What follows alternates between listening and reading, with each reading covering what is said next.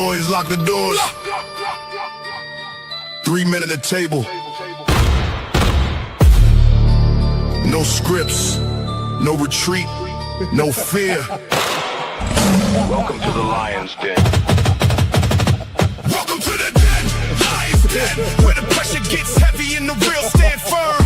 Welcome to the den, Lion's Den.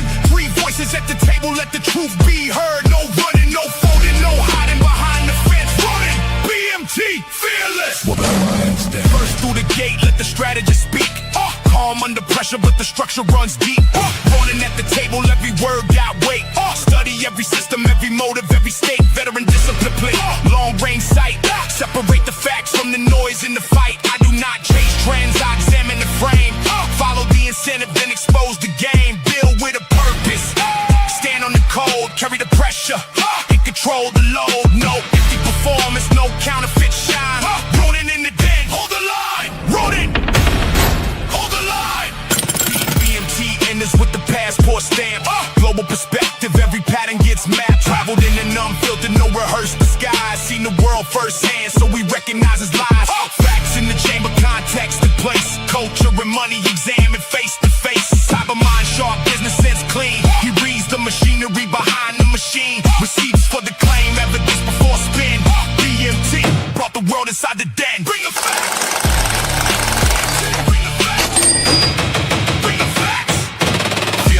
Forward, tighten your stance. Direct with the question, never dodging the chance.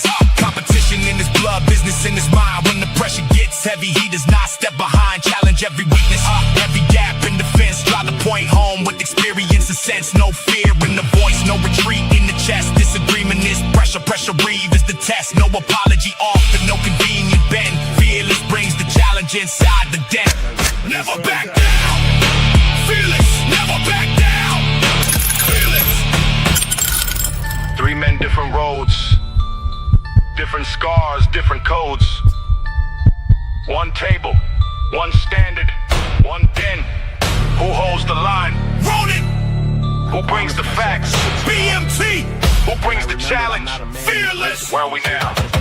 The Lion's Den. Lion's Den, where the pressure gets heavy and the real stand firm. Welcome to the den, Lion's Den. 3 voices at the table, let the truth be heard. No running, no folding, no hiding behind the fence. Ronin, BMT, fearless. Welcome to the Lion's Den. Check the levels, cameras ready. Microphones live. Ronin ready. BMT ready. Fearless ready. 5, 4, 3, 2, 1. We are live. We are live.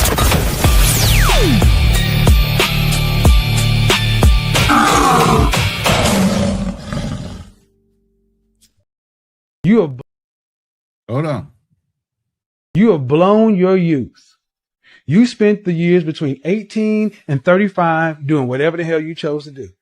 No heat, no judgment. But you blew your youth. When your counterparts who were looking to marry up and marry well were getting married their junior and senior year in college, the first and second year after college, they were married at 22 and 23, and you were laughing at those white girls and those Asian girls getting married at 22, 23. You get married after college, that's too young. We need to go on girls trips and having our best life and hot girl summer and all this other bullshit. Now they're 10 years into their marriage, 3 kids deep, and their husband's a VP of marketing somewhere. And while you still gotta, you and your cats are living in a loft downtown, driving your BMW in a middling career. You ain't on no career track. You blew your youth. You blew your youth. You can't get that back. You don't have time to play any more games. You don't have another 10 years to try to figure this shit out. You'll be 50. You don't have time to keep playing games. Yo. What's going on, man? Hey, that's wisdom from the grave right there. You know what I'm saying? But he's absolutely right. Yeah. That's what we're going to talk about today. We're talking about men and women hitting the wall. Who's getting it worse? Who's got it worse? Who's going through it, and how much hate is getting thrown out to the other side? These are the questions we're going to address. We got plenty of videos to go through. Welcome to the official Lion's Den. Yes, we are missing one person and he's actually on a plane headed back to the DR to get the wife and kid. And he's got until the end of August, really. He's on vacation. So if we can nail him down, we'll get him back on the show. But we're announcing this is the first Lions Den episode, even with our brother Fearless being missing. All right, Black Man Travels, you kind of inspired this conversation. What made you bring it up? You know what, man? I've gotten tired of just hearing about women hitting the wall. And it's just like, I look around, I see men hitting the wall. Yeah. I see a lot of men, particularly a lot of black men hitting the wall. So I felt like, you know what? Hey, let me hit up Roland and Fearless. Like, hey guys, this should be an interesting topic, because we're so focused on the women that we forget about the men that hit the wall. So definitely, I want to have this conversation or this argument on whether or not do men hit the wall harder than women. Because we have this thing that, okay, as long as we're making money, we could go out there and just pick anybody. That's not always the case. And especially not overseas, because I see a lot of guys walking around overseas out of shape, not in great health, are not doing anything productive with themselves, going to the bar, just drinking their life away, getting heart attacks, dying overseas. Are they actually winning? So yeah, let's talk about men hitting the wall, because we're so focused on women hitting the wall. What about the men? What about the men? So I have a poll going on right now and say who's getting it worse, men or women. So it sounds like you're a little with the men hitting the wall worse. Yeah. You think so? I mean, are a lot of men taking the time to work on themselves? No. A lot of men are taking the time to rebrand themselves? No. At what age group, though, are we talking? We talking in general, 50s and 60s? We're men 35 and up. Okay. That's our age group, 35 and up. Okay. A lot of men are not taking care of themselves. A lot of men are not pursuing the dreams and careers that they really want. They just settling. A lot of men are settling in life, period. So when you settle in life, is that hitting the wall? Okay. All right. Before we start going into everybody's opinion, I went and did a little infographic, just one today. I'm not going to do a whole lesson plan on it. I want people to speak. All right. But there is one thing you have to look at and be conscious of. Okay. The perceived dating marketplace value by age. If you see the bottom of the chart goes up to 60. On the right, it's just men against the women. And we all know at the younger ages, women are what? At the top of the mountain when it comes to their beauty, their highest area, right? And we know men, while they might be good-looking, young, strapping men, they don't have the resources or the assets in order to be an effective provider for those women. So part of this, as we get into who's hitting the wall, one side is shaming the other for doing anything to get or attract a younger person than them. You know, with the other side, they're celebrated for whichever way they go.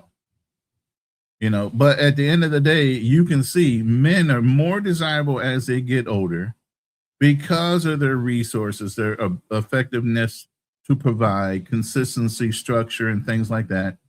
Women seek that power. They seek that knowledge. So at the end of the day, as we start listening to these people, keep this in mind, that depending on the age of the woman speaking, she might be in that role on a decline, trying to fight for her position, versus other men that have moved past looking for a woman's approval in their opinion, like myself at 58.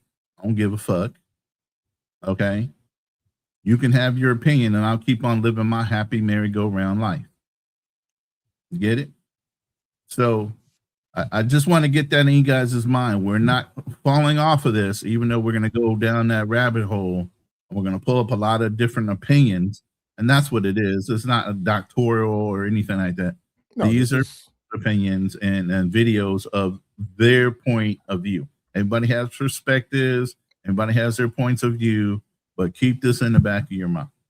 And again, guys, I know how your audience tend to be a little slow sometimes.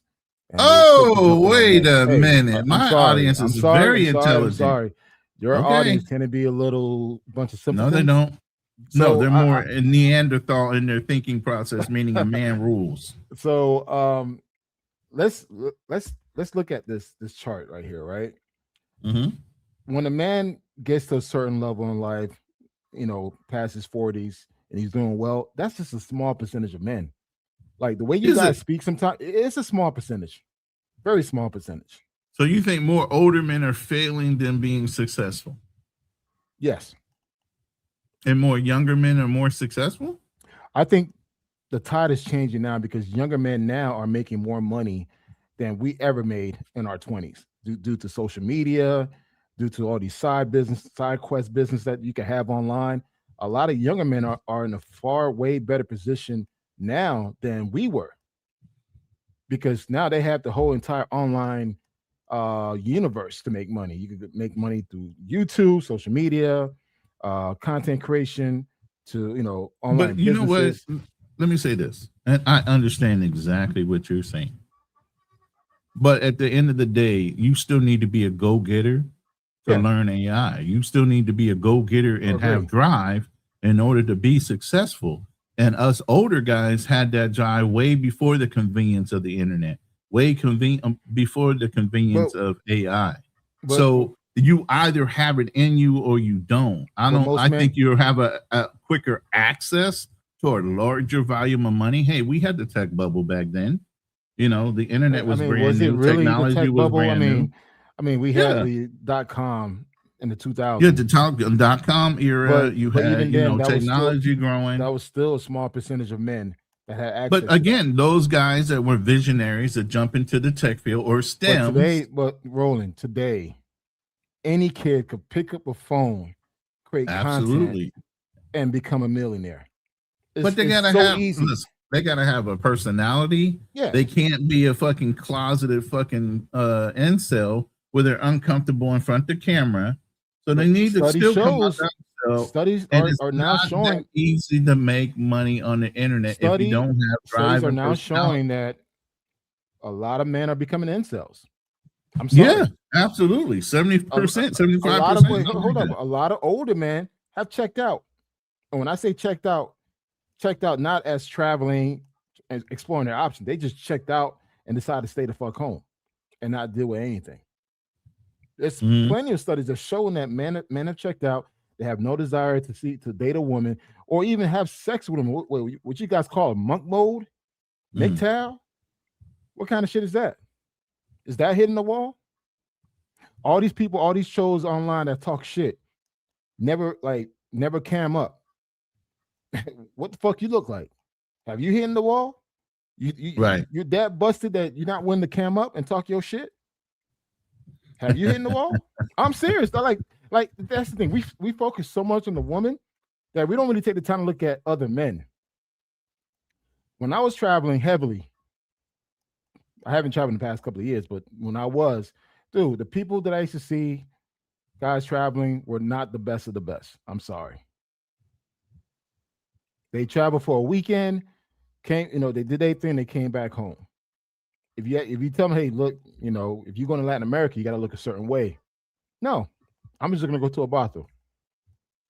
I'm just going to pay for it because I don't want to put in the time and effort where I could better myself to get the type of person that I want or get the type of experience that I want to have.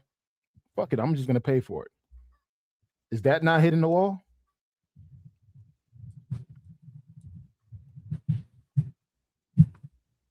It is, but it isn't. Come on, man. Listen, let me finish the statement though. I'm saying it is because some guys.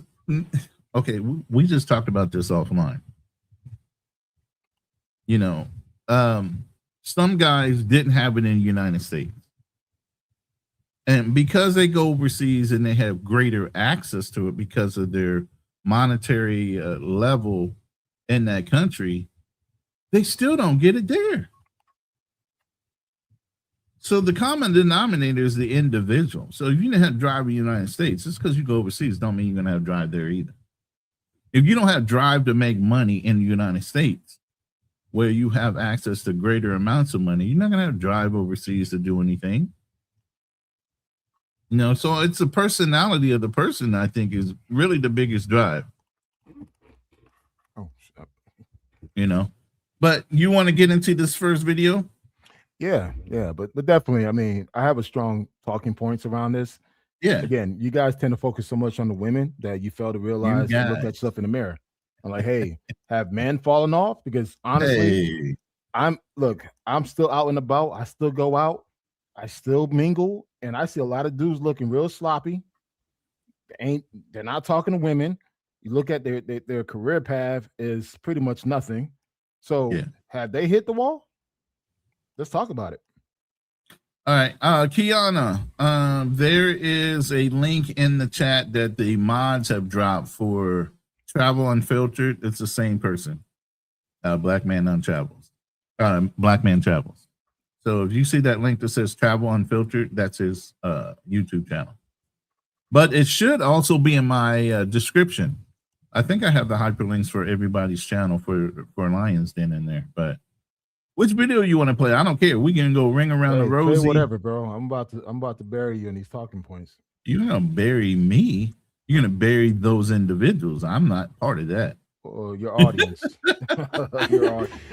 So, what's your sign? So I'm looking for someone who's also financially stable and that has to work a 9 to 5 every day to live their life. You have to have at least 3 cars under your name. Your second car has to have 8 seats because I have 3 kids. Oh, I want them to be comfortable whenever we go with you on a trip or something. You want me to come with you? I'm gonna bring my kids, and you need to have enough space for my kids. So It's just my finances. I did that as a counter argument because look at the expectations this woman is putting on the guy. So then when you say people are checking out, it's because of delusional expectations of the women nowadays, which men set them up to believe that shit can be done and acquired, and the simps are out there paying for it. So they're continuing the behavior. But you can see that women are demanding a hell of a lot more than they're actually giving in contribution. So you literally just answered your own question. It's not me answering my question. Well, simps are willing to accommodate that. So there are men out there, not to marry. Again, but still, they will still accommodate that. What's that got to do with anything? Who's hitting the wall harder? Dude, if a man is compromising his self-respect to accommodate to those and requests, mostly I'm sorry, he hit the wall. He hit the wall. Oh, he feels like so he's tricking. Better. So if he's tricking or being a provider for somebody he thinks it might be a future mate, wait. That's 2 different scenarios. That's 2 different scenarios. We're talking about the video you just played. So we're just talking about dating, not marriage or courting. Yeah. Because you like to crisscross a lot. What you mean? Let's get to the point. The video, they're actually talking. They're in the talking phase. How many men are quick to accommodate and meet her demands? There's a lot of men that are willing to do those things. There's a lot of desperate men out there, period. They ain't part of that 20%. So if you're desperate, does that mean you hit the wall? You feel like, hey, this is the best thing you could do. So you're gonna okay, then what is it then? I feel like they don't understand the value they bring to themselves and who they are as individual men. First, you ain't done the mental work to understand your power as a man in a relationship, that you are subservient to that woman because you've always been taught and brought up in a female environment that women are the ones you should be trying to make happy, not yourself. I'm going to put my glasses on because I'm about to school your ass, man. You going to school me? Okay. Here's the thing, man. Look, if a man's willing to compromise his self-respect just to get some ass, that means he hits the wall. He feels like he can't do any better. So you know what? I'm gonna just take up whatever she gives me, any bullshit that I have to go through, as long as I get some ass. That's hitting the wall. See, for you think hitting the wall is based on looks. No, hitting the wall, hitting the wall goes beyond looks. Particularly for men, it goes by potential, your willingness to exceed in life. A lot of men have compromised themselves and put themselves in a situation where, you know what, this is the best that I could do. This is why I brought this chart up. This is why I brought this chart up first. I brought this chart up. I said perceived dating marketplace desirability by age. Everybody ain't gonna play this game. Everybody don't want to be married. Everybody don't want to participate. We can't count the ones that aren't trying to participate. Let's stay in the market in the realm of the ones that are actually desirable on both sides. They're competing in the marketplace and dating, and whether they're going to mate or not, that doesn't matter. But let's stay in that realm. Not all the incels that are sitting in the basement trying to make whatever out of nothing. Okay, so you're a man in your 50s. I'm not talking to you in particular. Any man in 50. He doesn't take care of himself. He's not making a lot of money, making about $30,000-$40,000 a year. He kind of felt like, you know what, this is the best that I could do, and I'm okay with it. Instead of him like, hey, you know what, AI is the big topic, data center is the big topic. Let me pick up a new skill and get better. You know what? I'm out of shape. Let me go to the gym. Let me get my health in order. Nope. Is that not hitting the wall? That's somebody who's being realistic. All right, man. All right. I mean, here's the thing. Like I said, just like with the incels. Wait, no, I'm not. Listen how I said why I'm saying it this way. If incels have checked out and they're young people, we're not talking about incels. I understand that. We're talking about older people, and if they're in their 50s, they know that body-wise, they got dad bods or whatever, and they don't feel like they want to even deal because of all the trauma they've dealt with in the past relationships. Then that's them just saying, hey, I understand the rules of the game and I don't want to play no more. Because I'm not wanting to compete and kill myself. As for a man, realistic woman. Compete until you die. You what? As a man, you will always compete. And some things you're comfortable with whatever your life gave you, and you're ready to settle down. You're done. You're either competing with others or you compete against yourself, because you always seek to become a better version of yourself. Either picking up a new skill, a new look, a new hobby. You're always pushing yourself to become a better version. That's competing. No, well, you should be able to compete in a more comfortable position as you get older. I'm in a comfortable position. I'm not under any pressure to compete against anybody. I learned at my own speed. I do the things I want to do. Right. But I'm still pushing myself, because here's the thing. When you have nothing to look forward to is why you die early. Nothing to look forward to. Oh, but yeah, absolutely. And that's over several causes, not just not being in a relationship. Let's listen to these two scallywags real quick. 25 years old have to offer compared to a woman like us in our age that cooks, that cleans, that owns a business, that compliments, that actually gives you massages, that do the things that women don't do of a young age. Give a man a massage? Okay, so 25 years old. So what does she do for you? She cooks. She gives you a massage. She cleans. She has a business. Does she work? Is she very well educated? The business part, I think, would be kind of fit. Doesn't mean that listen, what are we really saying here? Because I've seen millionaire 17-year-olds and 18-year-olds figure some shit out and become millionaires. Well, that's what I'm asking. Is she a millionaire? Well, listen, Did she figure herself out? No, but I'm on your side. I'm not about age. To me, it's about experience and mentality. In an age, I've dated guys 50 and immature, not knowing what they want. They still have the dick in the hand, walking like running around. And I've dated somebody 30. Wonderful. Intellectually saying, hey, this book, try this. And they're more into themselves philosophically and this and nothing to prove. So I'm not about age. I'm about what you bring and present. Right. So I'm good with that. So I see, I got your back. Well, no, it is. And I think I heard this before for like 2 other women because they had children that age. I've been with women my age. I don't have a problem with that. Like, people think not all men or just want to be with younger women. No, if I'm single, I'm single. If I'm dating means you date. You date multiple people to see what's best, and it becomes like a process of elimination. Yeah. You know, so that's what I'm doing. So I don't mind talking to somebody 45, somebody 48, becoming 49, you know, and somebody even 55. Listen, I'll do 60. You know, what I'm saying is, though, listen, I'm 53. If 60 looks like this, I'm doing 60. You know what I'm saying? It's that simple for me. Somebody. I don't want no wrinkle balls. Well, listen. But going back to that, in reality, Hey guys, if you enjoyed that clip, no make sure you wrinkle check balls. out the full episode on YouTube. All the full episodes are there, so check it out. Really? She don't want no wrinkle balls. The audacity. This is what you are defending. I'm saying that men hit the wall as well. That's what I'm saying. Nobody's in denial of that. We are saying who hit but the it thing harder, is, the who way you gets guys it speak, worse. sometimes you guys Who focus gets on it the women. worse? Don't you guys keep saying focus you on the guys. women so much that where you forget about the men. You forget about the man hitting the wall as well. Okay. So it's like we act like a lot of men are out here winning. No, they're not. I'm sorry. In the corporate scene, I'm not seeing a lot of brothers winning in the corporate scene. In the traveling game, not seeing a lot of brothers winning. I'm sorry. So it's just like we're so focused about, oh, women hitting the wall, and they're laughing. Like, brother, look at yourself. What do you look like? What are you doing? If you're not doing anything better, shit, you kind of somewhat hit the wall yourself. Kiana, I appreciate your input, and I always like a female's point of view. And she goes, why can't men be grateful and content with their lives? Why do they need to constantly be involved or competing?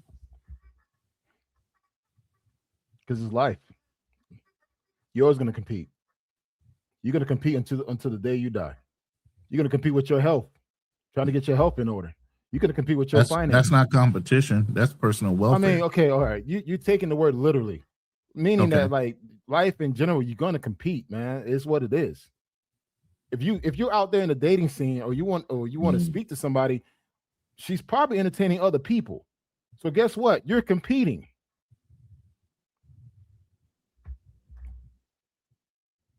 Do you disagree or you agree? Let me know. And trust me, a lot of men are hitting the wall a lot quicker. A lot of men are not taking care of themselves. A lot of men are not doing well in life, period. We take the small percentage of men who are doing well, that's winning, getting all the women, and try to paint it like, hey, it's all men. No. There's a lot of recent studies that show that a lot of men are not doing well. I mean, that goes on both sides. And like I said, discounting incels and older guys that have just checked out due to whatever trauma they might have dealt with marriages, going through paying their child support. Let me tell you something. That shit is heavy. And a lot of men don't know how to go out and seek the help they need. And they go into a deep, deep depression. And they just throw their hands up and say, fuck it. You know, and I'm telling you, I was almost there. Isn't that hitting the wall? You know, no, it's not. No, it's that's slamming into the wall because you fucking gave up. Listen, you fucking gave up. Listen, I'm never going to fault a man that fought a battle and has trauma from fighting a battle.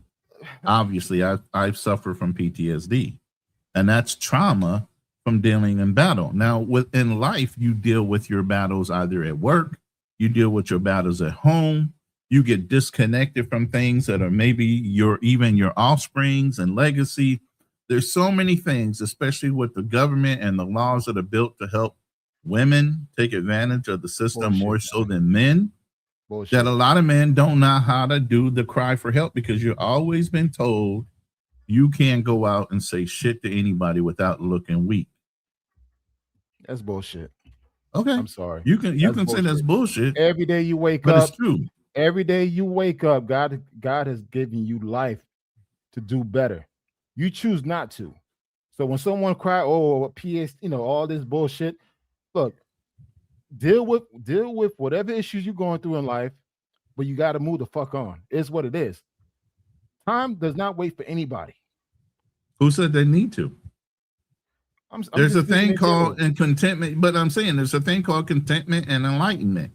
And as you get enlightened, as you go through things, as you experience different things in life, you start to mellow out even as a man. And there's certain things that you just know you're destined to do or not to do as you get older and wiser. And putting pressure on yourself to achieve something you know you can't do just because of society saying you should do it, not what you're driven to do. And different cultures, as you know, you travel the world. There's different levels of success in different cultures. Here, it's about family, not money. The economy is so fucking low, they can barely make $500 a month in the Philippines. So it can't be about money. I'm not measuring your success by money. But what I'm saying is a man's desire to compete is based on what his culture dictates or society dictates is successful. And you're taking it that every man in the world wants to dictate themselves to what society or their family wants them to do. Some people rage against that shit. Everything you just said, you hit the wall. You can say but here's the thing. Because everything you just said is basically you hitting the wall and you gave up. You know what? Fuck it, I'm not gonna climb this wall anymore. Gave up to whose standard is exactly why I'm saying it the way I'm saying it. Whose standard is he giving up to? Whatever standards he has, he decides to give up. Therefore, he hit the wall. Nobody can tell you your standard is wrong versus somebody else's standard. Come on, man. Seriously. Look, if you give I don't live my life by people dictating to me what I can and cannot do. Listen, now, if I sign up for rules or laws of a land and I don't agree with them, I can move on. That's my choice. But yeah, you got to conform in a company environment. You got to conform when it comes to state laws and federal laws. But other than that, they can't dictate to you what you feel like your success is. That's up to you. Back. Let's take a step back here. We define hitting the wall based on women looks going away. That's what most of you guys define hitting the wall, right? But yet for a man, I'm saying hitting the wall is somebody that basically has no ability to continue to move forward with what they're saying they want to do. A lot of women try to compare their beauty in their later years, and there's a lot of beautiful older women, let me tell you. But as far as them competing against somebody younger, I don't think they want to compete. Like the lady was just saying, you want somebody who's younger, and I already have a business and I have a house, and you have all those things, and all those things belong to you. Women are hypergamous. It's in their nature. They will never get around it. So no matter what you do, if you're not earning more than her, you're not at a higher level or echelon than her, she is never going to pull you from down there to up to her level. Where a man could be a CEO and meet some chick at a freaking pizza joint, see the beauty in her and bring her along. But what that has to do with hitting the wall? Has everything to do with it. No, it doesn't. Because women get upset when they can't pull that same desirable man at their older age when they don't or can't do it. There's a comment by I Really Want to Know podcast. What Black Men Travel is saying has more to do with doing the work for men, more to the point, not doing the work. Incels haven't hit the wall if they're young. When I say incels, I'm speaking men in general. A lot of older men are incels. You'd be amazed how a lot of men in my age group, I'm 48 years old. A lot of men in my age group are incels. They say, you know what? I'm just going to be online, pay OnlyFans, just talk shit, don't do nothing else. I'm going to go to the liquor store, get my case of beer, my vodka, go back to the crib. A lot of men my age are doing that. When I go to the gym, I don't see guys my age. But then again, people think I'm a lot younger. But the older guys that I see in the gym, man, you could tell they got bad health. They're huge, walking issues. And I'm like, dude, how old are you? I'm 52. I'm 53. I'm like, shit. Is that not hitting the wall? No, some people legitimately got pains because of life. But let me tell you something. I'm going to say this is deadly, not towards you, but because I know my brothers in arms. A lot of military guys that were at their top echelon come back hurt, wounded, and mentally fucked up in the head. Okay? And then eventually they feel like they are not of anybody's service and they don't want to be a burden to somebody. And they wind up offing themselves instead of trying to be in that mode. Is it? Is it not? It's to them. It's a warrior's. Hold up. That's your perception. That's your perception. Because in their mind, listen. When I hear their mind, that's called a warrior's death. In their minds, that's called a warrior's death. But yet, if you have a wife, children, a family, you're selfish. You're fucking selfish, man. I'm sorry. Ain't no warrior death. Ain't you don't get no fucking medal for that shit. You decide to quit on your family. Hey, hold up. You decide to go to fucking war. No one never forced you to sign up for the military. You decide to take your ass to fight another man's war. It is what it is. You decide that shit. Guess what? You decide to marry that woman and have kids. But yet, because you decided to go overseas, fight a war that is not your battle, come back home and kill yourself, and now your wife and family has to suffer for that? Fuck you, man. You selfish for that shit. I'm sorry. Wow. Hey, wow. It's what it is. Because I'm seeing it. I'm seeing it from. No, I'm seeing it from a family perspective. You're seeing it from a soldier. I'm seeing it from a family perspective. I'm seeing it from all the sides because soldiers are fathers too, like you just said. Again, and everybody doesn't listen. Let me finish. You just got out your point. Let me say this. Everybody doesn't join the military to go win medals. So the fact that you reference that as a speaking point is how much or how little you know. Some people do it out of honor. Some people do it out of necessity in order to get out of a situation they're in. And whatever economy, whatever city they're in, that's their only way out is to join the military so they can get an education and see the world while they're learning to grow as individuals. Okay, it's not always about medals. What we used to hate is lieutenants. Hold on, let me finish. Medal reference was just like, let me finish. But see, people throw those facts out there without knowing. You know, that a lot of people that do service do it out of obligation. They do it out of honor. They do it out of so many different things. To belittle them and just say they did it for the opportunity for medals. They did it to go wage war against other people. No, they did not.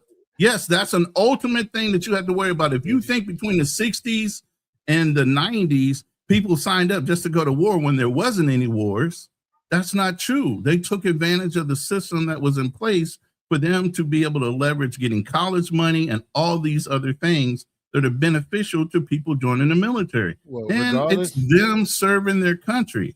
For you to say it in a tone that it was disrespectful of them because they have mental disorders because of their service, to off themselves like they knew that was something that's why it's called a mental disorder, bro. They don't understand that.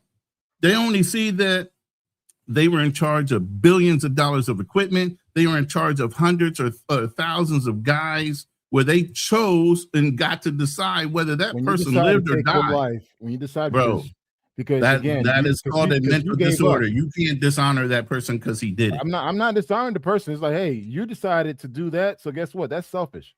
Hey, let's go to another culture. Let's look at Japanese when they commit harikiri. That's an honorable way to die in a Bushido way. So they selfish too? Or a master. But they died literally to save, listen, they died literally to save the honor of their families for committing harikiri. So it's all a matter of perspective and how you look at it. The way you do, I can feel the way I do.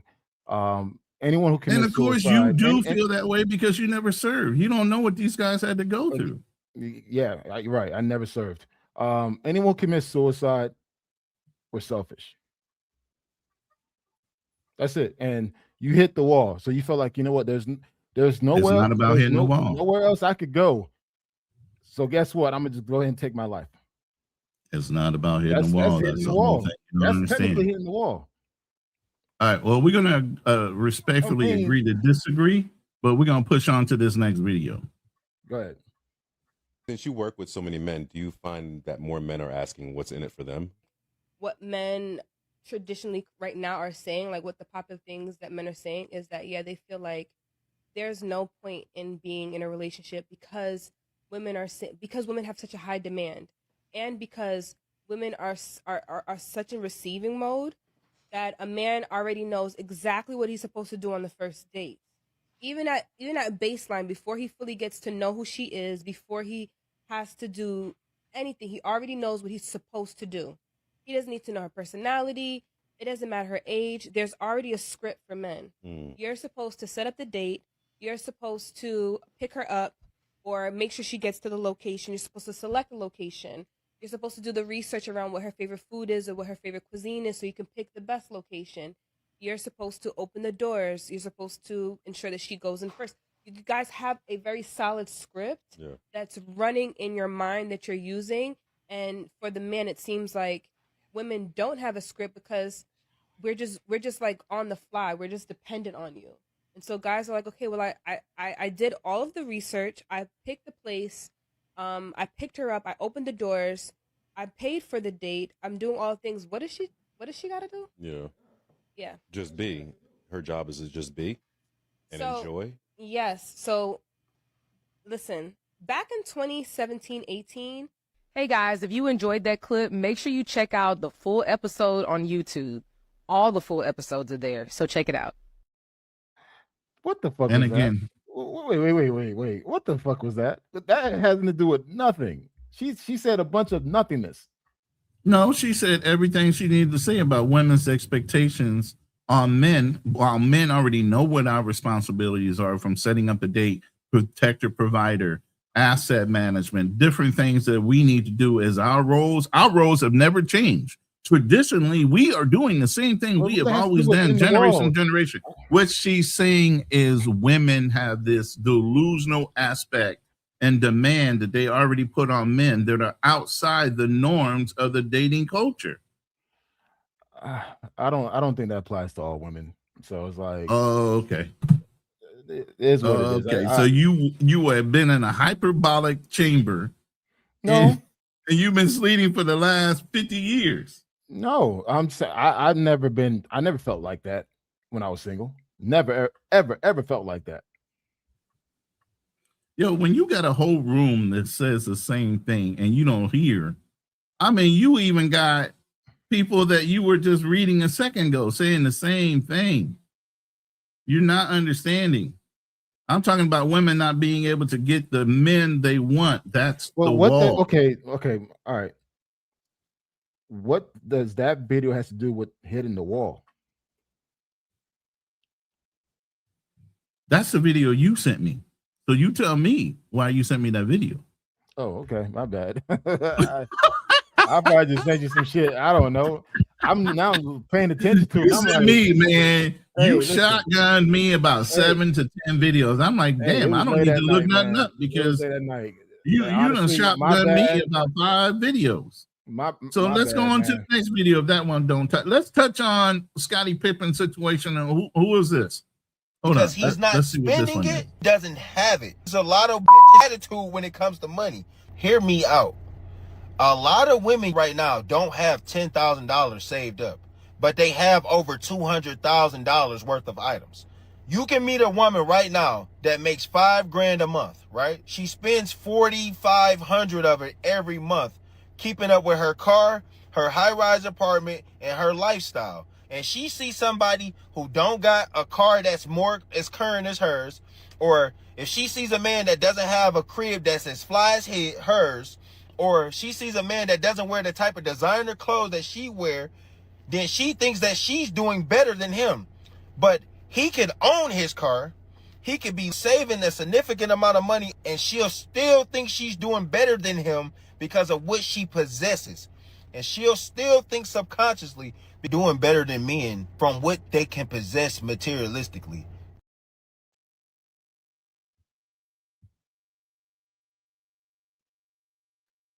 Nothing? Crickets? Am I getting crickets again? I mean, I don't understand what he's saying. Like, okay, bruh, this is another video you sent me. So yeah, I probably sent you a lot of shit without paying attention to it. But the gist of this video is basically women are spenders, men are savers. Absolutely, and unrealistic as far as where they're placed. What is the number one thing? Most women that have college degrees are more in debt than men that did not go to college. But they'll say that I have a degree and you don't, so I'm at an upper echelon more than you are. And that's not necessarily true. There's plenty of guys out there running trades. There's plenty of guys out there driving trucks. They're making a shitload of money without a college degree and aren't in debt as much as the women trying to hold on to a 8-hour job. You know, so that's what they think. They think because they're earning a certain level of money, they at a certain educational level, that any man that might approach them, like old girl said, Ebony K. Williams, she said, what? If he ain't owning the bus system, if he's just driving a bus, I don't want to deal with it. That's on them, man. So then when you're talking about a woman that wants somebody of stature because of hypergamy. She needs a man at least her age or older, typically, to be that high earner for her to look up to and feel wisdom. Because women want somebody that can teach them something, right? I mean, if we're speaking about most women don't want an older man. Let's just keep it honest. Like, especially here in the United States, maybe so then they're already losing. Common. Wait, let me finish. Mm-hmm. Most countries outside the U.S., women are more inclined to date older men, but here within the United States, probably just pretty much the Western world, they prefer to date men or within their age group. So, but ideally, a man within their age group, depending on what phase that they're in, their 20s, 30s, or 40s, the 20s not going to have as much money compared to a 30 or 40-year-old. Correct. Is what it is. That's the whole point of that chart. That's the whole point of that chart, and that's why I started off with it. Because as we go through it, we're going to rock some balance it right off of that chart, which we know is true. So while women are aging, they are gaining in wealth, whether it be through death, inheritance, or whatever, from their ex-husbands or widowed or whatever it is, through their education, through them buying their first car and so on and so forth, and buying a house and saying, I did this on my own, it's still debt. They accumulate so much debt by themselves that they are upside down, and then that's what you have to inherit. Now you go into the fact that not only they upside down with all the debt, but they might be a registered nurse running up the numbers as far as their income, but they owe so much more. Now they got 1 to 3 kids. So now you're on the power curve as far as you're not even second in the relationship. You're not first to her, you're third. Aside from paying all her bills and being the responsible one, being the provider, protector, and all those things, she's got this mountain of debt where her money is going to go to her debt while you're paying to support her and her children. Even though she's going to say, no, I get child support. You ain't never going to see none of that child support. Take it from the stepfather.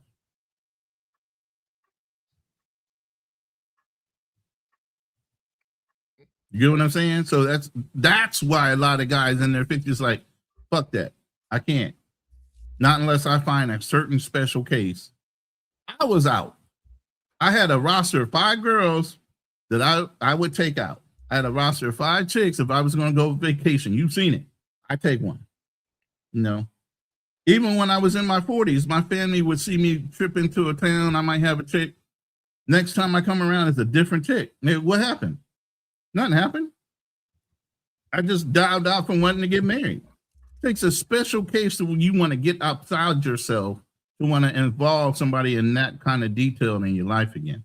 My argument here is basically, you know, again, going back to the whole focus about women hitting the wall, but yet we never take the time to look at men and how men are hitting the wall as faster as women, especially this generation of men.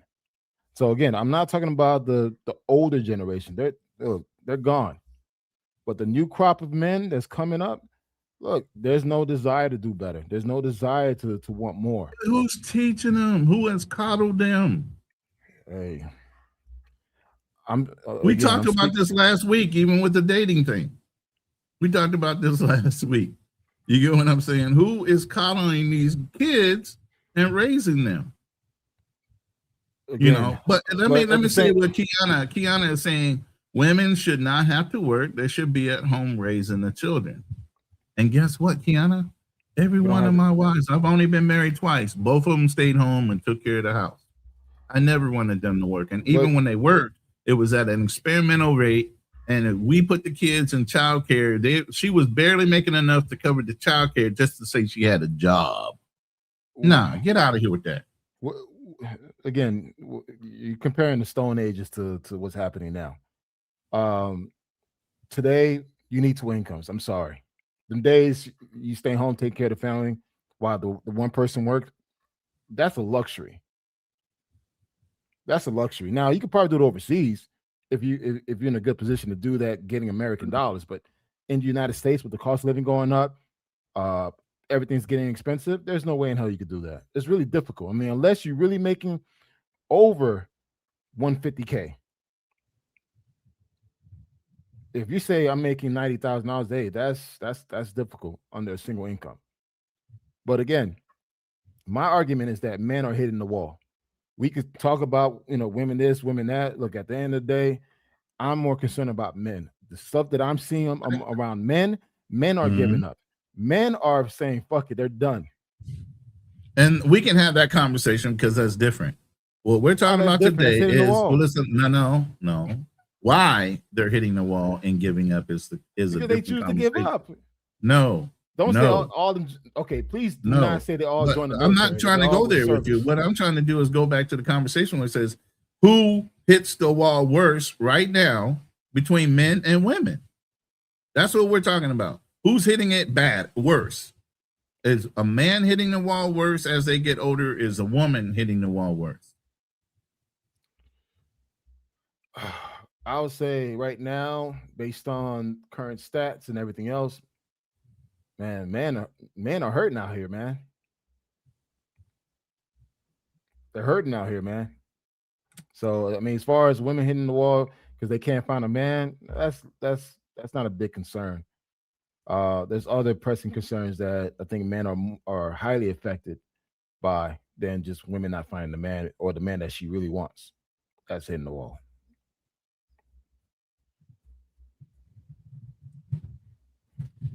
I'm searching something real quick. So if you want to address something to the chat, I mean, again, I just want to focus on men. I want to focus on men that are like, hey, listen, don't get caught up in this echo chamber where everything is bad. Everything a woman does is bad. But yet there's no one that willing to turn the mirror around and look at themselves and say, yo, do I have my shit together?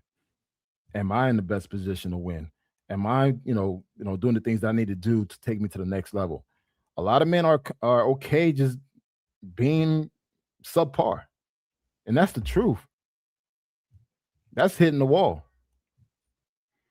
Then they think, hey, you know what? I got my passport. I'm going to go overseas and get a baddie. No, you're not. You're going to get the same woman that you're complaining about in the States overseas, but even worse. I'm sorry, man. Look, I see the shit. Again, I'm not stuck on these YouTube channels debating with other men on the same talking points. Like, I really see what's out there. And again, a lot of men are not so-called winning in these streets, especially men in our age group. They're not doing too well, man. All right. So somebody said, look up the definition of manosphere.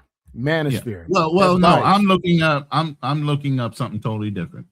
So it says romantic dating market dynamics, psychological, and long distance physical endurance.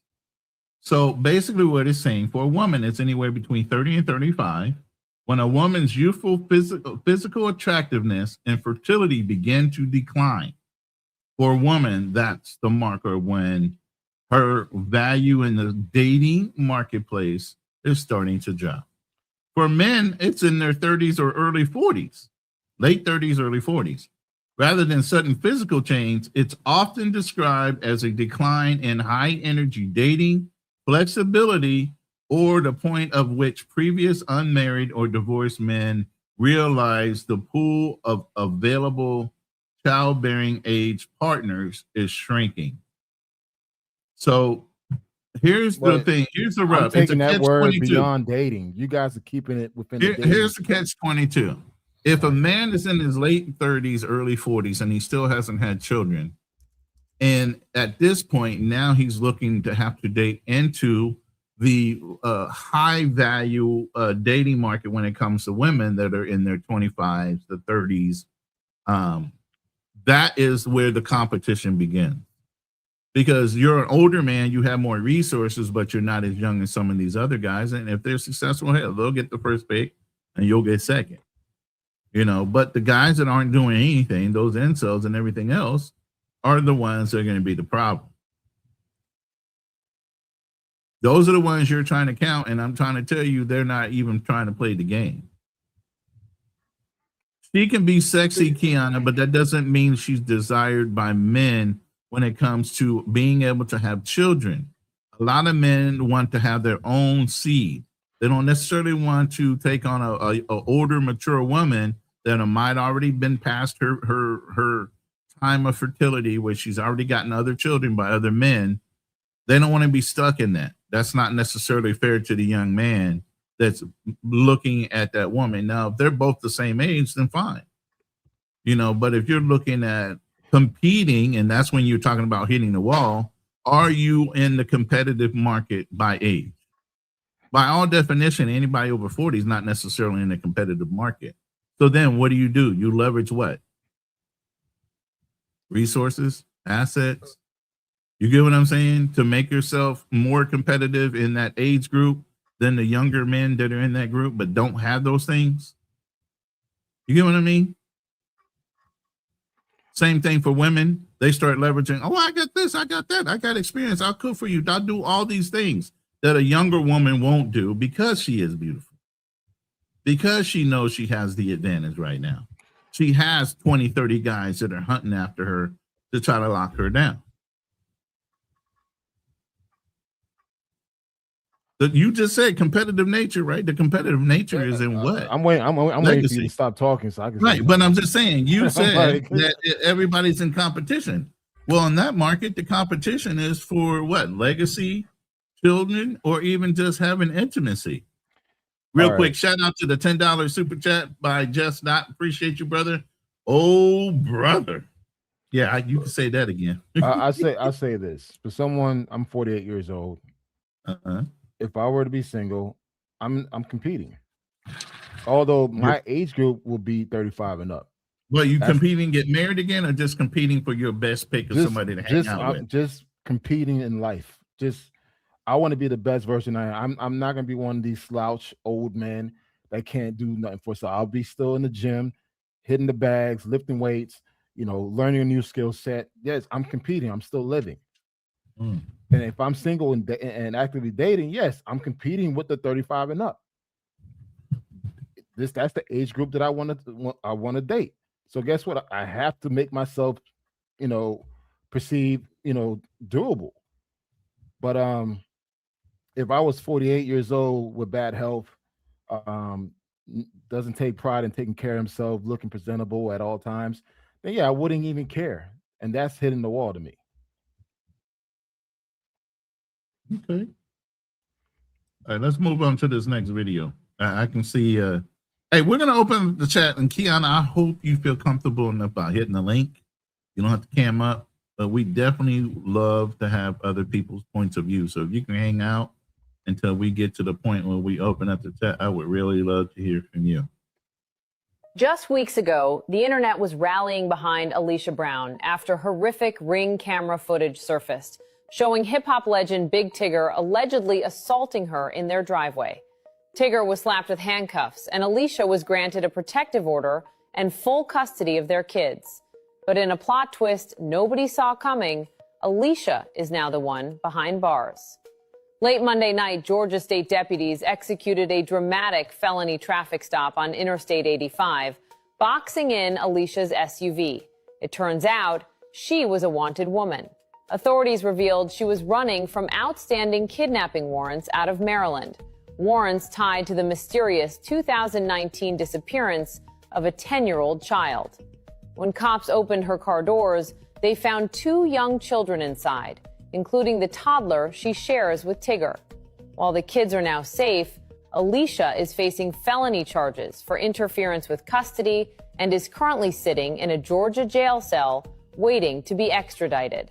In a matter of days, this messy celebrity divorce has spiraled from a toxic domestic dispute into a multi-state criminal manhunt. What do you make of this insane escalation? So everybody's heard of Big Tigger, his background and everything, and the woman he chooses to be with obviously has some serious mental issues. So the other part of all this smoke and mirrors of a lot of older women being more desirable is there's a hell of a lot of trauma over those years that they've lived. And if they haven't worked on themselves, you might look at somebody and say she's beautiful, don't matter what age she is. How much trauma is she bearing over her history of living? And how is that going to come back on you? And how is it going to surface itself on you? So many women bring up prior relationships as if you do these things to me, you're no better than my ex, blah, blah, blah. I know you guys have all had that kind of conversation at one point in time by a traumatized girlfriend or potential girl that you might be dating because she has trauma that she's carrying over from a prior relationship. Most women think men are going to abuse them and hit them, or even kill them. That's not necessarily true. That's not the average. Those are the ones that have been traumatized. But they carry that over. Again, they hit the wall. I'm sorry. I do dramatic pauses. Sorry. Go ahead. I say this: any man or woman, if a man or woman have not gotten over their trauma, walk away. Walk away. Do not try to be their therapist. Don't try to save them. Walk the fuck away. That's not your fight. That's my advice to any young man, young woman out there. Any person that's going through some trauma issue that you had nothing to do with, walk away. That's all I got to say. So I'm going to do this. We have plenty of videos we can go through, but we can see that there's an active audience. Go and open the panel, man. So I want to go ahead and open the panel. We can continue to have a conversation. If you feel so inclined, you want to come up and voice your opinion. You don't have to cam up on the set, but you can cam up in the back if we don't know you your first time. If you can just cam up for a second so I can see you're a real person, and you don't necessarily have to stay on cam, okay? But I'm about to open this panel up. Please hit the like button for both channels. If you're not on my channel, hit it for Black Man Travels. If you're not subscribed to Black Man Travels, please go over and subscribe to Black Man channel, his channel as well. And with that, I'm dropping the link. If you guys on TikTok, man, make sure to hit me up on Black Man Travels on TikTok, and also have a website, blackmantravels.com. Been doing this shit for a very, very, very, very long time. Not one of these new recent travelers that's now an expert on one fucking country. I've been to several 6 continents already. So yeah, man, hit me up on TikTok and hit me up on my website, blackmantravels.com. All right. So we'll play another video real quick and see if we can spark any more conversation off of this here real quick. Where's that one at? Is it? No, it's not that one. There's one of you sent me that kid was responding in the car. I think that's this one. A 37-year age gap is crazy. Like when it gets to the point where the person you dating is younger than the kids that you have. Yeah. And we've seen this movie before. Like we've seen Bill Belichick and his little youngin.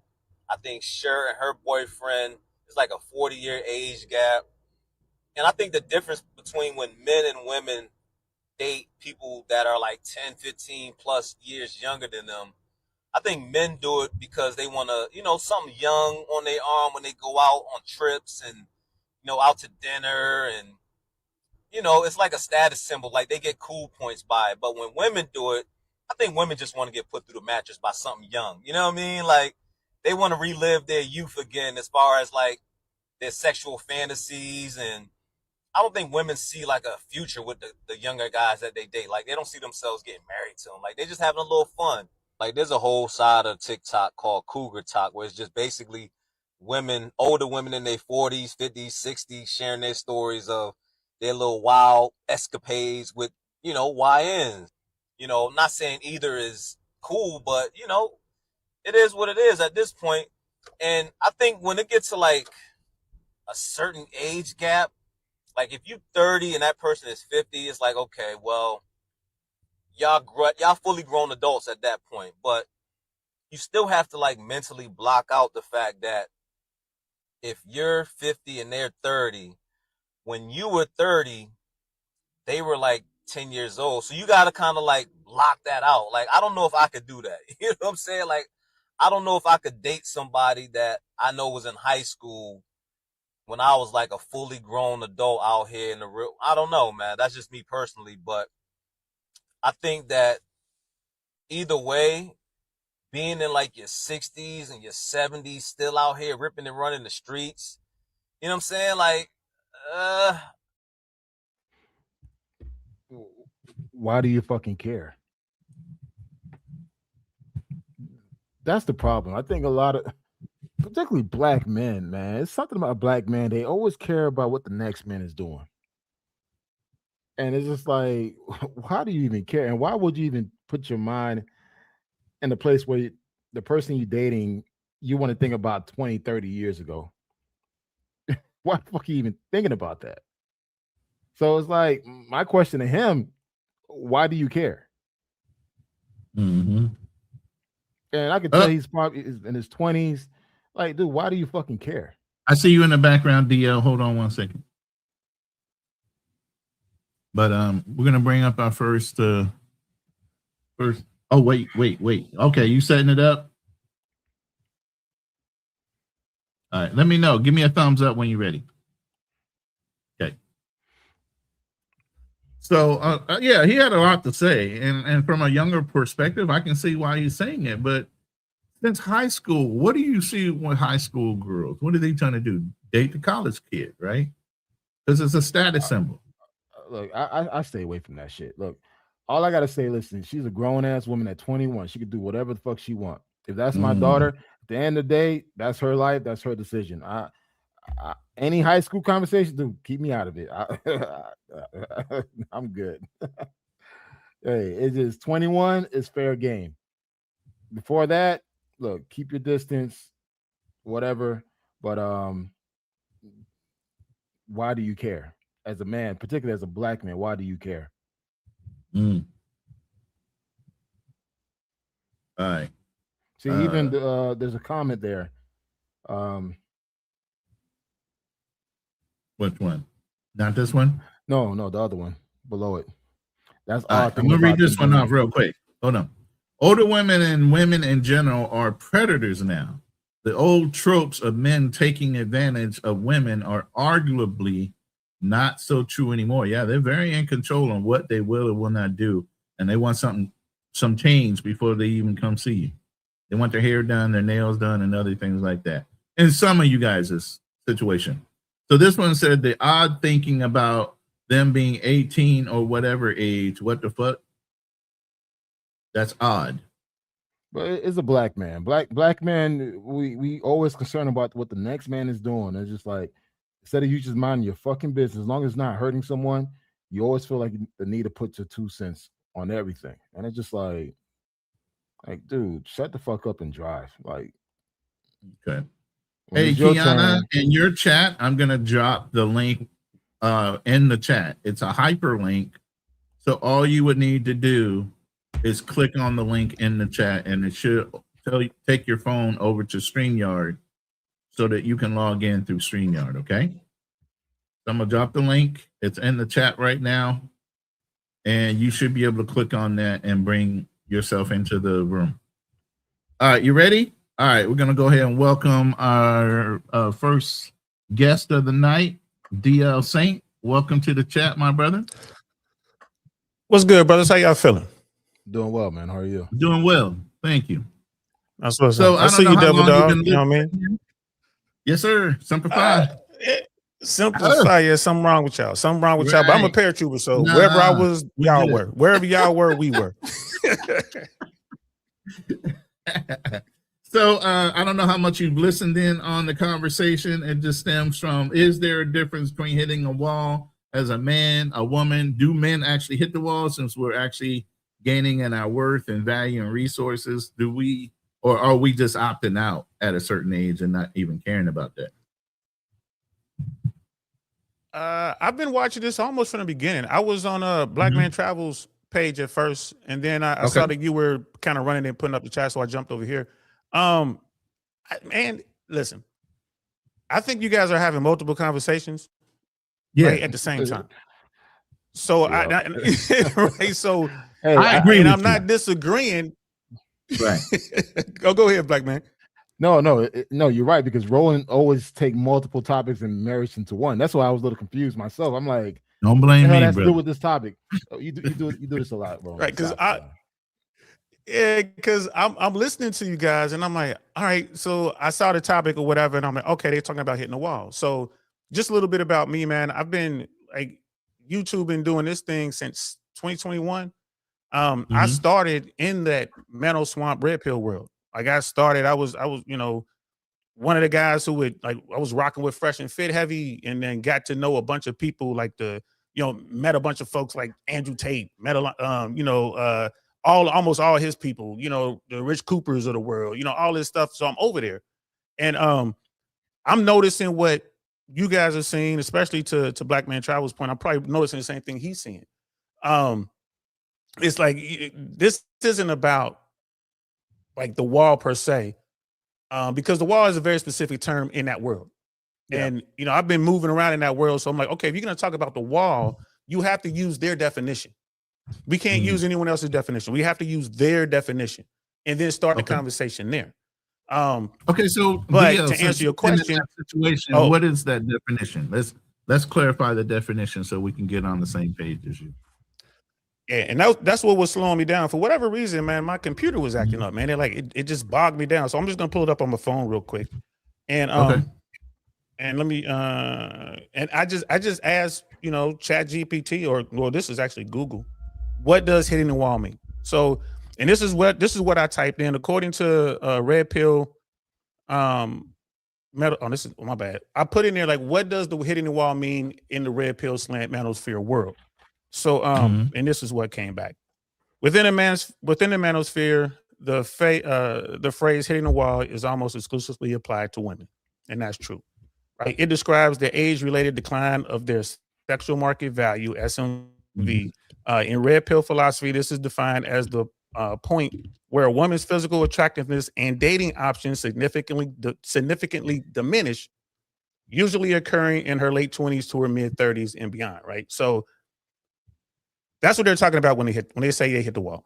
Right. And then it ties to fertility and all this other kind of stuff because, well, yeah, but men hit the wall too. Right. So men hit the wall generally later. And it has to do with their physical decline, but more to the point, it has to do with their inability to make money. They're like their bottom line has gone. So the things that again, we're talking about their world, right? This isn't coming from DL saying this is their world. Right? So in their world, the most valuable person in the sexual market value is a woman in her 20s and a man pretty much in his late 30s, early 40s, because what men want in a sexual, mate is, youth, beauty, fertility, what did Kevin Samuel say? Fit, friendly, feminine. What women want in a man is a dude who can provide, provisioning, protection, resources, guys who can provide experiences, basically dudes who are financially together, socially in tune. They can make them laugh. They know how to crochet. They like puppies, all that bullshit that women say they want. That's what they say, so that's, and it's going to take you a while to get there, right? It's going to take you, you're not going to start getting into your bread until you hit your 30s. I didn't hit six figures until I was well into my 30s. So that's what they're saying about hitting the wall, right? So men do hit the wall as well, but women will hit it first and they'll hit it harder. So if we're using that definition, then brother Black Man Travels, what you're saying about these young dudes, the incels and whatnot, the weirdos, these silly, these black pillars, these looks maxers, you can't say they hit the wall because they can still turn around. I never imply that. For one, I was never talking about the younger guys. I was talking about guys our age.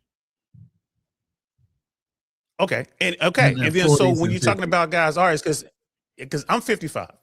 So I can still go out, just like you say, I can go out, and what I'm seeing in these trenches is the young girls are gunning at me. Yeah, I'm just going out doing whatever I'm doing, and you look up and it's way easier. Is this the case? Because back to Black Man Travels' point, we have so many young men out here who aren't trying. They're just fucking quitters, right? They just quit. They just gave up. And they didn't hit the wall, brother. They just quit. You know what I mean? Old, young, middle, it doesn't matter. They fucking quit. And I kind of, my thing is, you know, I have no data to support this, but I think it's more of the everyone gets a trophy, timeout, participation awards, all that bullshit has made it to where we have, you know, generation after generation of, just losers. I can, you know what I mean? It's okay to fail. They don't want to win. When I was in school, in elementary school, when they just tell us to line up, we were all raced to be number one in line. You know what I mean? Now, ain't kids like, you know, whatever.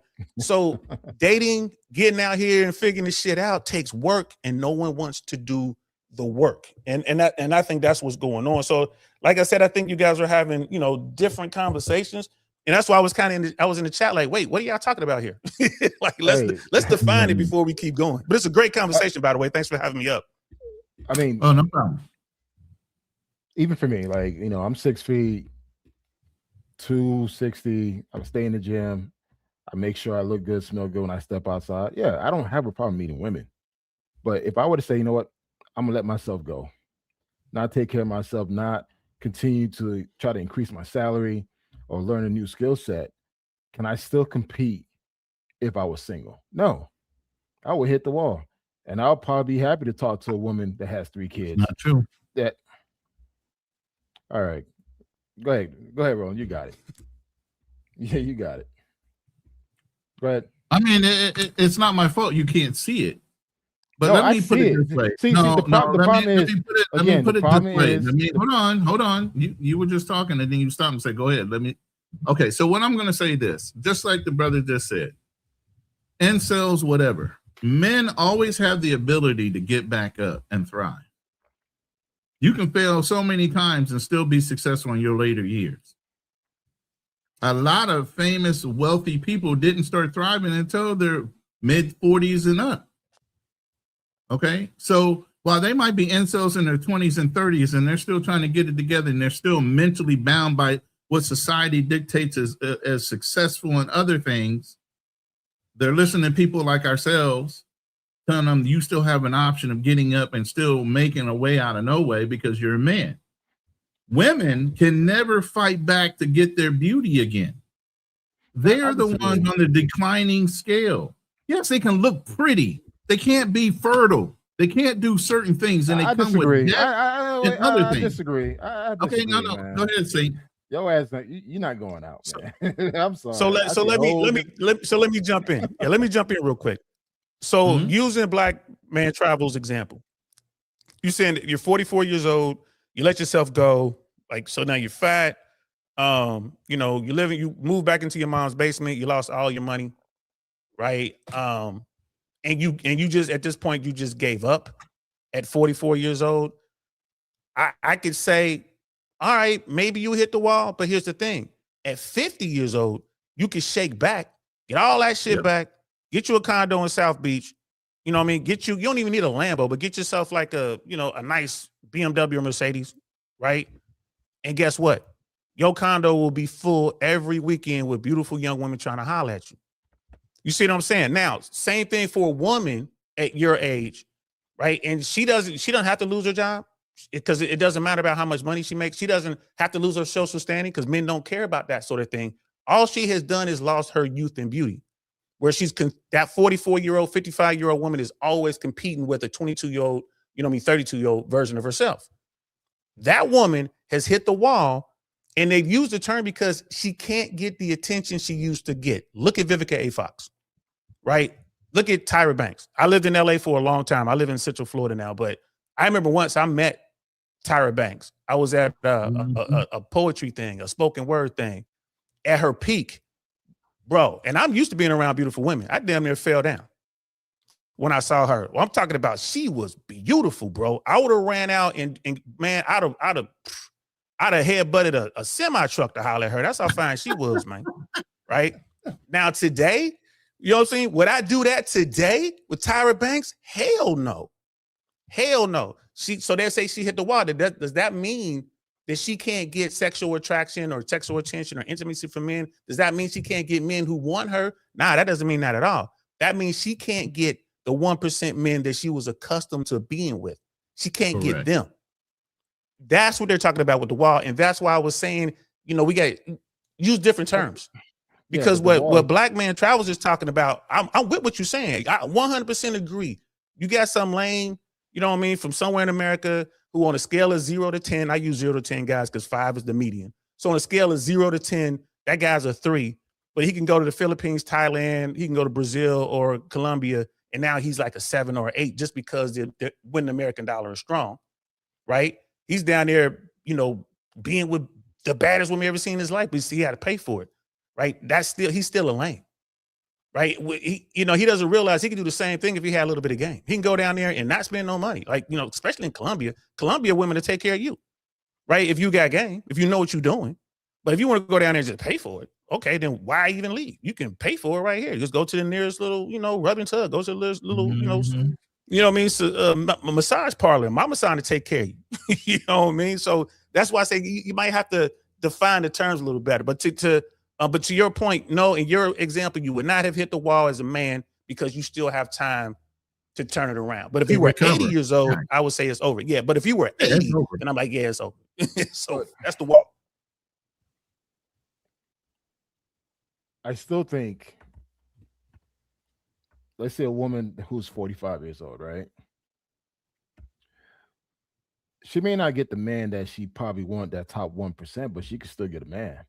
If she decide, you know what, I'm gonna go back to the gym. And I've been seeing a lot of transformation videos with older women. Oh my fucking God, man. I'm like, damn. But fam, she didn't even gotta go back to the gym. Come on now. How many 350-pound women you done seen out here with all kind of dudes? Come on now. That's what I'm saying. Right. Yeah, right. But let's just keep it a buck, man. If a woman has a decent shape, even in her 40s and 50s, she's gonna get a lot of attention. Okay, but is she gonna get the attention from the men she want the attention from? That's the whole point of the wall. Well, it depends. Well, it depends on her outlook. If she still want that 1%, or she's now more reasonable, where you know what, hey, I'm gonna find someone that makes decent amount of money, that treats me right with respect, and so forth. Not everyone desire that top 1% that we always like to refer to, man.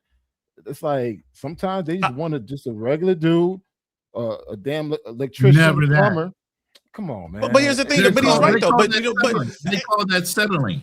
If they go for anything less than what they feel like they demand, they use that word. I'm not going to settle. What's the percentage? Now you're 45, 50 years old, and you think you're settling. Who actually think like that?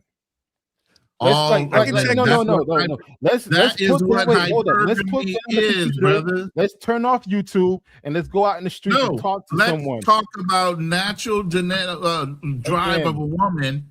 Drive of a woman is hypergamy. She's always going to want to seek the best result when it comes to genetic and reproduction and the best looking thing. A woman is hypergamous at best. That's it. That, man. You're using. So you're saying that she's gonna go down some. She's never gonna go down, bro. I said that. Hold on.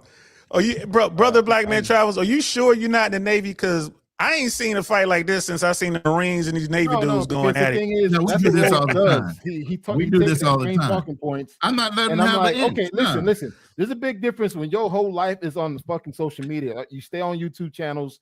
You don't go outside and talk to people. I still go out. I live here in Atlanta.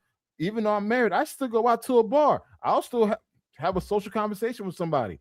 I still recognize attractive women regardless of her age. I'm not gonna. Don't tell yourself now, boy. No, don't tell yourself. Don't tell yourself now, boy. It's all good. I mean, I'm good, man. I'm not gonna cheat on my wife, man. But good say. The thing is, people get caught up on these echo chambers on YouTube and TikTok, whatever social media platforms, that don't really take the time to go outside and see how the real world operates. Yes, but he has a good point though, Ronin. At one point used to get that 1%. But guess what? She's probably older now. Then she realized, you know what? Lesson learned. Now I'm more realistic. So therefore, I'm gonna give this plumber, this trash collector, or this teacher an opportunity. And again, is what it is. But my thing is this: you still have women out there still taking care of themselves, still looking great in their 40s and their 50s, and even their 60s. I never said they weren't. Yes, you did. Y'all drifted into another conversation. Topic. Yes, I know. Y'all drifted. But here's the thing, though: women in their 45, 50 didn't look fine. I said that right off the top. But as far as their marketplace value with fertility and other things that are drivers, they are not. So, and they're more here's the toxic thing. than ever over their 45 to 50-year life. They have lived life. They have been screwed over. They have done and been dealt with multiple times by however many men, and they're going to have mental issues right along with Have you ever gone to a cigar lounge? Have you gone to a cigar bar before? Here's the deal. Here's the deal. You got to jump both in, of you DL, guys, because both of you guys, you guys, here's the thing. You guys are overlapping. You guys agree more than you disagree with where y'all coming from, in my opinion. From what I'm seeing, y'all got a lot of overlap here. It's a lot of overlap here. So, to Black Man Travels point, yeah, there's some fine older women out there. Yeah, they got their money together. They independent. They don't need no man, right? Until they get into their 40s. And then it's like, I kind of do want to. Like, what's the name of old girl? Diana Ross' daughter. Tracy Ross. Yes. Right. Now, here's the thing. Here's the thing. She can go out there with that nice frame of hers, boy. She thick now. Come on now. Like two glazed ham hocks walking around in there, boy. She's keep it right. She could get top tier guys, 1% dudes to blow that back all the way out. Inside out, right? But ain't nan one of them dudes gonna commit. Not nan one. Now, the bus driver, he ain't even really worried about blowing her back out. He's making maybe $95,000 a year, which is more than the national median household income. So he makes more than 2 Americans, but she ain't really gonna want to settle down with him. So you see what I'm saying? Y'all both making really good points. Hypergamy is real. This book right here, this is something, because I go outside too. You know what I mean? And I'm not trying to plug the book, but this really relevant to what we're talking about here. Sextinction. Yeah, Sextinction has all the stats that we're talking about. You want to talk about, well, because I think Brother Black Man said, well, what's the percentage of women who want whatever? It's in this book, right? And the reals, like the studies are in the book, not just the YouTubers talking, because you spot on about that. All the people, and I love my subscribers, man. I love my day ones. I love the people in these YouTube trenches, but they don't go outside, bro. They don't go outside. They don't go outside. And when they do go outside, guess what? They holler at me when there's no one else around, and they're like, yo, real talk, I ain't trying to run no rotation. I don't want to bang a bunch of chicks. I don't want 3 or 4s. I just want one good woman. How do I do it? And I'm like, and I'm like, bro, it starts with you got to know how to have conversations. You got to be charming. You got to know human nature and female nature. You're gonna have to put in some work, fam. I can't give you my life experience, you know what I mean, in a 45-minute video, 3-hour video, or I give you a course. I mean, I got to write the shit down, but you got to learn. Like, you got to do the work. So, like I said, you guys it's a lot of overlap there. Like, but what Brother Ronin is saying, hypergamy is real, and women don't say, oh, I'm past it now, so I'm gonna go ahead and get the bus driver. You know what I'm saying? Because you look at what's her name, was like, I wouldn't marry the bus driver unless he owned the bus. Ebony K. Williams. Ebony K. Williams. And she had a 0.001% dude that she was messing with the whole time. I know a little bit about her situation in real life. I know people that know her, right? And she couldn't get him to commit, right? And then instead of getting the bus driver, what did she do? She went and bought some sperm and had her own baby. Yeah. So what is that if that's not hypergamy running to his eventual end? Hypergamy doesn't make sense. It's the technology that hurt us more than anything else. Women believe that they're entitled to this guy. You know what I mean? And Brother Black Man, the fact that you're over 6 feet puts you in the top 15%, which means women to talk to you just based on your height. She would deny 85% of the available men because they under 6 feet, and she 5'0". You know what I mean? Anyway, here's the thing. Both of us sitting on this panel, and I'm sure everybody sitting on this panel has never had a problem with a woman. So our experience is different from most of these young kids that are sitting here listening to us. I'm 6'2". I've always been tall, and I've always been in good shape up until I got older and started getting hurt because of that military service. But at the end of the day, I've never had a problem with a woman. So I don't have the same lived experience as a lot of people that we're talking to when it comes to being an incel or being raised the way they were raised or uncomfortable with being able to go outside. Hell, when you grew up as Generation X, there wasn't much that you can do on the internet. You had to go outside and play. You had to go outside and invent things.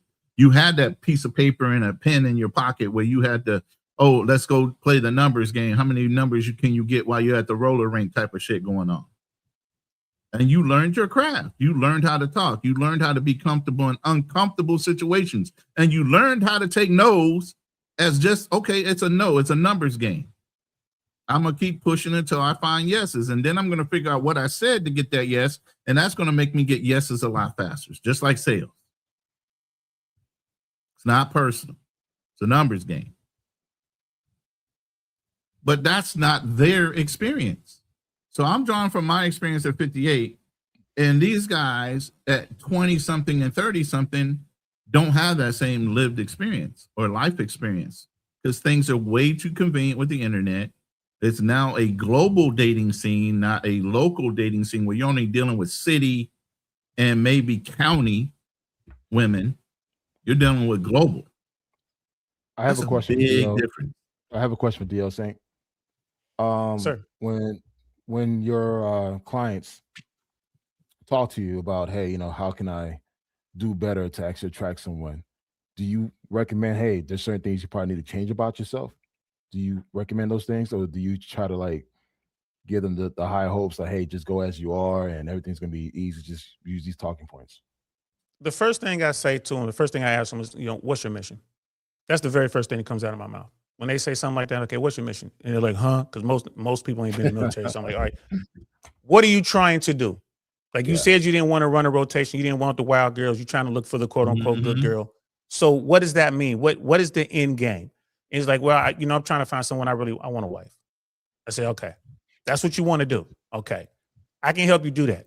Wanting a wife and just want to go out here and smash chicks are two different missions, and they don't overlap much. Yeah. They're two different ways of doing business, right? So once they tell me that, then we get into the stuff that you're talking about, Brother Black Man. And no, I don't tell them, oh, just be yourself, go up and say hi. It's way more than that. You know, like it's like most of the time I got to tell them up front. And this is a one-on-one conversation, maybe just a few of them. I'm like, hey, real talk, guys, y'all you weird as fuck, man. Like, what you doing with your hair, bro? Like, what you wearing? And they're like, well, I can't afford designer clothes. It ain't about designer clothes, man. So I'll do things like I'll take them to Burlington Coke Factory. I'm like, you got $200? Yeah, I got $200. We go in there. We're going to come out of there with a suit, couple pair of jeans, some socks, you know what I mean, and match. I'm going to start showing them how to. It's the shit that my people did for me when I was little. They didn't get that, bro. They didn't have an older brother, cousin, uncle, dad to show them how to do that. They went on the block. Right. They wasn't on the block listening to people talk shit. That's one of my acronyms, ABTS. Always be talking shit. If you getting some groceries, be talking, chat up the lady. I don't care if she's 90 years old. I don't care if she's 19. Yeah. Just start talking shit. Be respectful, but work on your craft. Work on your game. They never got that. We was outside. You know what I mean? You had to go talk to shorty. You had to go holler at her. You know what I mean? Because your boys looking at you. Better going over there. Better going over there. Right. They didn't get that. So, and again, like the red pillars, most of the dudes in the red pillars are just pissed off because, they didn't get any traction.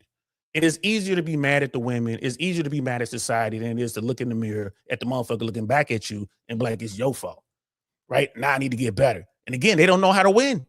I'm a fucking winner. I'm airborne. I'm the best of the fucking best, above the best, right? That's how much shit we talk. Marines talk all that shit too. They devil dogs. You know what I mean? Air Force, Navy, everybody, football players. Nobody has that swag in these younger generations. Well, very few of them have that swag. Right? They don't understand the game. Like the PJ Washington dude, there's no way he should have got caught up with an old girl. No way. But he had nobody around him to tell him the game. Like, bro, Brittany Renner. Like, bro, you didn't see that video? I'd have been, if I knew him, I'm like, man, you didn't see that video when she was in the locker room, you know what I mean, at Jackson State or wherever she was, or Colorado, talking about I got more checks in my DMs than Nike. The fuck? You like, what are you doing? And here's the thing, there was no shame in her saying that she take money for like that. That there is no shame in the game of females when it comes to them taking money from men. They don't care. It's the not, game, baby. Yeah, it's the game. Don't hate the players in the game. But the whole thing is they have honored the ratchetness of the game so much. They made all these women delusional and believe that that's going to go on for everybody. Real quick, let me introduce Frontier, Financial Frontier. My brother, also a U.S. Marine. Oh, What's good? Yeah, you surrounded there, Airborne. Hey, I got something for both of you Marines right here. I got something for you. Y'all gonna love this. Hey! This is my rifle. There are many like it, but this one is mine. This one is mine. Yes. Yes, sir. Hoorah, Simplified Delish. So what you got on this Frontier? I know you're gonna turn it into money and who gives a fuck and all this shit, but what you got? Whoa. Don't put me in a box, my brother. It's cold-blooded. Hey. Nah, man. Black Man Travel was speaking the facts. He was vibranium. I want to know if he's from Wakanda. Like, he was definitely laying down the information. Most people go touch grass. It's not even also talking about grass. You got an advantage also being an internet individual. I mean, like you guys were saying, hey, we're outside. These guys are outside. Well, they should be thriving online then, because it's mad upside. You could talk to anyone from anywhere in the world. And there's a lot of girls, especially if you're coming from America. Yeah, a high value man almost in the majority of countries, just because you just make more economically speaking, right? But you still need other characteristics to complement it. But so I don't want to hear about the girls being able to be on Instagram and talk to any guy. Most of the guys in the world are broke. Like, net worth is really concentrated in a select few. It gets worse when you go overseas. Those guys are allowed to have like 10 girls. And they all got like condos and penthouses. Like, it ain't easy nowhere. It's never been easy for men. So y'all sound like if it was easier beforehand, and it wasn't, it's never been.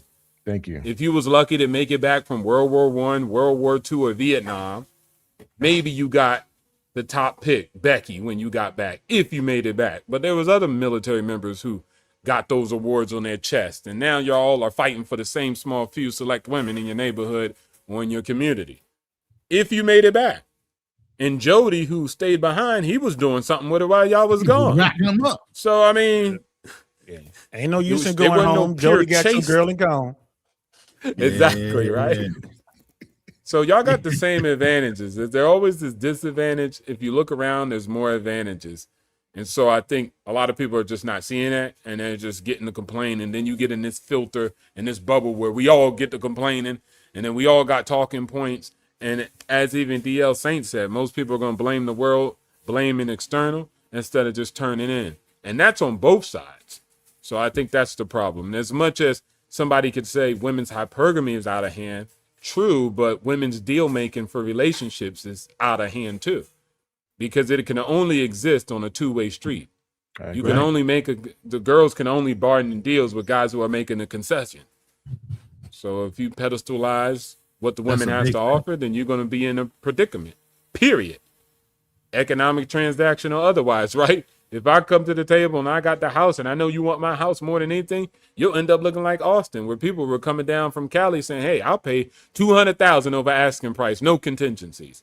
You want it so bad, so I'm going to sell it to you. Yeah, no contingency, no inspection. No inspections, no appraisals, no nothing. Oh, nothing. And there was one thing where somebody said they'll name their firstborn child after the seller if they gave them the property. Yeah, back then, that was about 3-4 years ago. People were just 3-4 years ago, and guys sound like that in the dating market. That's crazy work. And how can you be that desperate to buy a house like that? Well, hey, guys are desperate like that in the dating market. I don't need no prenup. And guess what? I'll change my name to you, girl. Shoot, marry me. So men are almost the new women now. And that's just because they're poor at making deals. Doesn't mean that they still don't have the values, and they just don't value their own values. They don't value their own, value that they bring to the table in the deal. Yeah, I said that earlier. You got to have the understanding of who you are and the value you bring. And if you don't understand that, you're always going to be taken advantage of. But back to what I said initially, what really drove me to this conversation. This is a great conversation. I love everywhere it's going. But when we're talking about the wall, brother Black Man Travels, where are you now on do you agree that we're kind of, what you're talking about isn't the same as what they have termed the hitting the wall? Or do you still not see that part? Well, the thing is, I always knew what hitting the wall was based on manosphere talking points. I always understood that part. However, I try to take it and spin it towards us as men. can men hit the wall? And I'm looking at what I'm seeing out there. It's like, yes, we could hit the wall based on our finance, our looks, our health. There are other factors that plays into it compared to what women will go through, but we still hit the wall. Some of us hit the wall a lot sooner than later. But to say that, hitting the walls just only applies to women, I disagree. I think that men hit the wall as well. Once you start losing ambition, you decide to let yourself go, and you decide not to do nothing with yourself, you hit the wall. You kind of settle with yourself, like, hey, you know what? I'm done. I don't want to compete. I don't want to move. I don't want to do anything. So guess what? You hit the wall. And I think you should just call that something else because it's confusing. Yeah. Because men do hit the wall. I call that aging out. I call that aging out. You're just done with the game. No, I disagree. That's not even aging out. Again, because historically we take hitting the wall applying to women. Historically. However, I took it as like, okay, does this apply to men? Yes, but in a different way. So can men hit the wall? Yes, but not in the same way as a woman would based on her looks and her fertility. No, but it could be for men, it could be fucking low sperm count, prostate issues, whatever, health issues, finance, education, his looks. It could be other factors. But to say that is not hitting the wall, that's a medical condition. Again, I'm not taking the fucking term literally as hitting the wall, but can men hit the wall? Yes, in a different way. So men can never retire. They got to go 100% up until the day they die. They don't never get the chance to step back and relax. I know a lot of men who are retired enjoy in their 50s. The wealth and all the prosperity they provided for everybody else. A lot of men who are retired in their 50s are still pushing themselves. Yeah, still trying to be the best version of themselves. They ain't just give up. It's like, oh, I'm done. So I'm about to like just drink beer all day and enjoy whatever life I have left.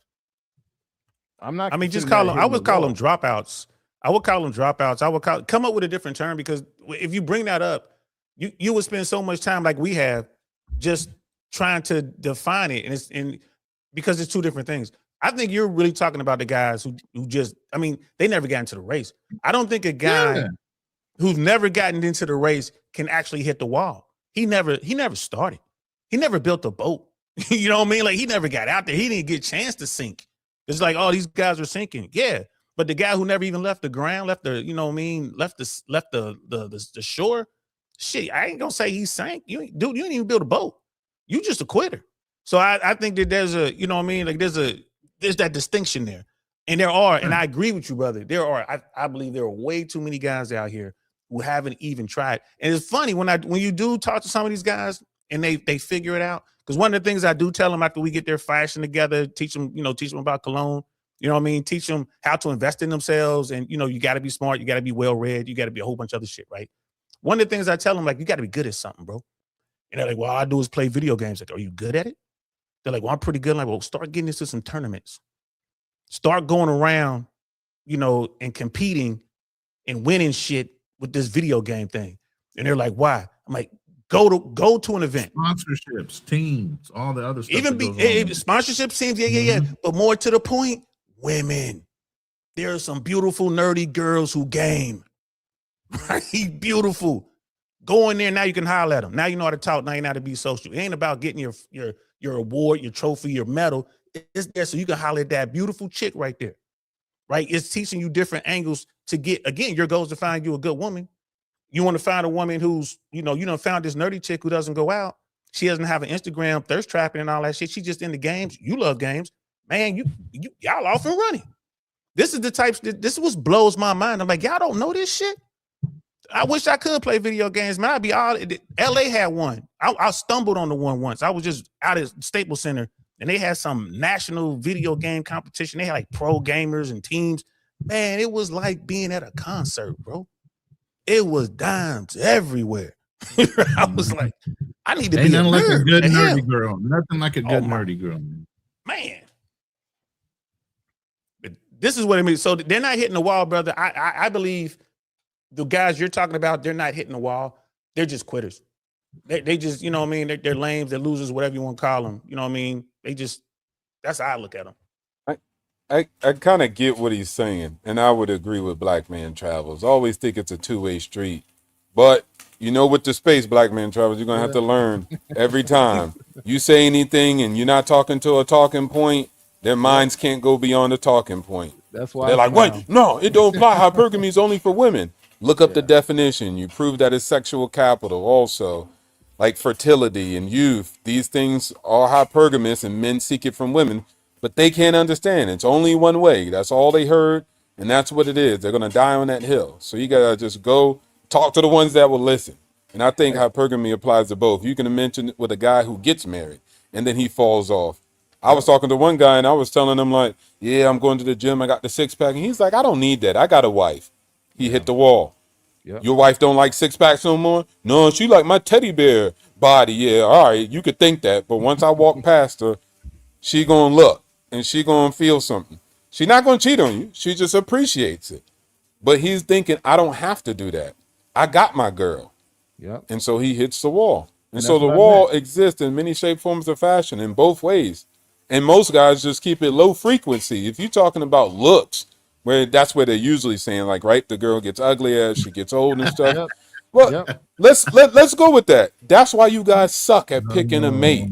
You so hyper focused on the looks with all human beings that you fail to look past the character. So that's why y'all busted and disgusted and distrusted in these relationships, because you keep prioritizing the looks over every single else. So you hit the wall in your selection. You can't even see nothing. That's why you get the results you get. And that's why I try to like really spin it. I mean, again, if you go based on the literate definition, then yeah, it doesn't really apply to men. But if you were to take a subjective approach to it, yes, men can hit the wall. And everything what Financial Frontier just said is basically what I was trying to convey. But again, we so stuck on the literal term that, it doesn't apply to men. Yes, it does. Men decided to say, you know what? Fuck it, I'm done. You hit the wall. I call that failure.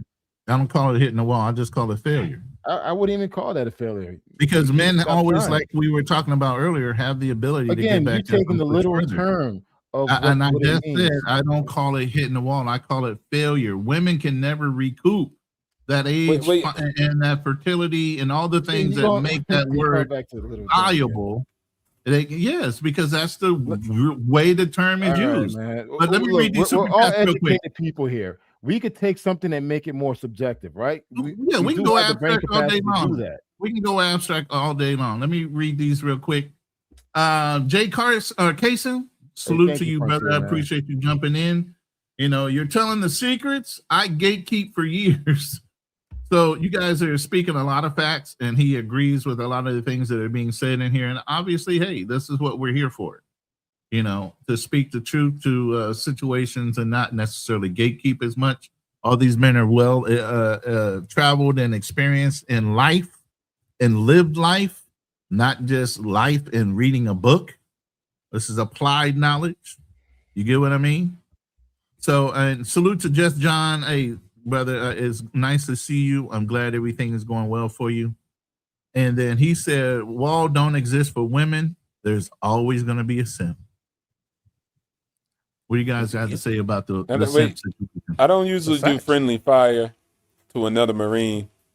I love you, my brother, but you can say whatever you want. You can't say the failure part. That's not even true. Everybody fails. I fail a business. That don't mean I hit the wall. I learn from my failures, and failures are part of the success. So you can't brother, even Financial say Frontier. It's failure. Go ahead. But brother, Financial Frontier. No, but you're saying if you fail, but you continue to push forward, right? That's not hitting the wall. And I agree with you. The wall. But if you fail and then you quit, and I got another soundbite for you Marines. I got a couple Marine soundbites. I know you. But if you quit, let me hear. That's not. Quitting is not hitting the wall. Quitting is fucking quitting. Right? This is quitting. Are you quitting on me? Well, are you? Then quit, you bloody fucking walrus looking piece of shit! Get the fuck off of my obstacle! That's quitting. That's not hitting the wall. Private Powell did not hit the wall. He fucking quit, and they squared him away. Hoorah. You know what? You know what? Nah, he hit the wall. He deleted himself. So that's hitting the wall. But he made it. And majority of men are doing that. And majority of men are doing that. Financial Frontier. Thank you for saying that.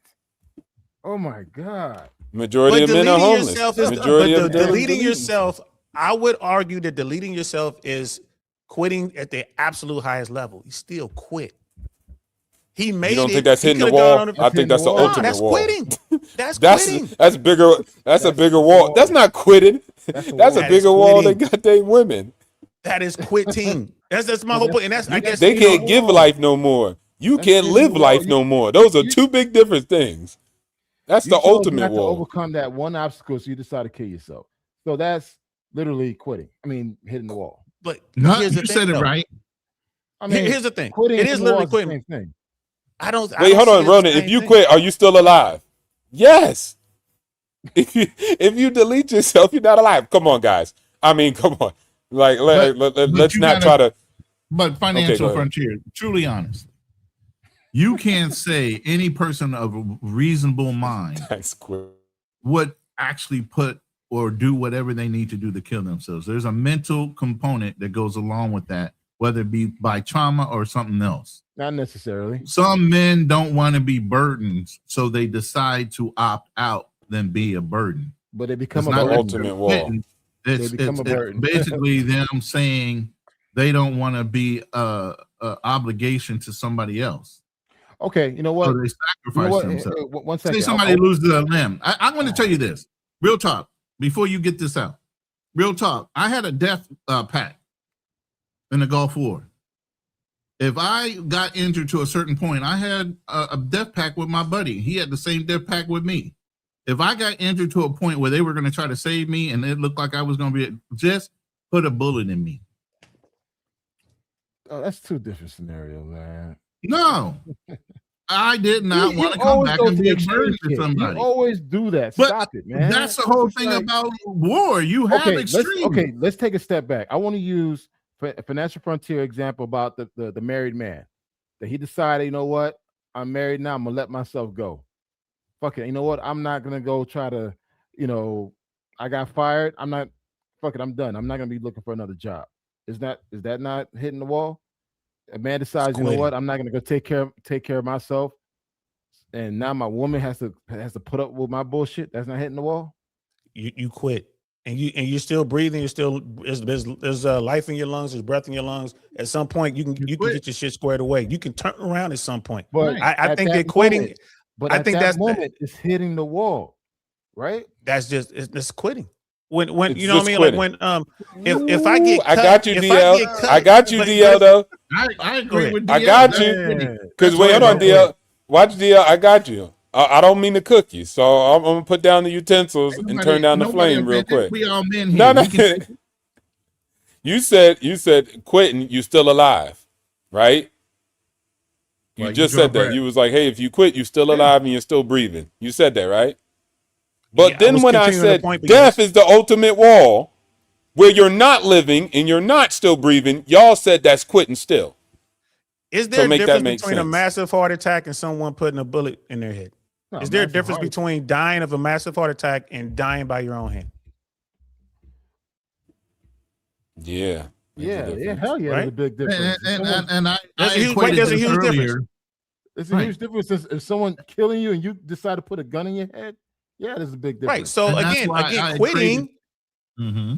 Oh, go ahead, Ronin. But that's hitting the wall. No, and I said this earlier. I don't know if you guys were here where I equated, committing harikiri was an honorable way to quit in Japan with honor versus, living in shame or shaming your moment. But at that very moment, when you decide to quit, you hit the wall. I hear what you're saying. I just don't agree with that assessment. And Jay Carson, yeah, bro, I know what you were talking about. You were saying you were gatekeeping the tournaments. That's one of the biggest secrets people ain't on, bro. When I was talking about going to those gaming tournaments and going to those cons, oh Lord. But anyway, back to this topic. I don't agree with your assessment. That's all. A quitter, right? If you delete yourself, right? That's not hitting the wall. Hitting the wall means no matter what I do, I can't continue to perform at the level I used to perform at. Right? That's how I take that meaning. Like for women, like again, Tyra Banks. I cannot compete with my younger self. I can't get the same results I were getting. even though I'm trying like hell to do it. That's hitting the wall, right? That's how I look at it. As opposed to, like offering yourself, that's just the ultimate form of quitting. I'm such a piece of shit. I'm gonna kill myself. I'm trying not to use those words because I don't want to get get in trouble with YouTube. But I'm gonna delete myself. To me, that's the ultimate way to quit. You feel me? Like just quit. Otherwise, you can stay, do the work, do what everybody on this panel is saying, do the work, and you can come back from that. You can shake back from that. You know what I mean? Like you know what I mean? What's the name? Michael Vick went through that bullshit with the dogs. He didn't quit. You know what I mean? You know what I mean? He kept going and he came back. Right. So a lot of people will say, well, when they locked him up and kicked him out of the NFL, he hit the wall. I won't say I don't think he hit the wall, bro. He had to deal with some bullshit, but he kept fighting. He didn't quit. He didn't stay there. He came back to finish his story, then came back to the league and did what he did. You know what I mean? I think there's a difference. Why couldn't Tyra Banks though? Why couldn't Tyra Banks come back? Let me tell you, she tried. She tried to come back. She just couldn't get the dudes that she wanted. She was still getting dudes though. I mean, she was still getting guys. She was still getting exceptional men. She just couldn't get the ones she wanted. Let me add to that real quick, Financial, before you follow up. Yeah, go ahead. I think hitting the wall to me is something that's unavoidable. For a woman, it's unavoidable. There's not much she can do to get around hitting her wall based on the definition. For men, you're quitting more than just there's no way for you to avoid hitting the wall. You just quit. You have a way out. You can go over, you can go under, you can go around the fucking wall. Women have no obstacle to go around that fucking wall. You're going to hit it.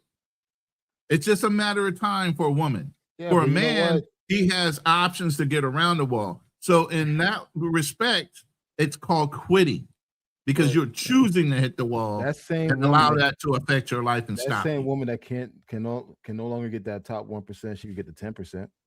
She can. That's not what she wants. But and that's the whole point. That's not what she wants. Yes, you're right. She can. We're going on the premise. We're going on the premise. However, wait. Did they say Lauren Sanchez? What did she get?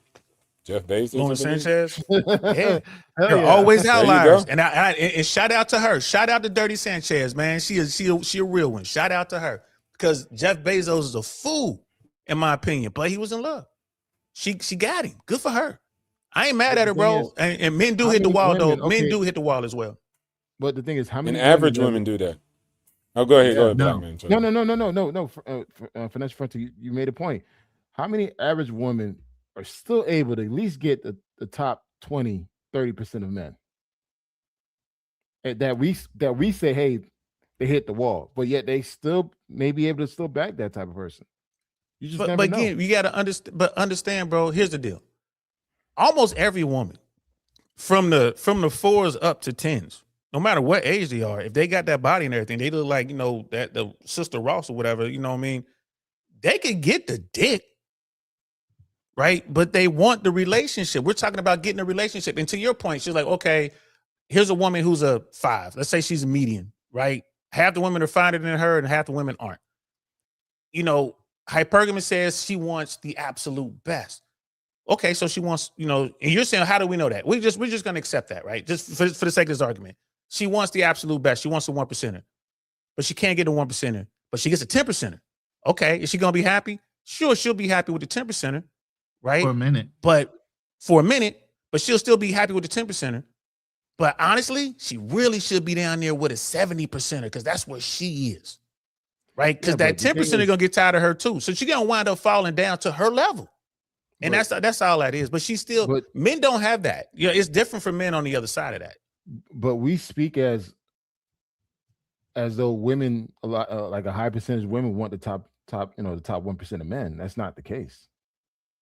There's a lot of studies out there. That's why I said sextinction, man. Don't take my word for it. The pros, this neurosurgeon here who wrote this book, and she studies, human sexuality. That's what they put. It's in there. Like the work, the stats are in there. They show their work.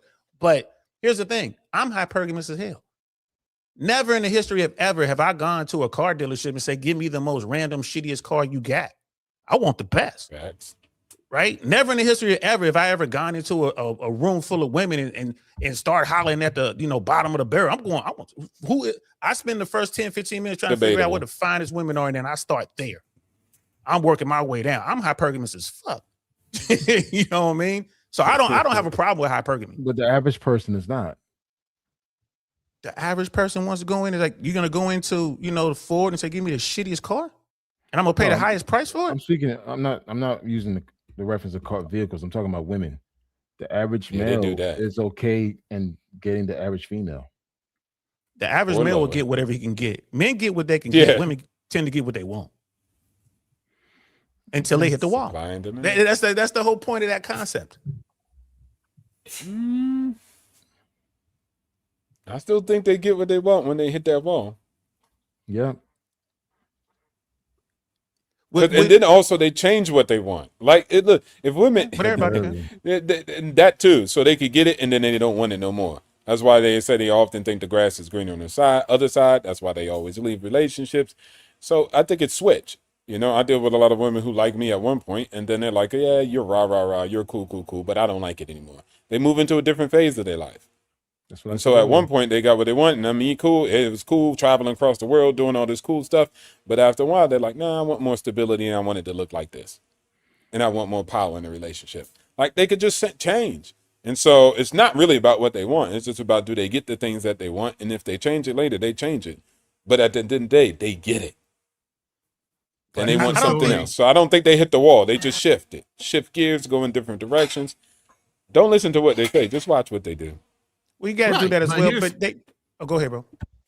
I got a video, and Joyce Myers put this out in her sermon, and it's called The Husband Store. Listen to the mentality of women. And women know this for a fact. And I play that because women, after they get to a certain age, are going to be impossible based on their lived experiences and where they rate themselves as being in the hierarchy of life, going to be impossible to please. Yeah, but that doesn't apply to all women, man. Nothing. But just generally speaking, though, can we say generally? Like, okay, let me ask you this, brother. Let's make up. We are making up numbers here. We're not going to hold anyone's feet to the fire. We are just making up numbers here, guys. Black Man Travels, and then we'll go to Brother Financial, and then we'll go to Brother Ronin. What percentage of women do you think are hypergamous? I think 100%. Okay. Brother Financial. I'll say 95. I'll leave an outlay out. There you go. Brother Ronin. I do the same thing, about 97.8%. Not 100%. And fuck it, I'm gonna go with Black Man. I'm gonna say 100%. I'm gonna go with Black Man, but we all agree that it's real, right? That women gonna want this, real. right? Yeah. So we get so here's the thing, like, especially with, I wish the sister that told that story, I wish she had used the crowd before she went to the next floor. Have the crowd say, "Hey, should we go up one more floor?" and have them clap, so you can see all the women be screaming, "Yeah, go up, yeah." Just to let you know that women are hypergamous like that, right? And then I don't know if you guys ever heard the wife story. The wife store. Let me know. I'll tell you that if y'all ain't heard that. But no. my point is, I haven't heard that one. Okay, we'll go around. Don't let me forget to tell you. Use that one. Yeah, I'm gonna use that but one. my point is this, right? Hypergamy is real, and left unchecked, women can hurt themselves. And when women get to that final floor, and it's like, you fucked up, ain't no more men, right? Or you get to that point where it's like, you didn't lock down the guy, the one that you really had. Now you hit the wall, you pass it, and these dudes them type dudes don't want you anymore, right? That's what they're talking about. That's the problem. And how do we fix that? I mean, I don't know, but I don't set the rules of the game. I just got to play it like everybody else. You know what I mean?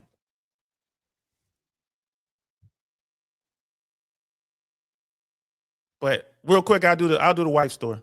Yes, and I heard please, this. I can't take credit from this. This came from Myron Gaines. I can't take credit for this. I don't know where he got it from, but same thing.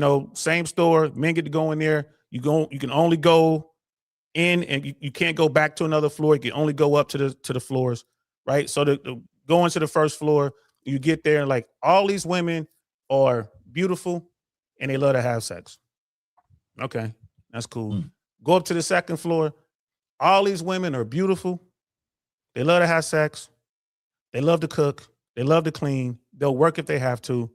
They love sports, and they just want to. If they choose you, they're dutiful wives, right? Mhm. I don't know what's on the other floors because no man has ever made it past floor number 2. Exactly. Exactly. Because we know what we want and we're not delusional about it. I'm pretty delusional, but y'all ain't just ain't going to the next floor. Now, see, I ain't leaving floor 2, bro. I'm good. I'm good with that. She like the Bengals. Yeah, that's cool. Come on, baby. Be out of here. There you go. We're getting married. See, that's what I'm saying. Like, it's just a supply and demand thing. Everybody's humans at the end of the day.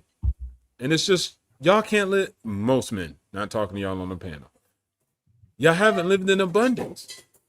At abundance, it's the same thing. When you have a lot of options, it looks crazy to somebody who's getting into real estate that you didn't accept that deal.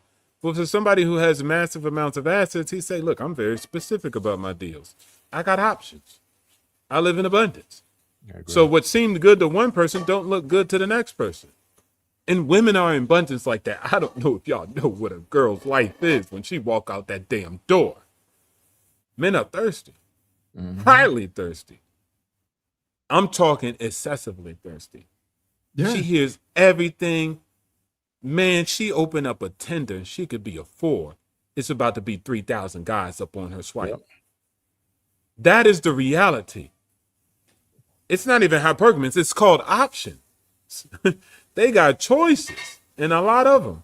And so when you have so much choices, your criterion, your filter starts to stack. You're like, well, I don't like the way you wear that hat. Now it sounds crazy.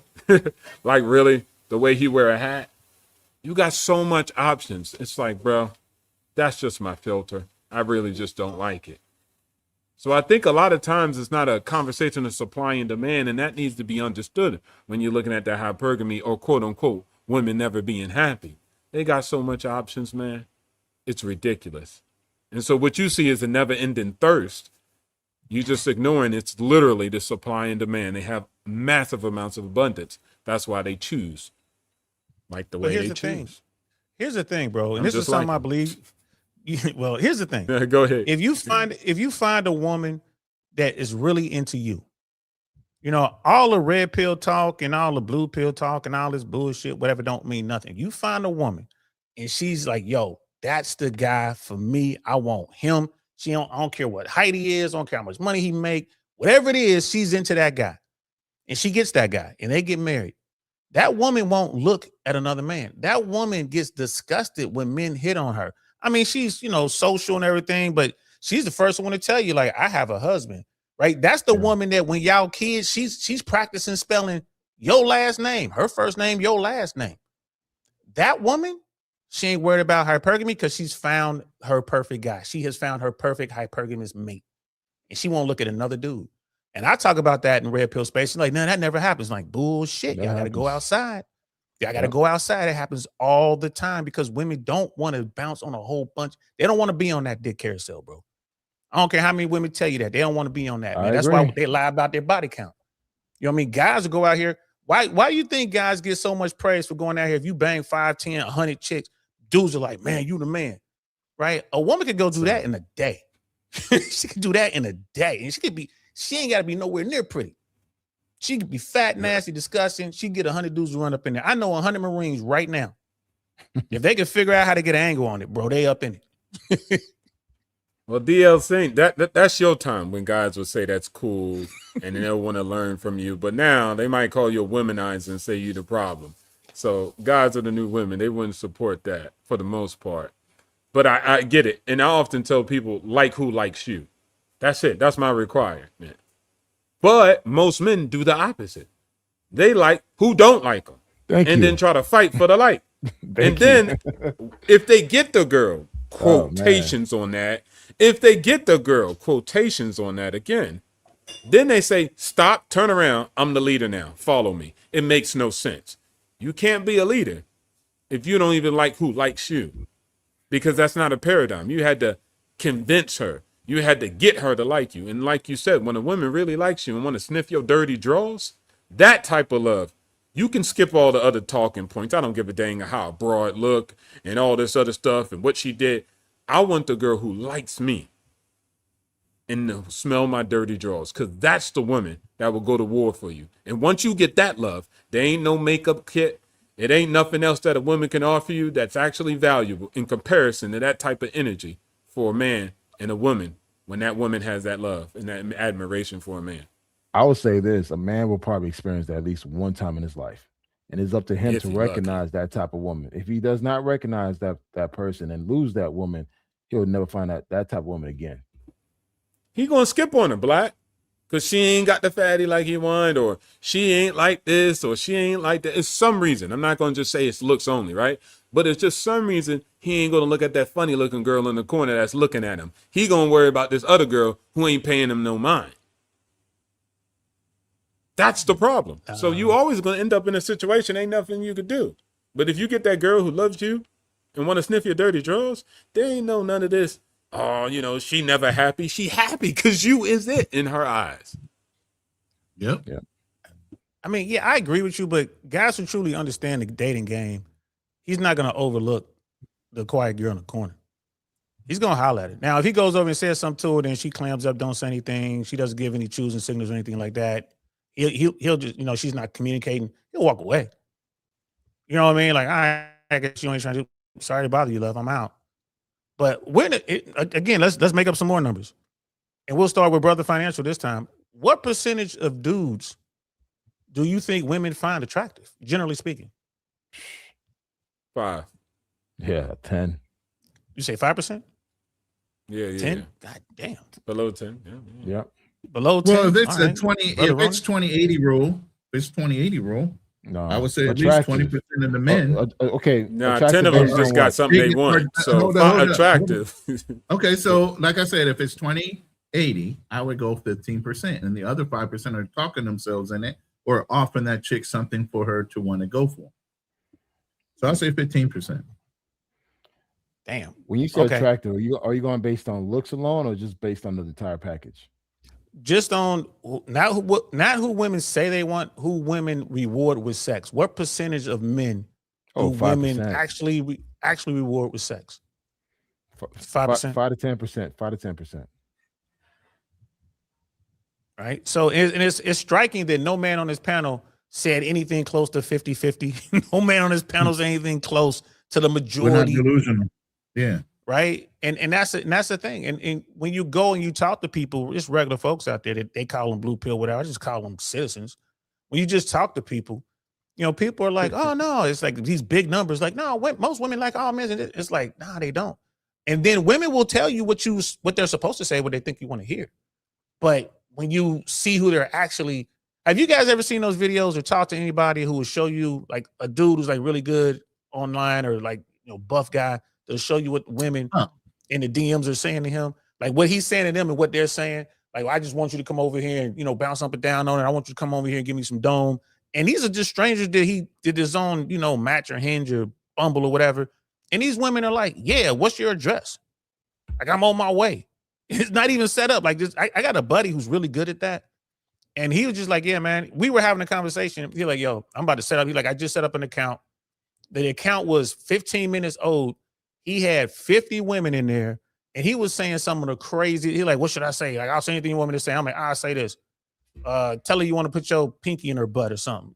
She's like, okay, when are you free this week? I couldn't believe what I was reading, bro. I couldn't believe it. I could believe it. I'm like, damn. You know what I mean? And again, it's just eye-opening stuff. So like when you look into what women say and what women actually react to is two different things. Am I saying that's the average woman? Absolutely not. I don't think the average woman is wild like that. But I will say that there are more women who are wild like that today than there was like in 2026. I think there's more women who are wild like that than it was in 1996.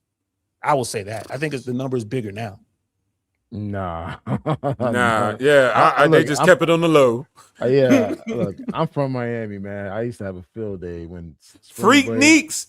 Wait, hold on. Freak Neeks. That's Atlanta. I was in Freak. That was the best Freak. But that was in the past. That was in the past, though.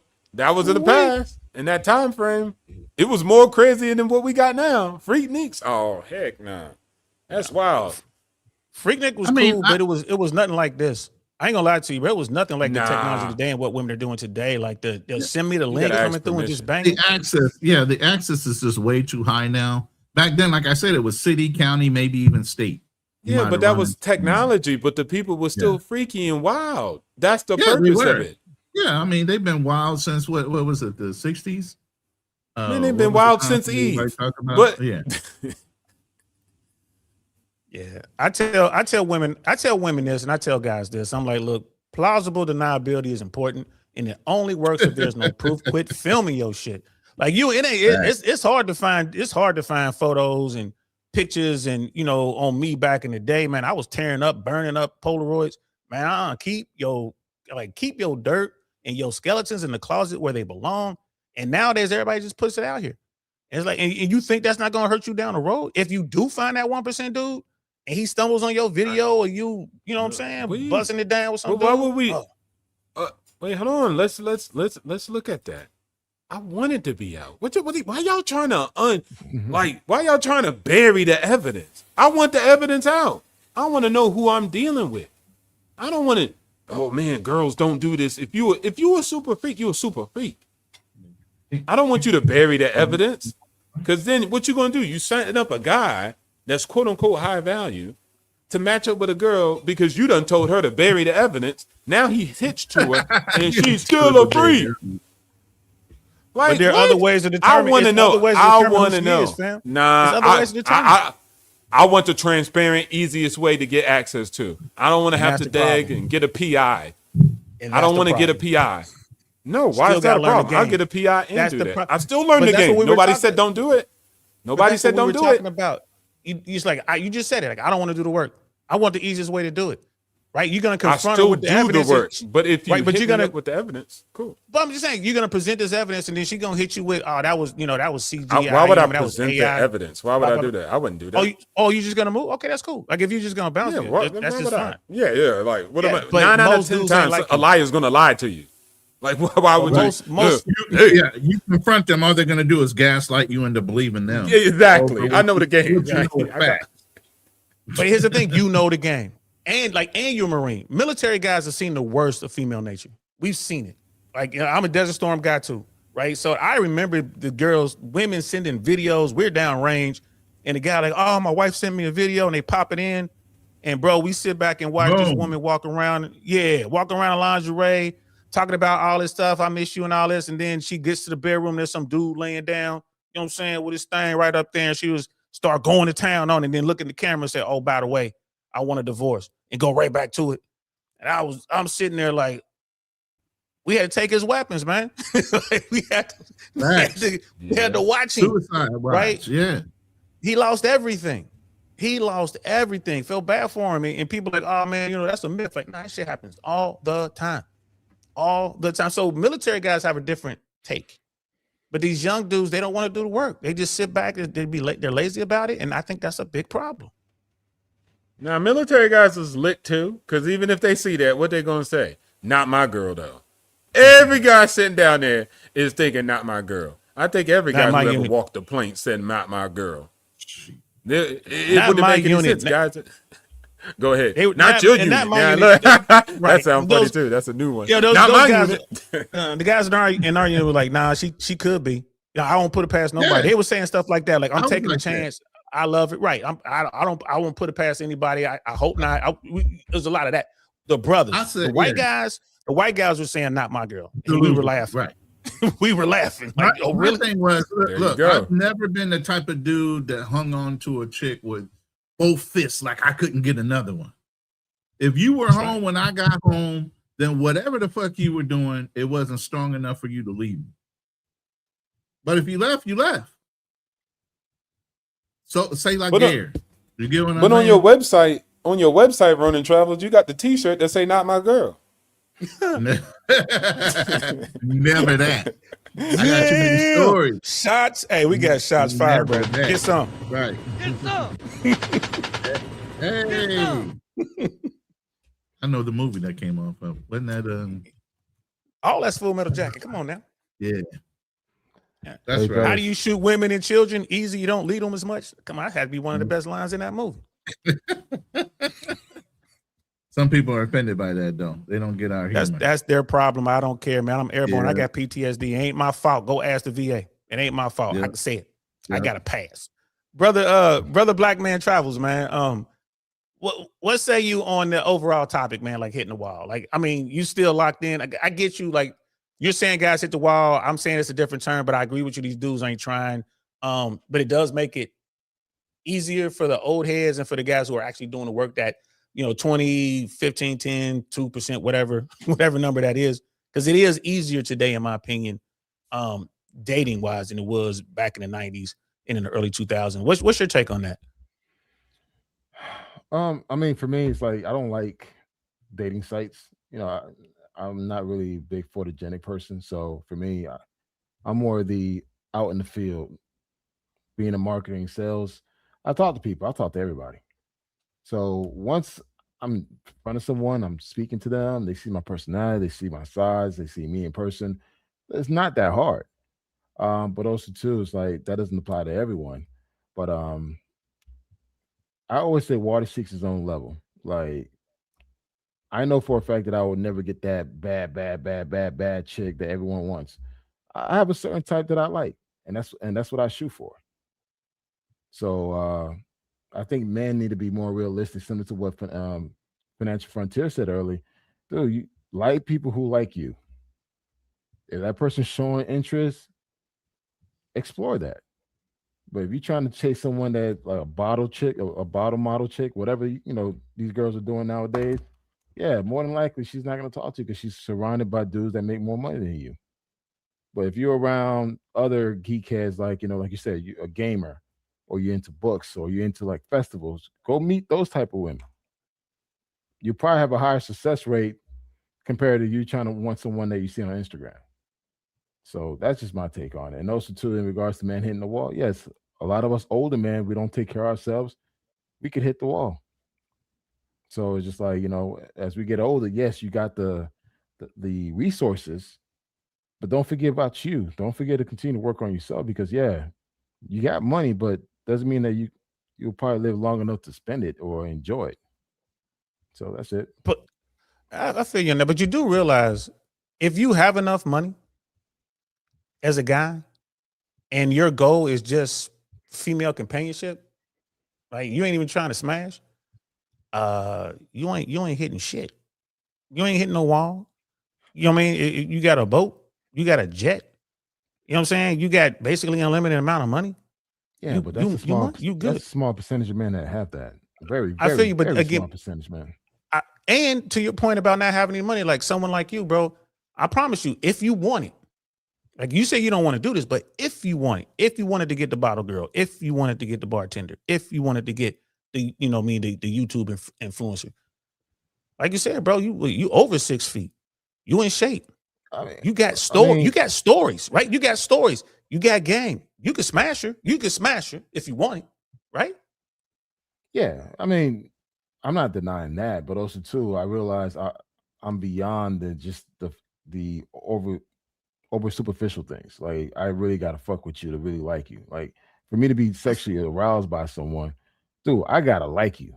It's like, for me, I've done the overseas things. I'm from Miami, traveled to over 45 countries, man. I banged as many places as most. And it gets to the point now, I'm like, yo, I want to like you. You can't just be a pretty face. And we can't even communicate. There's no connection. Like, I'm in Atlanta. I could go to a cigar bar lounge and see a beautiful woman. But then again, if I feel like there's no connection, there's no conversation, that doesn't do nothing for me. Yes, you're cute, nice ass, nice body, but that doesn't do anything for me. So it really depends on what you're looking for. Like you said, it goes back to your original question. What is your mission? At this point in my life, man, listen, I look for connection. I look for someone that I can have a conversation with. And lucky for me, I found that. But if I were to be single again, I'll probably be looking for the same exact thing. Because I've been there, done that, smashed around here and there, had all type of exoticals. I had all that shit before even I was traveling. So for me, it's just like, yo, what's the intangibles that you bring? Because if it's just an ass and tits and a pretty face, I have so many pictures and videos I could share. And that's another thing that everything you saying reminds me, because a lot of guys will be talking about, I'm a G, I'm a player, I be getting all these girls, man, I'm this, I'm that. And I'm like, oh, you're a real G, huh? Right. And I'll point to the finest woman in the joint. Like, if she came over here right now and was talking about, you can go smash me right now, would you say no? Oh, shit, I can't say no to a dime. You ain't no G. You ain't there yet, son. You know what I mean? Keep working on it, young Jedi. You get there. You get there, young Jedi. And then they realize, it's like, when they, later on down the road, they're like, damn, I see what you mean. I see what you mean now. Because you got to get there first. You got to do the work. And it's like what Black Man Travels says, like, I've been there. You know what I mean? I didn't talk to women all over the world. Beautiful, exotic women. All right, been there, did that. Now I'm looking for something specific. And that's where I want the average guy to get. I want that 80-20 rule or that 95-5 rule. I want every dude in that 5%. I want every dude in that 20%, that 15% or whatever it is. And you can get there. That number is just a metaphor. I tell dudes all the time, like, you can get there, but you got to do the fucking work. And it's hard. And it don't stop tomorrow. I agree. You know what I mean? And so, but yeah, I tell dudes all the time, like, yo, are you a G, huh? Because they'll see me. I'll go over and have a great conversation with a woman. Like, damn, man, she a baddie. You gonna take her home? Like, nah. Why not? Man, I don't feel like dealing with that. But you was talking to her. Yeah, it was an okay conversation, but I ain't trying to fuck with that. Right? It is what it is. I see the problems. You go ahead. You want to meet? Come here. Come here. Hey, Sharika. Bring your, you know what I mean? This is Jimmy. Not Sharika. Not really? Hell no. Not the Sharika. Okay, Amy. Okay, my bad. Hey, Amy. Yeah, there we go. There you go. Hey, shout out to the $5 super chat coming in from Alpha, the first one. He says, men do not have a wall. I live in SoCal. I see guys 60 plus with 18 to 25-year-old. Women hit the wall harder. What say you guys? Shout out to Alpha, the first one. They do have a wall though, bro. But look, hey, Hugh Hefner never hit the wall. Thank you. Right. So you get that, but there is a wall for most people. Pacino, I mean, it's still a wall. It's you got the outlier. You got the outliers, but still, he's paying $30,000 a month. Yeah, that was what he wanted. That's what he wanted. That was what he. The judge didn't order that. He was like, "Oh, I'm gonna give you $30,000 a month." My goodness, she won. Hey, when you have that kind of wealth, you don't care. It's going to your legacy, right? So let you know what I'm saying. Let what's her name do it? Tyra Banks or the other one? What was it? Vivica Fox. Mm-hmm. I don't care what Vivica Fox paying me, bro. I don't care what. What's the big girl that's on Ozempic? You know what I mean? The musician. What's her name? Lizzo. I don't care how much Lizzo talking about. That's that to brother finance point, man. That's one negotiation I'm gonna break. I ain't trying to do nothing with you, Lizzo. You know how drunk, you know how much Hennessy. Come on, you can't get motivated for the money. Oh, you can't get motivated for the money. Pop a couple blue pills. Alcohol poisoning. Close your eyes. What do we? I would die of alcohol poisoning. We used can't to call find them. Look, no. What did we call them back in the day? One baggers. If you were just that hard up, put a bag That's over a Marine Corps thing. That is a Marine Corps thing. We ain't do that shit in the Airborne Army. I don't know what you talking about, son. Now don't put that on the Marine Corps. That's a Roman. Like I say, bro. That's what they call them. I ain't never had to go there, but they was one baggers. See, oh my God. I get it. Everyone can't be a home run, but I'm sorry, she can't fit in my closet. That's it. You gotta be able to fit in the closet, bro. I can't smash that. I can't smash. I don't care how much money. Hey, I appreciate the show. It's 1:00 my time, and I gotta be up at 6. So take your old ass to bed, man. Hey, we not shutting it down. Oh man, wait! You hit the wall. Come on, man. He hit the wall. I hit the wall. I hit the wall, so I can get up. No, he did. He just quit. Get up and try again. He just quit. He hit the wall. He just quit. I hit the wall, so I could get up and try again. He can't hang like Bebe's kids. Yeah. No, but honestly, you guys keep the show going, man. This is a great topic. And before you go, brother, I would love to have all you guys on my platform. And you know what I mean? I'm on Instagram. I really want to know podcast, all one word, bro. I would love to keep this going, man, because I like having discussions. Damn the debate, that's bullshit. I like having real discussions, man. Like, because we're brothers, we're leaders, and I'm sick of the crazy YouTube shit, man. So I would love to have you guys on the platform, man. I'll be reaching out to you. I'll find y'all. Yeah, if you can't hit me up on Instagram or TikTok, if you're on TikTok or whatever. You can hit me up on my website, blackmantravels.com. I'm more than happy to come on your show as a guest, man. Please feel free to reach out to me. Yes, sir. I will appreciate it. All right, guys. Same thing. Oh yeah, all my stuff is on my bio, so you can hit me up on anything. I don't hide who I am. Hell yeah, I'm gonna hit you up. And Black Man Finance, I want to holler at you too, man. We can talk. That's what we really need to be talking about is finance. What to do with this little money when you get it. You know what I'm saying? And especially since I believe there's a massive recession, maybe small D depression coming. I would love to talk to you about it, but not here. We're talking about 304s and stuff. Well, no. See, I got a channel for that too. It's called Wealth Legacy Walks, Wealth Talk. So cool. I have another channel that deals with that. I've been in the retirement and financial planning industry for almost 20 years. Ron, that's why I'm sitting in the Philippines right now. I got definitely talk to. But yeah, they say Vietnam's the spot. I give Financial Frontier all his flowers, man, for being younger than me and being in the position he is now. You know, where he can do whatever he needs to do and still grow. He hasn't stopped, like quit. He just keeps pushing forward and looking at innovative. I ain't hit the wall yet. But a lot of us don't. I always say I work smarter, not harder. You know, and I work to the beat of my own drum. I don't have to worry about somebody telling me I had to do something and clock in and clock out. I've been independent for almost 15 years. You know, where I'm 1099 if anything. You know, you're not taking my clients from me. When I leave, I take them with me. You know, so. But yeah, man, we can continue the conversation. I've told the chat several times. The link is in the chat.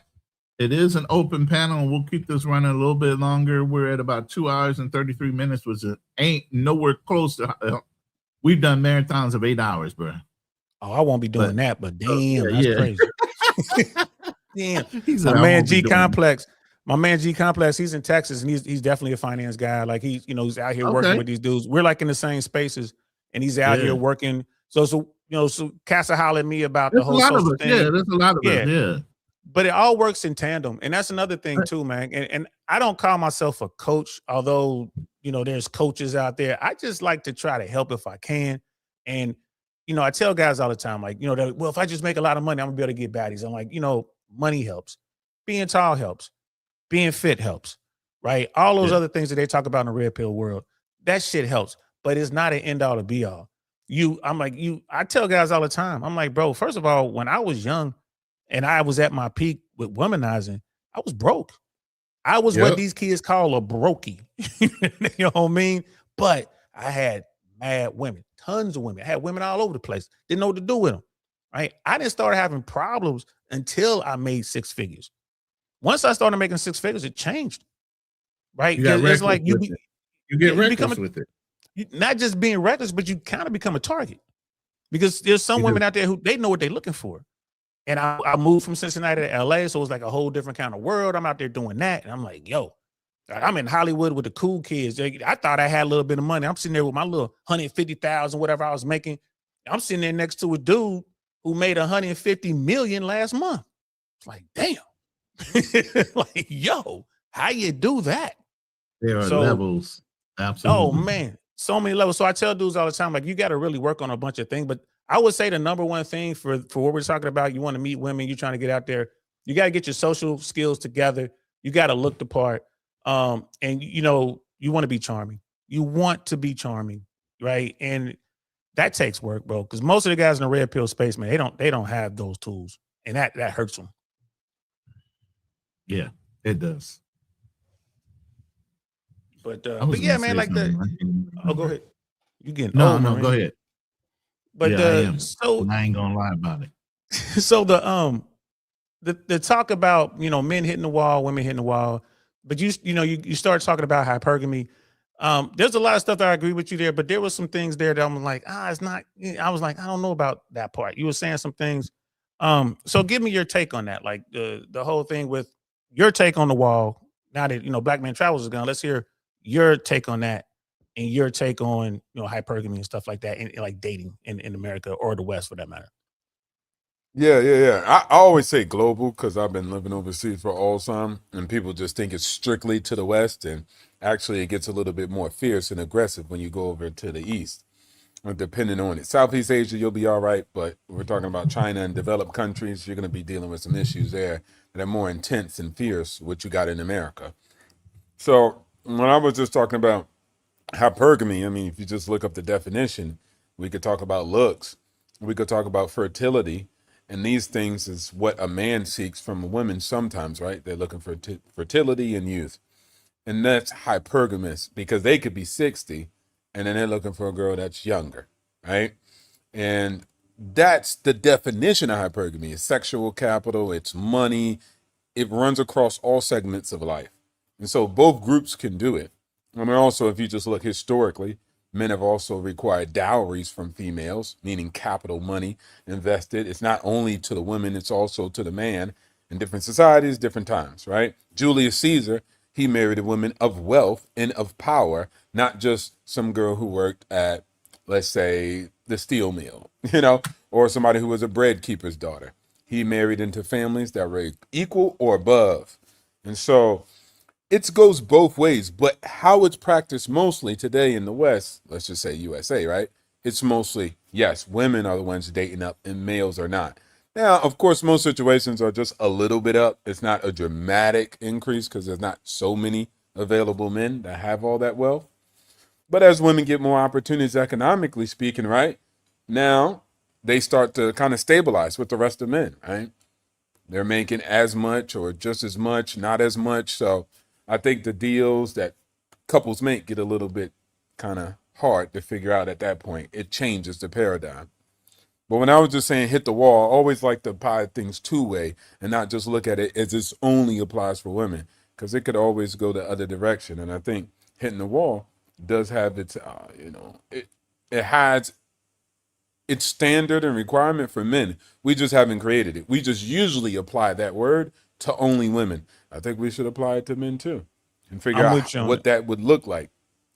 That's called expanding the space. Yeah, but I'm with you on that. I'm with you 100%. It could be a different word too if you want to do that. I'm cool with that too. I'm not like, no, it has to be the same word.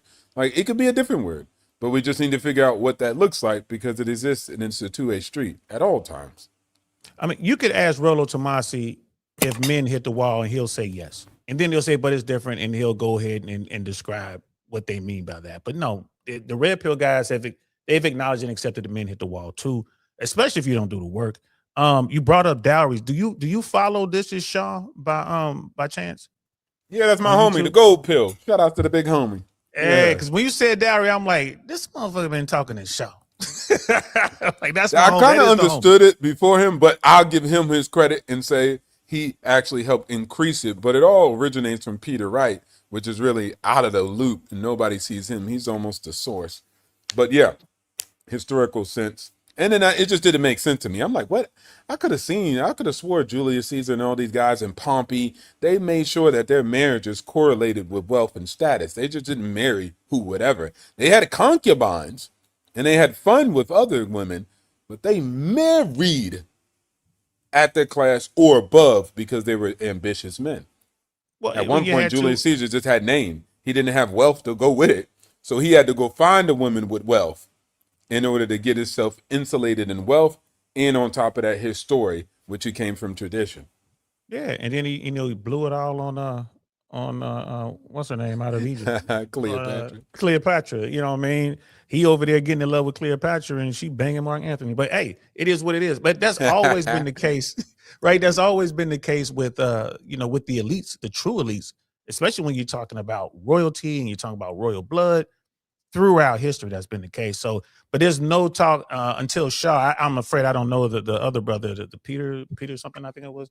But when Shaw brought it up, yeah, Shaw does a really good job bringing that up, man. You know, shout out to him. If y'all haven't checked out This Is Shaw, man, that's a good brother to listen to, especially if you got questions about the family law system, because he works in the family law system in California. And bro, when I tell you California taking heads, bro, I know what I'm talking about. So when it comes to that, that's what's up, man. Yeah, bro. I travel a little bit, man. I've been through China, at least Shanghai and Beijing. And I tell you what, I doubt if I ever go back. But then my people like, no, you got to go to Guangzhou or you got to go to Macau. And I don't know. And my visa just ran out recently, so I'm like, I don't know if I'm gonna go back to China anytime soon. Like, I don't know. Yeah, right. It's fierce over there. Yeah. Go ahead, Ronan.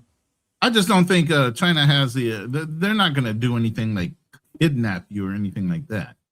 So I don't think it's a bad place to travel to. I mean, business wise, especially you're into import, export, or technology and other things like that. You're looking for angles of making money. I always look at angles for import, export, or something like that as far as a business aspect that keeps my mind going. So, and it's a beautiful country. There's a lot of natural vistas and things that you can see in China that are worth seeing. I mean, I think that's the in the Great Wall South. of China itself. Well, I've been to the Great Wall Wall. of China itself. Yeah, that's a beautiful thing. I've been to the Wall, bro. I ain't gonna lie to you. Okay. I was on their bullet train. I went from Shanghai to Beijing, and no, Beijing to Shanghai. Sorry, it wasn't pretty. I ain't gonna lie to you. Like the country, what I saw on that train ride, the bullet train was better than the Japanese bullet train, but it wasn't pretty. Like the stuff that I saw, I'm like, this this looks like communism. This is a god awful country. But I haven't been to the South yet. I haven't been to the South. I love it. But see, that's the big thing, man. People make things look out to be more than they are. I mean, even here in the Philippines, there's extreme poverty versus extreme wealth. There's a huge, vast cavern between the two. Not that the land in certain areas, Palawan, Iloilo, Boracay, and places like that aren't beautiful, but in between that, there's a lot of like, God damn, really? It's how these people are living. But the whole thing is, when you look at things like that, you look at how are these people happy? They don't know any better. In spite of, right? You don't miss something you never had. So you learn to appreciate the things you do. Well, we have so much stuff in abundance in America, you don't even know how to appreciate how much America offers you as a citizen because you don't know no better. You don't think it gets any worse until you travel. And that's why I say when people travel, they get more enlightened, they get more worldly when it comes to advantages and disadvantages from looking at different cultures to being in America. I think it gives people a greater appreciation of what they do have in America. And you still decide to leave, you leave, but you're never going to say that America doesn't give you options more so than some others.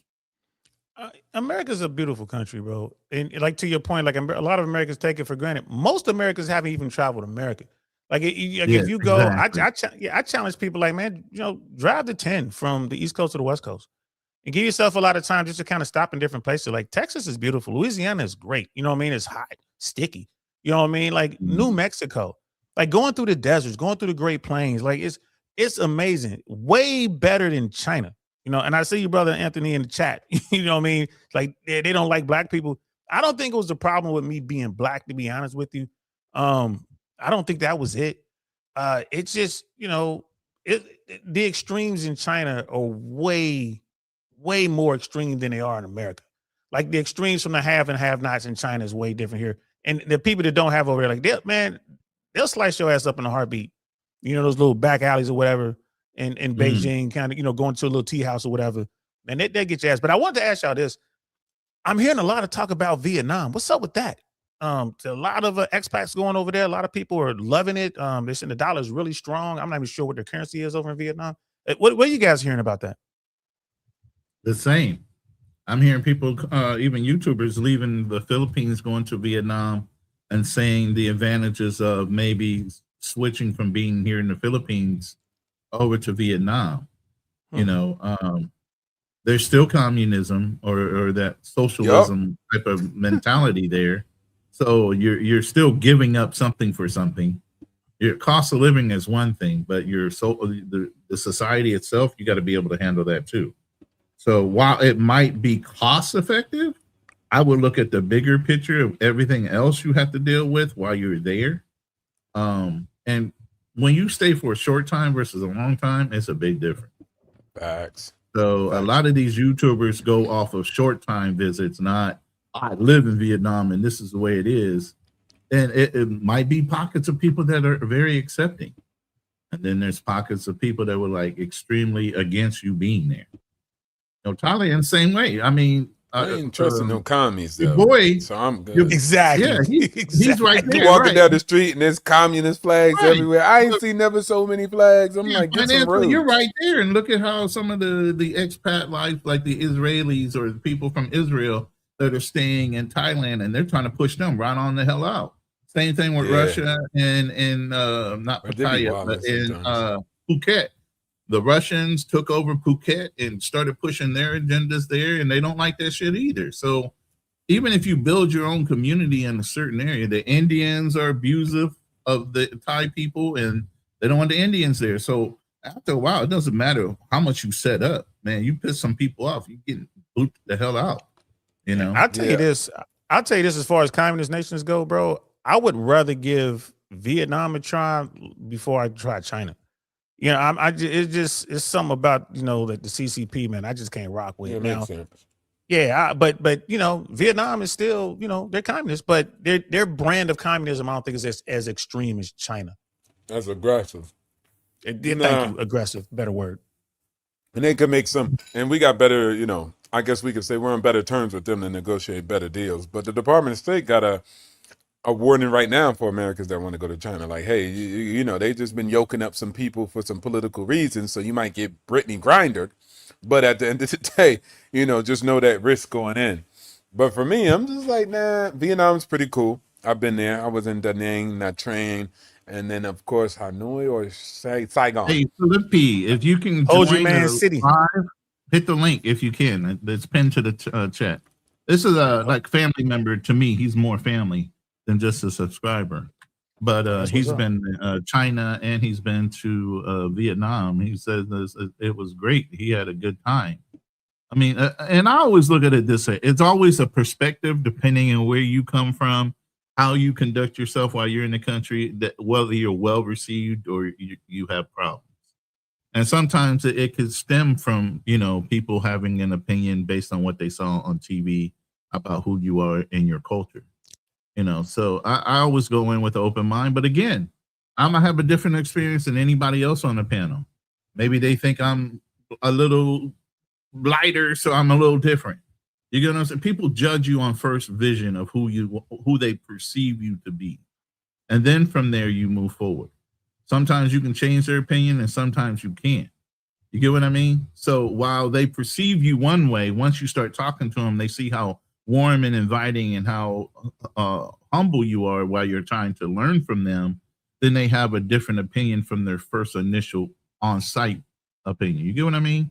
So the longer you're there, the more you try. So what do you feel about that? Do you think over time, if you're showing humbleness and respect to their culture, do you feel like people kind of change their initial perception of who you are as an individual? It depends. I mean, okay. Again, one of and the you're a things military guy, so yeah, I'm a military guy. So one of the things with these guys that I'm trying to help them, you know, their social skills are real important. It's like, hey man, y'all got to work on your social skills because no matter where you are, you could be in America, you know, I mean, you can be in Colombia, Peru, you can be in Vietnam, you can be in Japan, South Korea, doesn't matter. The way you treat people, you should be treating people the way you want to be treated, first of all, and you should always remember when in Rome. You know what I mean? Like when in Rome, do as the Romans. So you can't be going to, and this is why I have a problem with the passport bros. They went down to Colombia and just fucked everything up. Why? Because they went down there being Americans. Right now, before the passport bros, I'm talking about the black passport bros, before them, white men, you know, white Americans would go down there, Westerners from all over the world would go down there, but Americans were always shunned by the Colombians. Why? Because they're assholes. Most Americans are assholes, especially the ones that travel. You know, they bring their form of racism with them. They just fuck up everything, right? So when the passport bros came, their brothers came down, they weren't in the military. They weren't real traveled. You know, it's the first time they ever had a passport. They're only coming down for one thing. And they're just bringing this hood mentality down there with them. And that made, in a lot of community, a lot of my friends down in Colombia were like, yo, we know you cool. But these other guys, you know, now they're looking at black Americans and they're calling us gringos as well. Right, treating us like they treating all the white people. So I put that squarely on the passport bros because they didn't take the time to get their game up socially and do some research. Dude, for God's sakes, if you're going to a foreign country, learn how to say hello and goodbye in that language. You know what I mean? Like just learn that. Thank you. Say thank you. Just that goes so far. So I think it's on the individuals, man, and I think America lives in their own bubble. And when Americans do travel, they think everywhere is America. It's like, no, like it's not. But remember, we used to have unit briefings before we would go in country. They would tell us the temperature of the country. They would tell us what to look out for, the things how to treat certain people in the country. Yeah. They would give you a brief. They would give you a brief before you got up in there. And so you knew what to expect. And a lot of these kids that are traveling now don't even take the time to understand the culture, the people, or anything like we used to get when we would step off a boat, a plane, or out of the base wherever we landed. You get what I'm saying? Our mentalities are different as servicemen and women that are listening, than the general civilian that just got a passport for the first time and never kind of got weaned into how to act in a foreign country. We were taught to win hearts and mind, do no harm, things like that, because we're leaving the impression of who American people are when we go into those countries. Well, they don't care about that. Nobody cares about that shit. Nobody, that doesn't matter.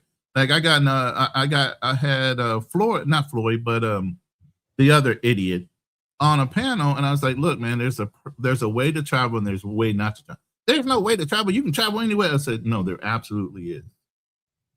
And they still don't want to acknowledge there's a way to conduct yourself to where you don't do any harm for the person behind you. Now, the damage and the incidents that have happened over this, it's going to take years to fix all that. The reputation and us as a people and how we're perceived before we even get off the plane. Now you're profiled in America driving while black. Now you want to be profiled while you're getting off an airplane. You get what I'm saying? Yeah. Oh, it's another black man getting off the plane. Goddamn, what's he here to do? And Anthony 6398. Okay. Americans are assholes, especially the ones that travel, fam. Let's just keep it 100. Let's keep it 100. Not military. Americans. I'm talking about Americans. I'm talking about civilians. Yeah. Americans, most of the Americans that travel are assholes. Don't take my word for it. Go to these countries and ask the people there how they feel about Americans.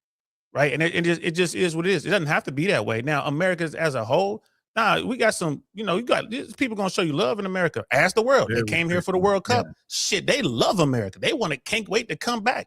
You know what I'm saying? They can't wait to get some more sugary drinks. They can't wait to order a pop, order a soda, and it just keeps coming and coming and coming. I remember last time I was in London, bro. Last time I was in London, I think I was in a casino watching American football game, because it was on early in the morning. And bro, I think I dropped $30 on Sprite. Because I just, I'm thinking I'm home. I'm keep ordering another one. And my shit was ridiculous. I don't think it was $30, but it was up there though, bro. I spent more money on the soda than I did on the damn chips that I had fries. All right, fam. Felipe, go ahead and chime in now. So I know you were saying something in the chat, but I'm sure you can add to the conversation. Hey, panel, how are you? It's always a pleasure. Thank you for having me up, Ronin. Saint, nice to meet you, and always a pleasure to share the panel with Financial Frontier. What I was saying in the chat was, ironically, I started doing work with Vietnam in '98. It was really kind of an accident how I wound up doing that. But the Vietnam of that period from 1998 to 2002 was when I was doing work there. That Vietnam and what you see now is night and day. At that time, they were trying to reestablish themselves as an entity for investment, because they had a soft opening in 1992 where relations were normalized. And what they did in 93, 94 was they basically blew their bond rating. So they lost the ability to get credit because they really didn't handle the opening well. So in 98, 99, what they were trying to do was to reestablish themselves as a force for foreign investment and infrastructure development. And if you look at where they are now, it's incredible. You would never have predicted where they are now from where they were then. And just a couple of things that I worked on. One of the things that I worked on was they wanted to do a high-speed rail from the tip of China down all the way to what was formerly Saigon. And one of the problems that they had at the time was that they had 5 different rail gauges throughout the country, and it had a result of the colonial experience. You know, different colonial powers had put different type of rail in there. And the reason why they were doing that was because most of their freight was being done on roads with trucks. And they would have these horrible accidents during the monsoon season with the people on the scooters and these trucks. And so it was causing a lot of casualties. And they wanted to revamp both their freight and their commuter rail. And, you know, we met with a couple of the top U.S. rail, like, contractors, if you want to call them that. Most of our clients were actually ex-military. And the deal fell through at that time because nobody wanted to pay for the feasibility studies. And that's a big issue of, like, who's going to foot the cost to research if this is even possible. And if you look, I looked at it maybe about a year or two, they finally built that rail. So, like, they're putting the final touches on it. And China, ironically, who at that time was, the time I was working on it, was one of their big competitors for foreign investment. China came in and helped them build it. So, you know, just there are tremendous differences of how quickly they've elevated themselves from where they were when I was working on the stuff to where they are now. And that was really my contribution, or at least the starting point. For being the economic hitman. Shout outs to you, man. CIA level. For sure. Don DeMarco for that brother right there. Don DeMarco. I got one too. Okay. Hey, you know, I think he's a little bit of a troll. He says racism is prevalent overseas. You get profiled by color of your skin and the country you come from. Y'all agree with that? Hell no. I wanted to talk about that. I don't either, but go ahead. Well, here's the thing. Most Americans don't travel. So when people talk about racism, they don't realize that Americans' version of racism is unique to America, to the United States of America. Our form of racism is unlike any other place you're going to go to. Do other countries have racism? Yeah, but most of theirs is like steeped in caste systems and stuff like that. And most of it is they're mad because of immigration, right? You know, so what we deal with in America, what we call racism, you're not going to see like the profiling and all that shit. You might be in a third world country somewhere when they pull you over because they think you're a Westerner and they want to get some money. You get pulled over by the cop and all you got to do is bribe him. That has nothing to do with the skin, the color of your skin. It's just, that's an American, or, that's a Brit, or that's an Aussie, right? And you got a lot of that. So you got to, I don't think that statement is I don't agree with that statement. But it is what it is. It might be a little bit of trolling, but what do y'all think? I would add, I definitely think it's actually valid. And that's just reality, because that's just the world we live in. I mean, if you're African and you're going into countries, you deal with issues. Versus me, I'm black, but I'm an American.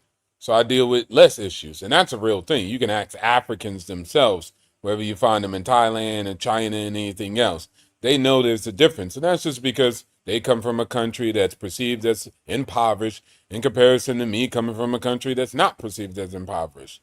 And so they have to deal with different nuances, and they're discriminated in different ways than I would be discriminated, even though both of our skins are black. But at the end of the day, everybody has issues. And so if you go to Latin America, they have racism. The black Brazilians would disagree if they don't have form of racism.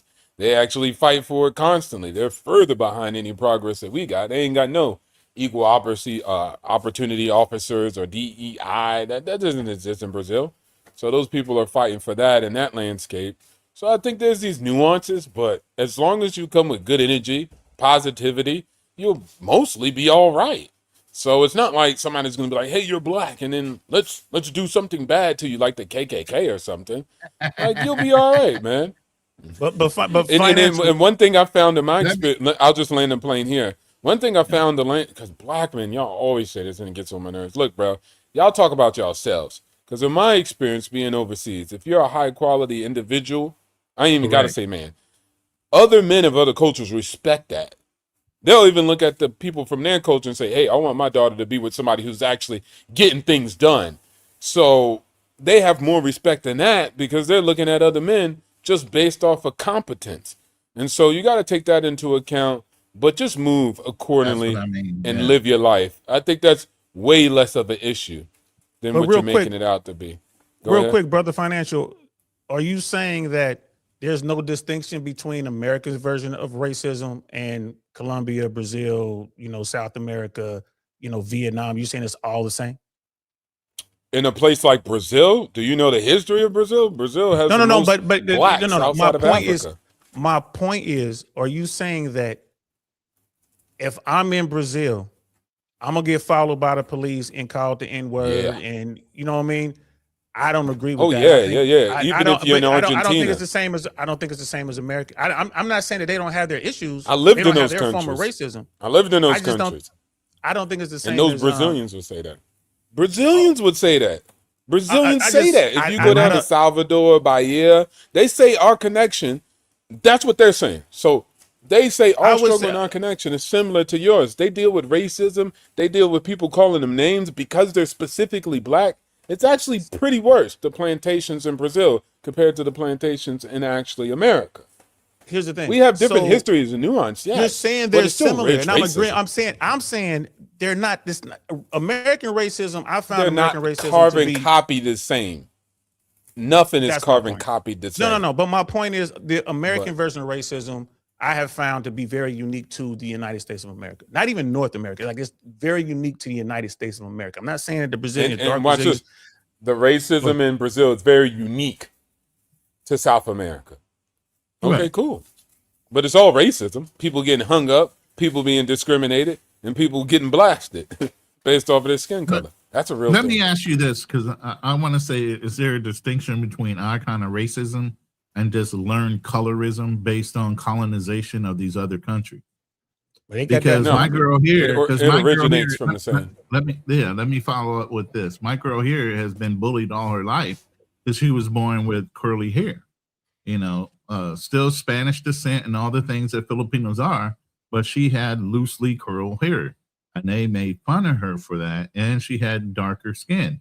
So then it was a classism thing or a colorism thing, saying that if you worked out in the fields versus being in the homes, similar to Black Americans, when it comes to the darker versus the light skinned people. Oh, you're a house nigga versus the ones that worked out in the field and did the real work.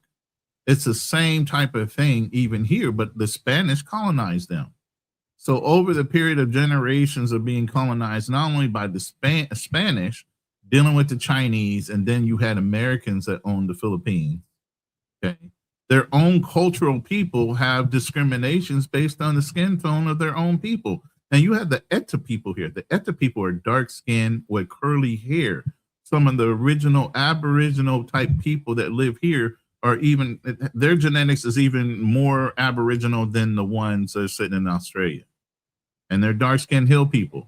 They just stay in the hills, they grow their own food and all that stuff. So you actually have dark skinned melanated Filipinos all the way to, and from Melanesian descent, I think is what is called the different tribes and the different cultures that came out of Asia and all these islands are Melanesians.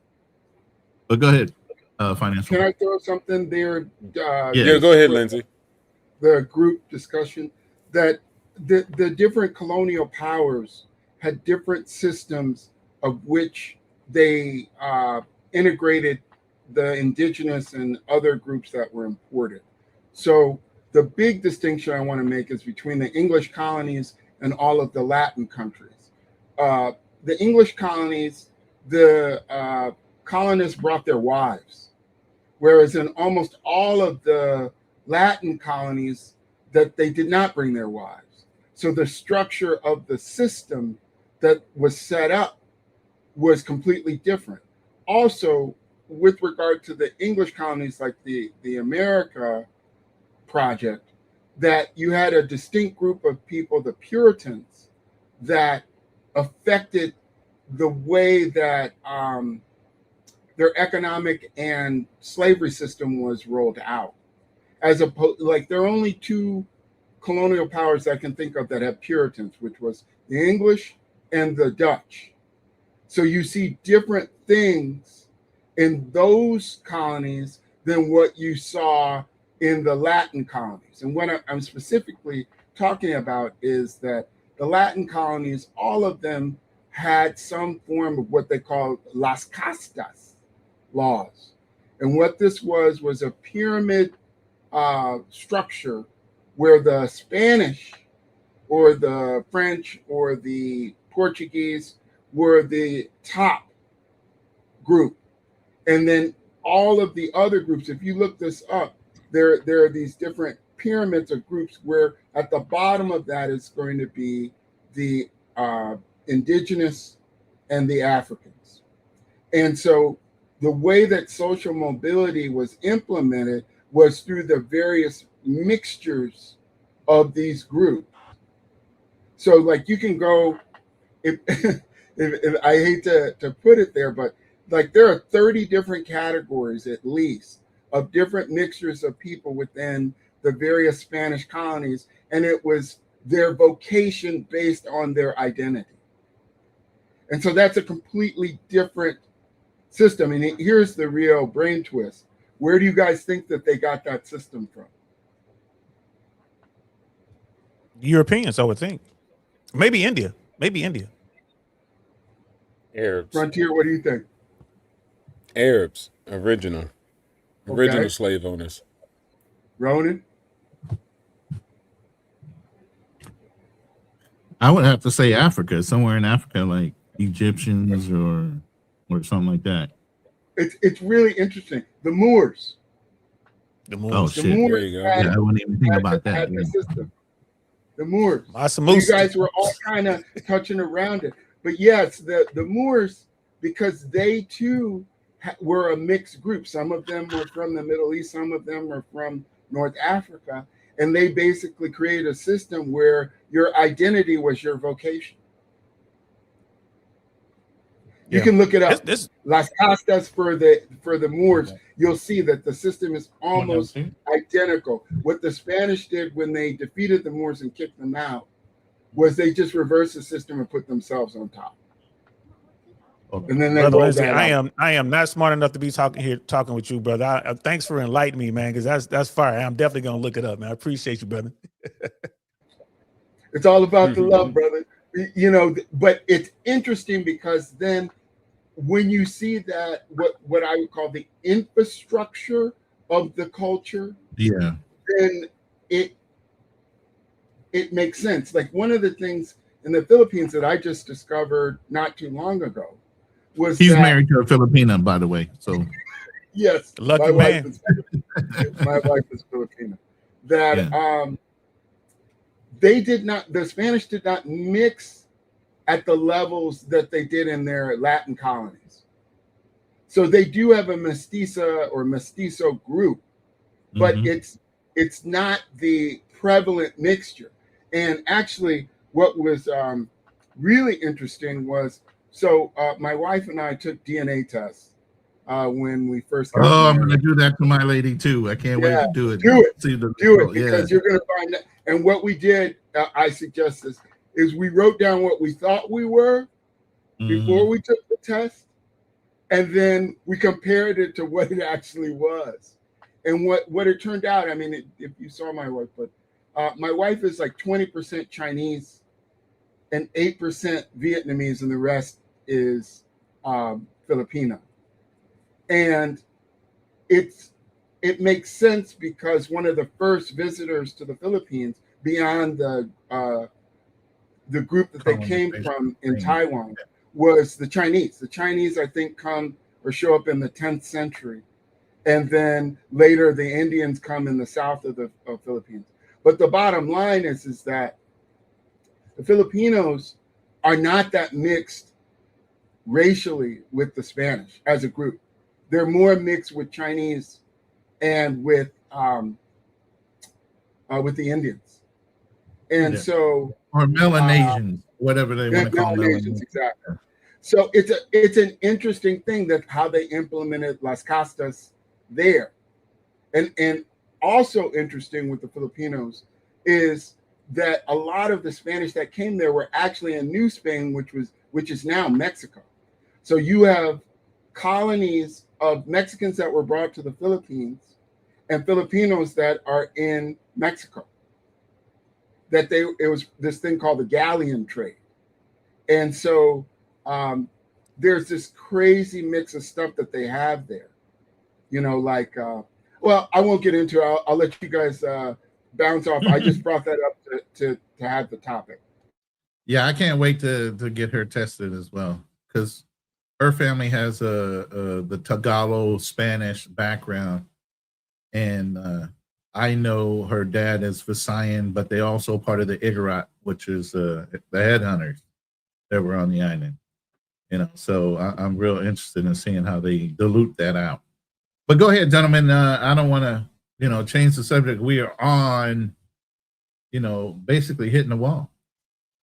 Oh man, I thought that was dead. You know what I'm saying? Once Black Man Travels left, I thought that was dead. You know, hey, it's like, hey, it is what it is. You're gonna age in, you're gonna age out. It's how you accept it.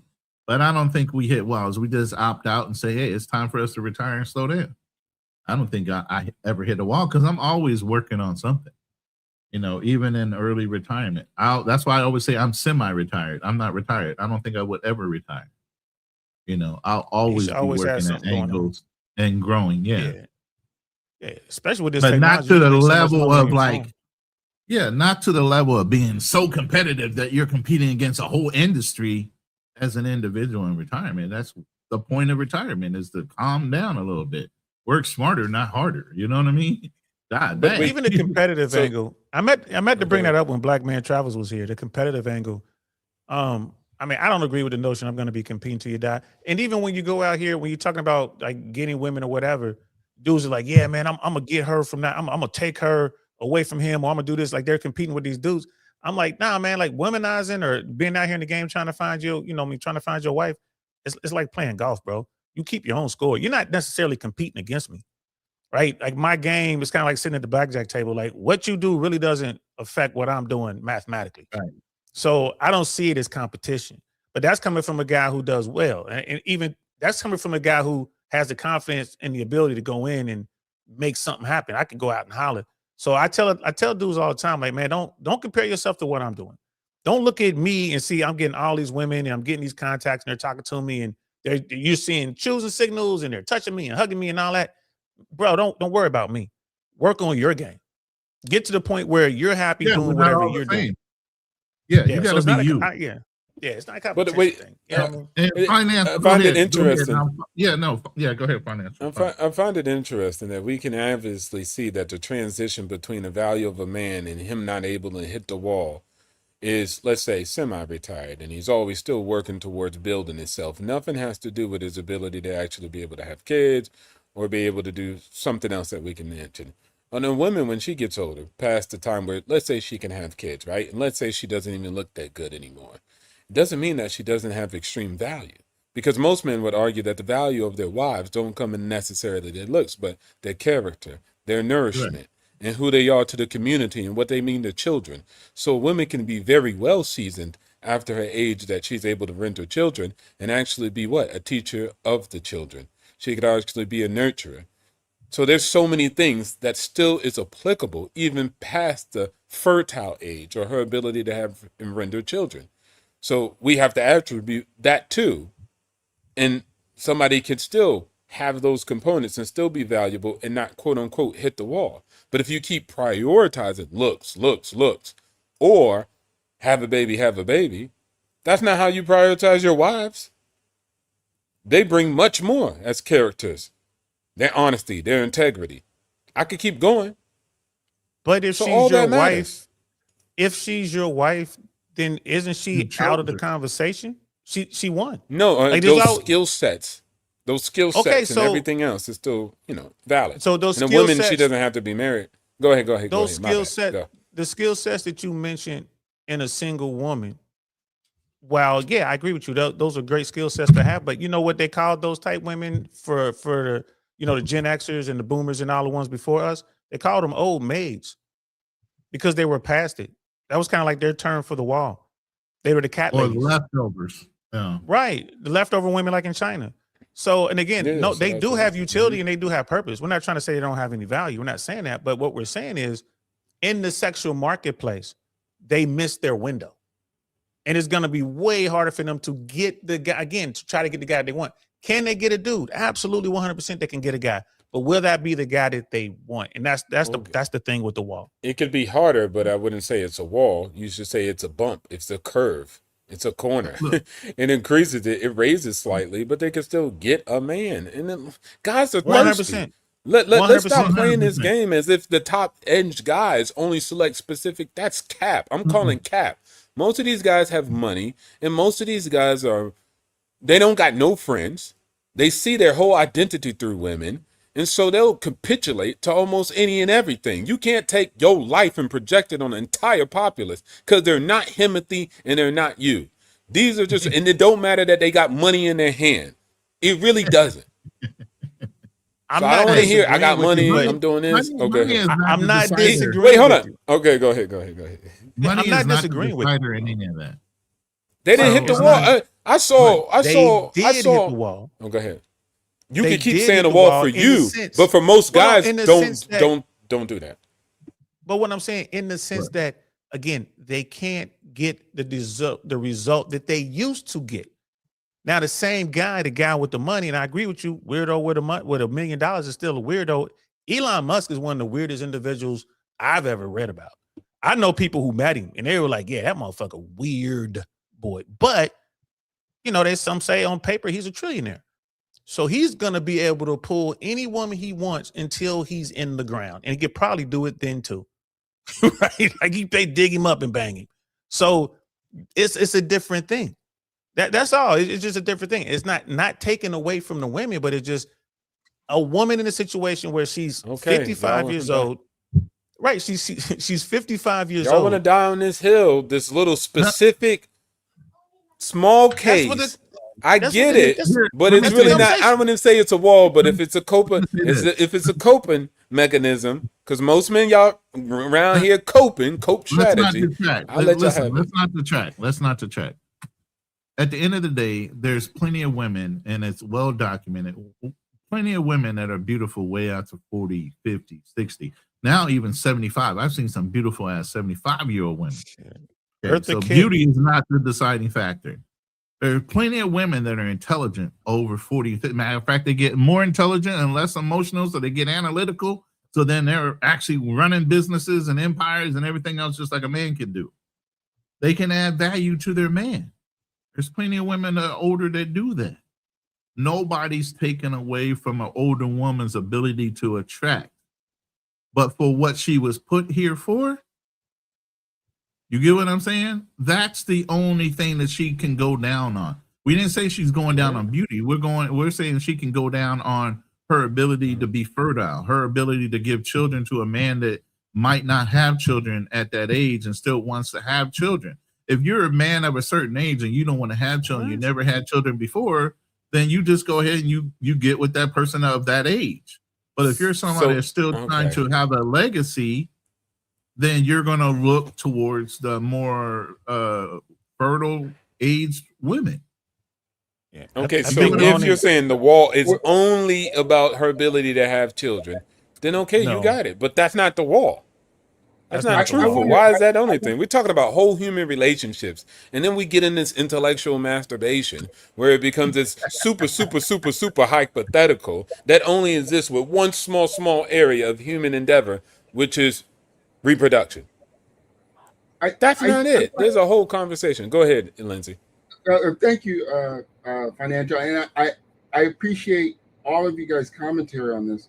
The one thing I wanted to inject into this is in my view, there's a weird thing that's going on now where women that traditionally, as Mr. Saint just put forward, traditionally were thought to be spinsters and grandmothers, are now competing with women that are, in their 20s. And specifically what I'm talking about is some of the things that these older women are coming online and saying are toxic for young women to imbibe. And what it is, in my view, is removing some of the competitiveness of youth from the young women so that the older women can recreate a space for themselves to date in their 45 to 55 period. And that to me is problematic because these younger women are listening to that and not realizing it's an op, meaning that if you take this view or if you take this position, like for example, and I don't want to specifically name this content creator, but let me see how I can raise her. That just say it, brother. Just say it. Fuck it. We say names up in here. Yeah, we say names up in here. There's no reason to be scared. She has a commentary that sounds a lot like Brinkle Brinkle. There you go. Oh, Sprinkle Sprinkle. Okay, you talking about Sheer 7? I'll say her name. that stuff to me is absolutely toxic. And the younger women that listen to that, I think that it's something that makes them less competitive if they actually listen to what she's saying. You're less likely to find a husband listening to what she's saying, which she ironically markets that as, oh, this is how you get your man. You got to do this, that, and the other. You're giving away too many things for free, this kind of stuff. So I don't know. We'll see what you guys think about that. But that's my one little slice is I don't like this thing that's going on in the U.S. where people that were previously thought to be grandmothers and spinsters are now telling young women how they should date. That's because that's their competition now. Exactly. They out here in the market trying to get the same guys. And that's covered in that book, by the way. Sextinction talks about this very topic. Brother Lindsay brought up a really good point. So when you talk about the sexual marketplace and hitting the wall and all that kind of stuff, right? What's the red pill talking about? Again, this isn't my world. I didn't create the red pill. That's their terms. These are their terms. So you have if you want to be a woman who wants to be married and you want to have a family and all that, it is better for her to do that when she's young. The younger the better. She can get that done in her 20s. Outstanding. That'll be very conducive to having that type of lifestyle. Now, feminism and a lot of women today, modern women are saying, you ain't got to do that. You don't need a man. Go get your education. Go make a bunch of money. Get a lot of letters in front of and behind your name. Once you do all that, freeze your eggs and then find a man. That gets into the sprinkle stuff. That's really difficult and that's not going to work. Why isn't it going to work? Because just, about 80% of men, if you line up dudes, a million dudes from 18 to 80, the vast majority of those guys, when you ask them what type of woman they want, he's going to say, I want a woman who is, young, fit, friendly, feminine, what age group you're thinking. And it's going to be somewhere between that 18 and like 28, 29 age range. Right. And people say, well, why is that? Because we're hardwired to want to reproduce. Right. And men, we still going to be shooting spermies no matter what age we are. So dudes are going to tend, that's the most desired, the most sought after cohort, those women in that age group. Right. So when the women get outside of that age group and they got all this stuff and they're thinking, well, I make a lot of money and, I got a lot of social proof and I have a lot of alpha traits. These are things that women find attractive. These are things that women want in a mate. They possess all that and they think, well, men going to want me because I have all this stuff. I'm this person. When the fact, like, nah, the man ain't going to want that. He's going to want the young girl who has less experience and all that other kind of stuff. And it's going to be, better suited to have a bunch of babies and blah, blah, blah. So again, that ties into that wall thing. She gets to a point and she's disappointed. And she's like, damn, now she has to compete with those, her younger self. She got to compete with the younger version of herself. And she's going to have a hard time being successful. Now, do all women fail or whatever? No, you got people like Abby Phillips and all that. You got some very successful women out here who make a whole lot of money, right? And they got their husband. But when you talk to them, you find out that they got their husband when they were young, right? And that's all like a lot of these guys on the red pill are talking about when they're talking to these women. They're like, yo, go out here and get your dude when he's young. Ebony K. Williams talked about this. She's like, yeah, the white girls were in her college. They locked down their dude. They get married. They're over there showing off their wedding rings, whereas the sisters are like, man, ain't nobody getting married. That's Ebony K. Williams' words. That's what she said. No. I hear. She can. I believe she said that because I believe a lot of people selling lies. Now, I don't care what men say they want. Talk is cheap. Walk is everything. So they can sit up here and say what we men want say this. they want, or what women say they want. What men say they want. Men say they want this type of women, X, X, X, and X. I don't give a damn. You can ask them what type of salary they want, and they'll say $1 million if they could have it, but they can't get it. So at the end of the day, it's the same thing. They can say they want fertile and young women, and then you're in the deficit. You're starving like Marvin. You want it more than it wants you. That's not a good position. It doesn't matter about what you want. You have no ability to say what you want when you sit in a position of desperation like that. And most men sit in a position of desperation for the box, for the female's attention, for the female's admiration. It is their sole identity. It is their sole purpose on this universe. It's not to have no dang kids. It's to actually get a woman and get a woman to love them. You laughing. This is real talk, true story. I know. No, I'm saying it's crazy because you're absolutely right. That's how many guys all these talking points can't get shit. Can't even smell what they say was smell, get a smile, get a conversation. And so you got people who's teaching a bunch of other people, and you come from abundance. Okay, you the Lion King, but you talking to hyenas, and you don't know how desperate it get when that carcass is sitting there on the floor. Yeah, we all want to eat, but you as a lion, you say, hey, well, I want a fresh kill. The hyenas get what they can. That's me. Okay, so here I agree with you. I'm not disagreeing. I see. Here's the thing: a lot of people they have these discussions, and it has to be one way or the other. I'm hearing what you're saying, and I'm like, all right, yeah, I see that. I see that. The thing you said about the $1 million. A man, you ask a man, he's like, I want to make $1 million a year. All right. So I would say the difference between men and women today is that man will say, yeah, I want to make $1 million a year. Then I counter and say, I can't pay you $1 million, but I can pay you 300,000. Will you take that? Fuck yeah, I'll take that. They're taking that money. They're taking the 300. Bring the woman up. I'm a manifest $1 million a year. I'm supposed to have $1 million a year as my destiny. I can't pay you $1 million, but I can pay you 300,000. Will you take that? No. That's the difference. That's one of the things. Aspect. The compromise. Watch this, Ronin. Watch this, Ronin. They don't do that. When we look at the stats and we say that the pay gap is a myth, when we look at it, do women do that when it comes down to earning their paychecks? The answer is no. They do the opposite. So when an employer gives them something, they don't fight back. They don't fight for more. Wait, let me finish my point. Women just don't fight for more. That's the proof. They have zero to no good ability to negotiate. Men ask for more. Men demand more when it comes down to that. So you see how that works when it comes down to economics? When men are sat down with employers and they say, hey, we're going to pay you about 60 grand. The employers are like, the men are like, nah, I'm worth about 80. And I'll tell you why. When they sit down with women and say, hey, we're going to pay you 60 grand, they say, okay. That's the stats.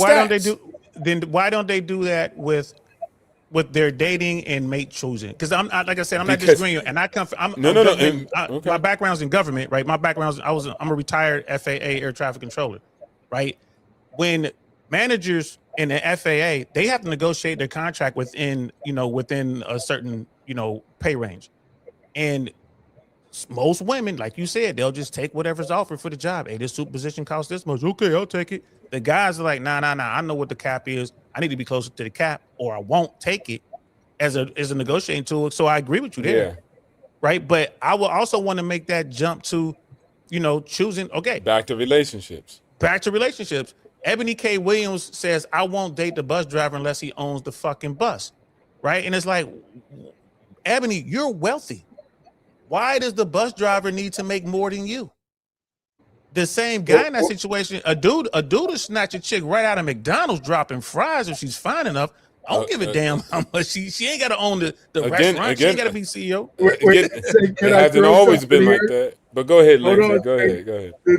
This is the, because you touched on something that a lot of men don't want to talk about, which is the shadow side of this dating. The reason why I don't want to refer to the specific person, but there are men who are willing to do transactional relationships with these women, and that's why the women, when they date men, demand that they're competing against a ghost man, meaning that they have this transactional thing that they're doing, and then they have their dating frame. And so the guy has to own the bus because they know that they can get the transaction guy to give them a lifestyle without the commitment. So that's what is really happening is you've got, how do I talk about this stuff? Man, say them names. Wait, you gotta listen. You gotta understand. Lindsay is a lawyer.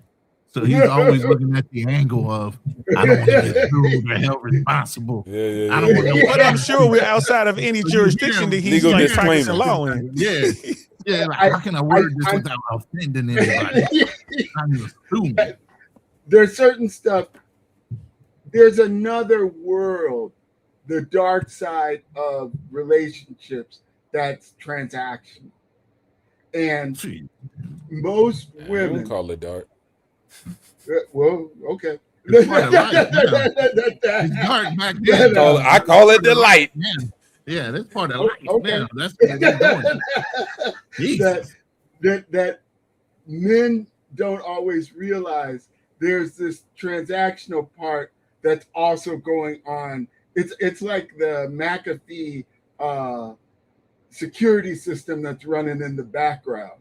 So when you are looking to date some of these people that you don't, at least when I was a younger man, I did not realize, I saw this thing going on, but I didn't realize how it worked. That the deal that's being offered to you as a young man with less resources is not the same deal, although it's the same woman at that same age that she's offering to somebody with resources. She's got both tracks running at the same time. Oh, and so she's multitasking her ass off nowadays. And so if you don't know that there's this other, like, she walks through a door and there's another set of men that she could get a lot of the things that she wants just transactional. She doesn't need a relationship per se. But if you don't know that that's there, then you're like, why do I have to now start paying for your bills? And I need to buy you a Chanel purse. And why is that? And that's because when she walks out that other door, she can walk right over there and get the Chanel purse. She just has to do the transaction. But of course, what she might transact with you as a young man is something that the old man can't possibly give her. And so there's a give and take, depending on what type of deal she wants to strike for herself. Listen, it was just right there in the conversation. If the gender gap is a myth, women know how to accept the deals that they accept because they do it all the time. They don't demand more from corporate America.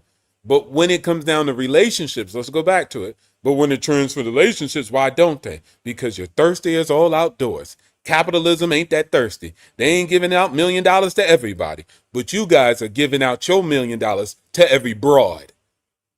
Every broad that exists with a post can get some money, can get some attention, can get some likes, can get your energy, can get your time. And so in that position, they have the higher advantage and they have more negotiation in the deal. That's it. You desire what they want more than they desire what you got to offer. And guess what? The funny part about it is they desire what you got, but you so dumb and so lost in lust that you'll give up whatever you got to get what they got. So in that term of the negotiation deal, they just got the position on you. Because again, the dark truth of transaction, again, it proves my point. Men are in love, women are in business. I mean, that's fine. There's some dudes out there in business. There are some dudes out there in business, but again, going back to the wall, the woman who was able to negotiate the absolute best deal for herself on her terms with the highest tier people gets to a certain point where she can't do that anymore. She can still give really good terms with people of a lower tier. She's not going to be alone. She can't get the Kellys, she can't get the Birkins, but she's still getting the Chanels, right? She's still getting good terms, but she's no longer getting the great terms that she used to get. That, my friend, this is how smart women are. This is how smart women are. No. Let me lay down some game on you. This is Western women specifically. They're smarter than a lot of other women. They lace the game on you so good. Let's say that guy that you're talking about getting, let's say he's level 10. Level 10 guy. She got the relationship being the early. Best. Is that level 10 being the best? It's being the best, right? Now, let's say she gets, that's one girl. She got level 10 guys. She got it. She didn't, hit the wall necessarily, like you said, right? She's got the level 10 and she's locked in. Boom. Good. All right, she won. She ain't going to hit the wall. She got the guy. Then you got the girl who gets a level 5 guy. Right? And then she leaves him. Then gets another level 5 guy. She won too. Because 5 plus 5 equals 10. Let's go back. And both guys, let me just land the plane. Both guys are paying alimony or child support. And they got you. She won. What they say, 18 years. 18 years. Got one of your kids, got you for 18 years. And so they lock that in. Watch this. This is smart. They lock you in like that. And then they go to the young bulls. And they get knocked down by the young bulls. So they get the money from the guys. That really wasn't nothing that they wanted to be with in the first place, but they needed the cash, the revenue, and the children. So you paid for the kids, you paid for the lifestyle. Then she goes back, spin the block, go back to the market, and gets what she wants, which is the burning desire, the guy she really wanted, young, hot, and attractive young boy. And he gonna give it up anyways, because he just wants some, period. So she can still create and cultivate the life she wants. So I don't see the wall. You keep thinking that women really want you men that long. They don't. They say it. Listen, they run a game on you, but they don't want y'all. So the wall, what you call is, you don't get to keep the man that you want. They don't want y'all. Even when they get the man, they decide they don't want him no more. I'm not disagreeing with you a little bit. This is what I want you to think about. To get on the yacht or to fly private, what does a woman need to do? I know what a man needs to do. Makeup. Right? So a man to fly private, right? That plane flight, depending on what it is, $30,000, $60,000 for one flight. He is working day and night building. The woman that's on the flight with him, what did she have to do? Be pretty. Makeup. She don't even need to make up. No, I don't think she got to be pretty. It's makeup, because most girls don't look pretty. They just look better with makeup. We just had the Grand Prix at Monaco. To get on the yacht in Monaco, what does the woman need to do? I know what the man needs to do to be on the yacht. What does the woman need to do? Show up. And Monaco she ain't gotta no put on the joke. makeup. She got to put on the makeup. I'm a F1 guy. Hey, Lindsay, I'm a F1 guy. And, that's on the bucket list. I want to do Monaco. You know what gets me every year with the Monaco thing? It's that damn helicopter flight. It's that damn helicopter flight. If you ain't pulling up in the yacht, you got to fly in on a helicopter. And it's just like, I got to go do what you're saying. I got to go work really, really hard. But guess what? The woman going to be in the helicopter with me. What she going to have to do? Sit there. Exactly. She ain't have to do shit. Show up. I'm only bringing this up. I was talking to one of my younger cousins, and he was telling me, about he was dating this young woman who is an esthetician. And he told me, because I had been telling him, hey man, there's this other door that's going on. You got to know that that's there. And he said, girl, she's got a fancy luxury car, and she's got a fancy apartment, and she just came back from Grand Prix. And he was like, wait a minute, how are you doing this as an esthetician job? And that's when he realized that the other door is there. But who cares? What are y'all talking about? Like, unless you were. Wait. Let me just say this. Let me say this before we move back to DL. Let's say that's true. Why would we even like the red space? Y'all be cracking me up. Y'all sound like y'all want to be Instagram broads. First of all, I know what the man has to do. That's why I be on the yacht. I'd rather be the owner than to be somebody who's just a guest. I don't care what the woman has to do. I don't care that I have to work. I own the yacht. And guess what? I can own other yachts. And guess what? I go on other ones. And guess what? You're not invited this time. So your future and whether your experience on a yacht or off the yacht is determined by me. And so I wouldn't want to be in that position in life. I'm just a man born as a male. I don't think about if I was born as a woman and her ability to just wear makeup and get on a yacht. I don't give a damn about that. I'm not focused on that. Like, you just a guest, homie. Like, don't get beside yourself. Name off the list. Security, hello. You ain't got to go home, but you got to get the heck up out of here. So why would I even worry about what women do and they get on the yachts? And that's some incel losers in the corner looking at girls on yachts and being like, they get to go on the yachts and I don't. Bro, get your money up. You could be on the yacht too, dummy. Because guess what? All high value men or other great men that know that man are on the yacht too. But just get your own yacht. The point I was making was that there is a wall to where you aren't getting on the yacht anymore as a woman. Oh no, they still getting on that yacht. No, Lindsay, you got it messed up. But okay, all right, no, okay, and brother financial, all right, and brother, all right, cool. Well, look, all right, you right, all right, believe that. Let me get in. Believe what you want to believe.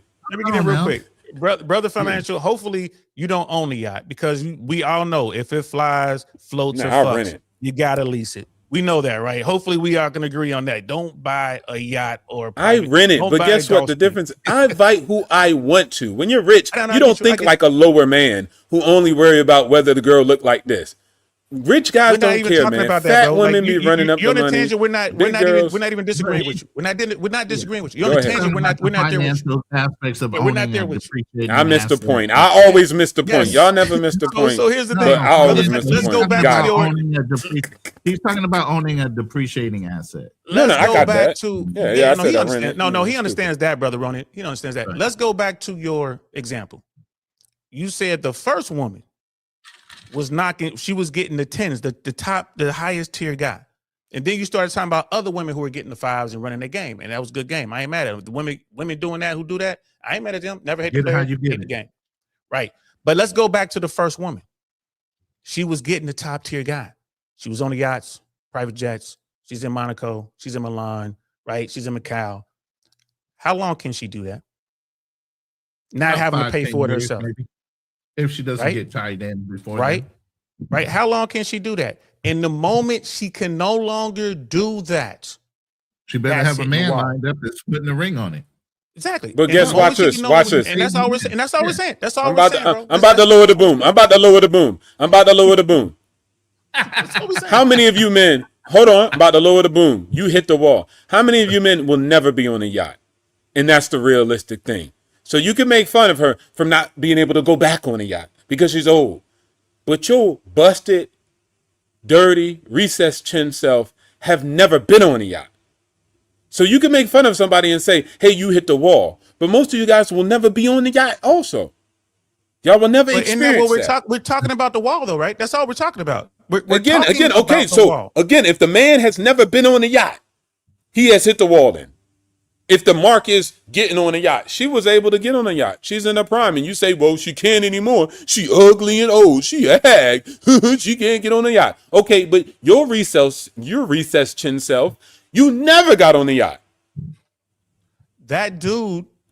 And you'll never make money. Because that dude was never at that level. The point is, never made money. You were there. That guy was never. You were never there as a man. You were never there.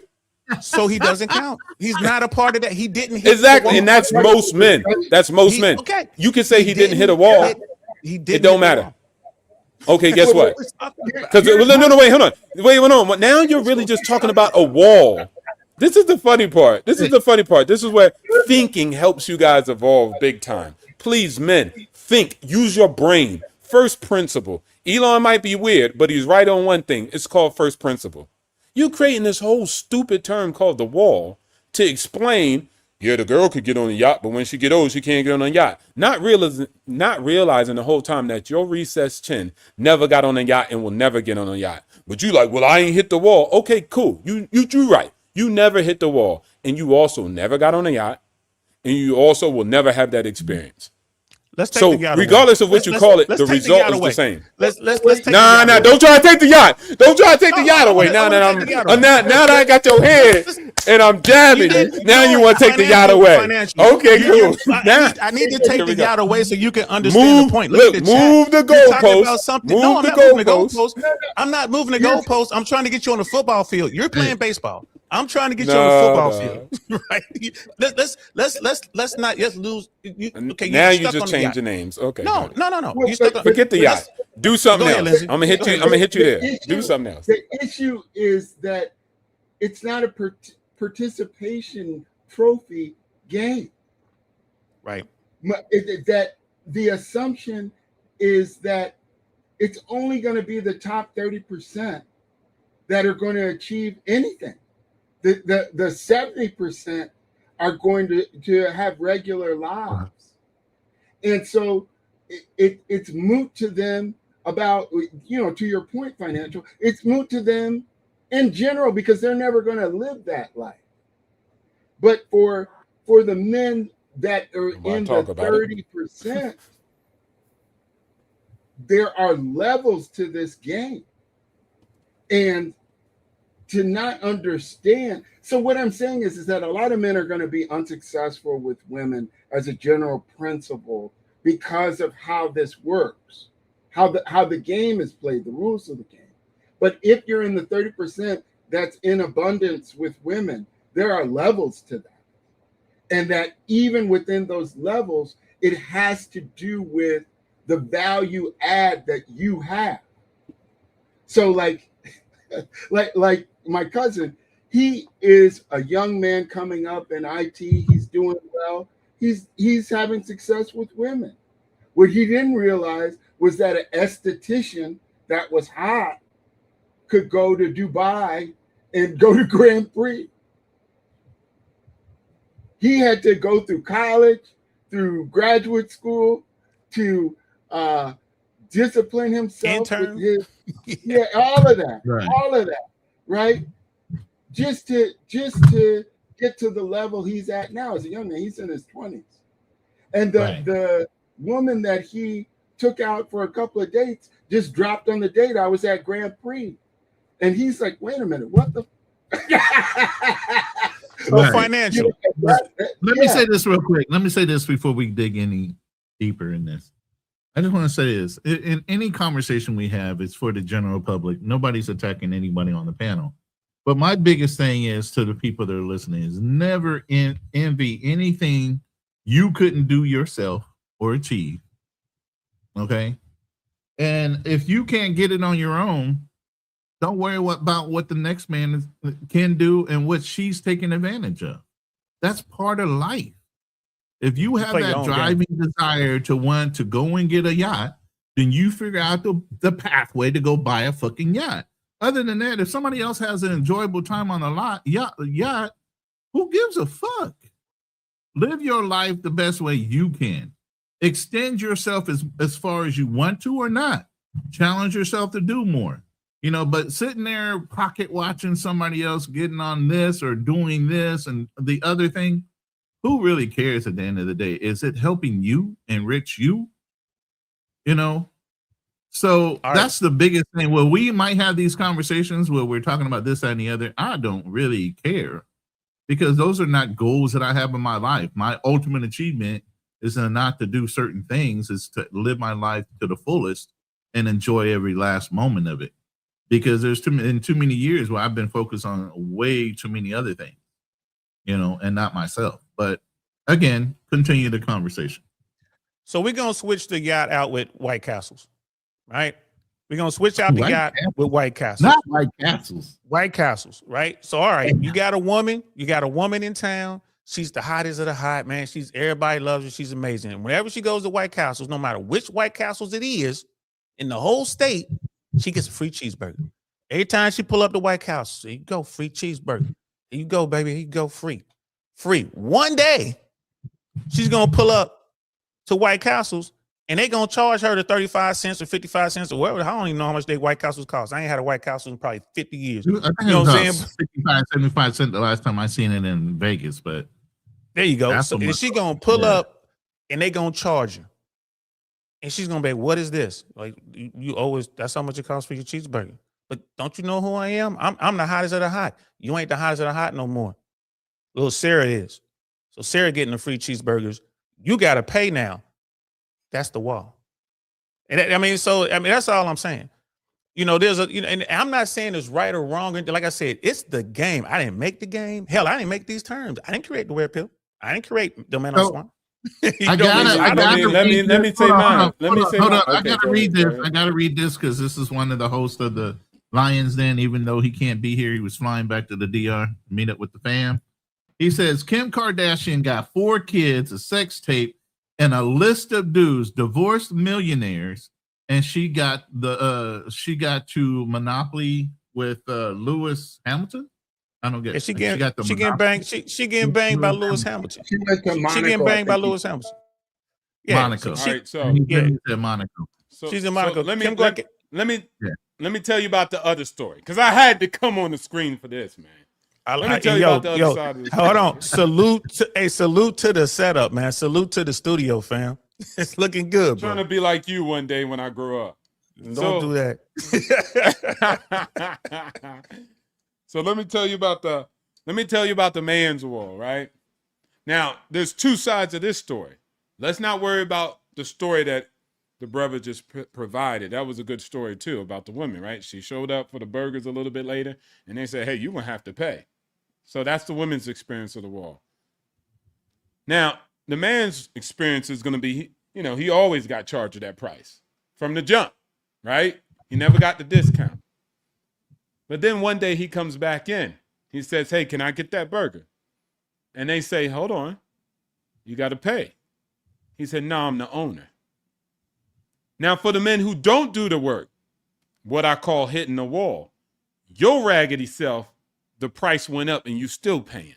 You'll pay all your life for the same burger, your whole life.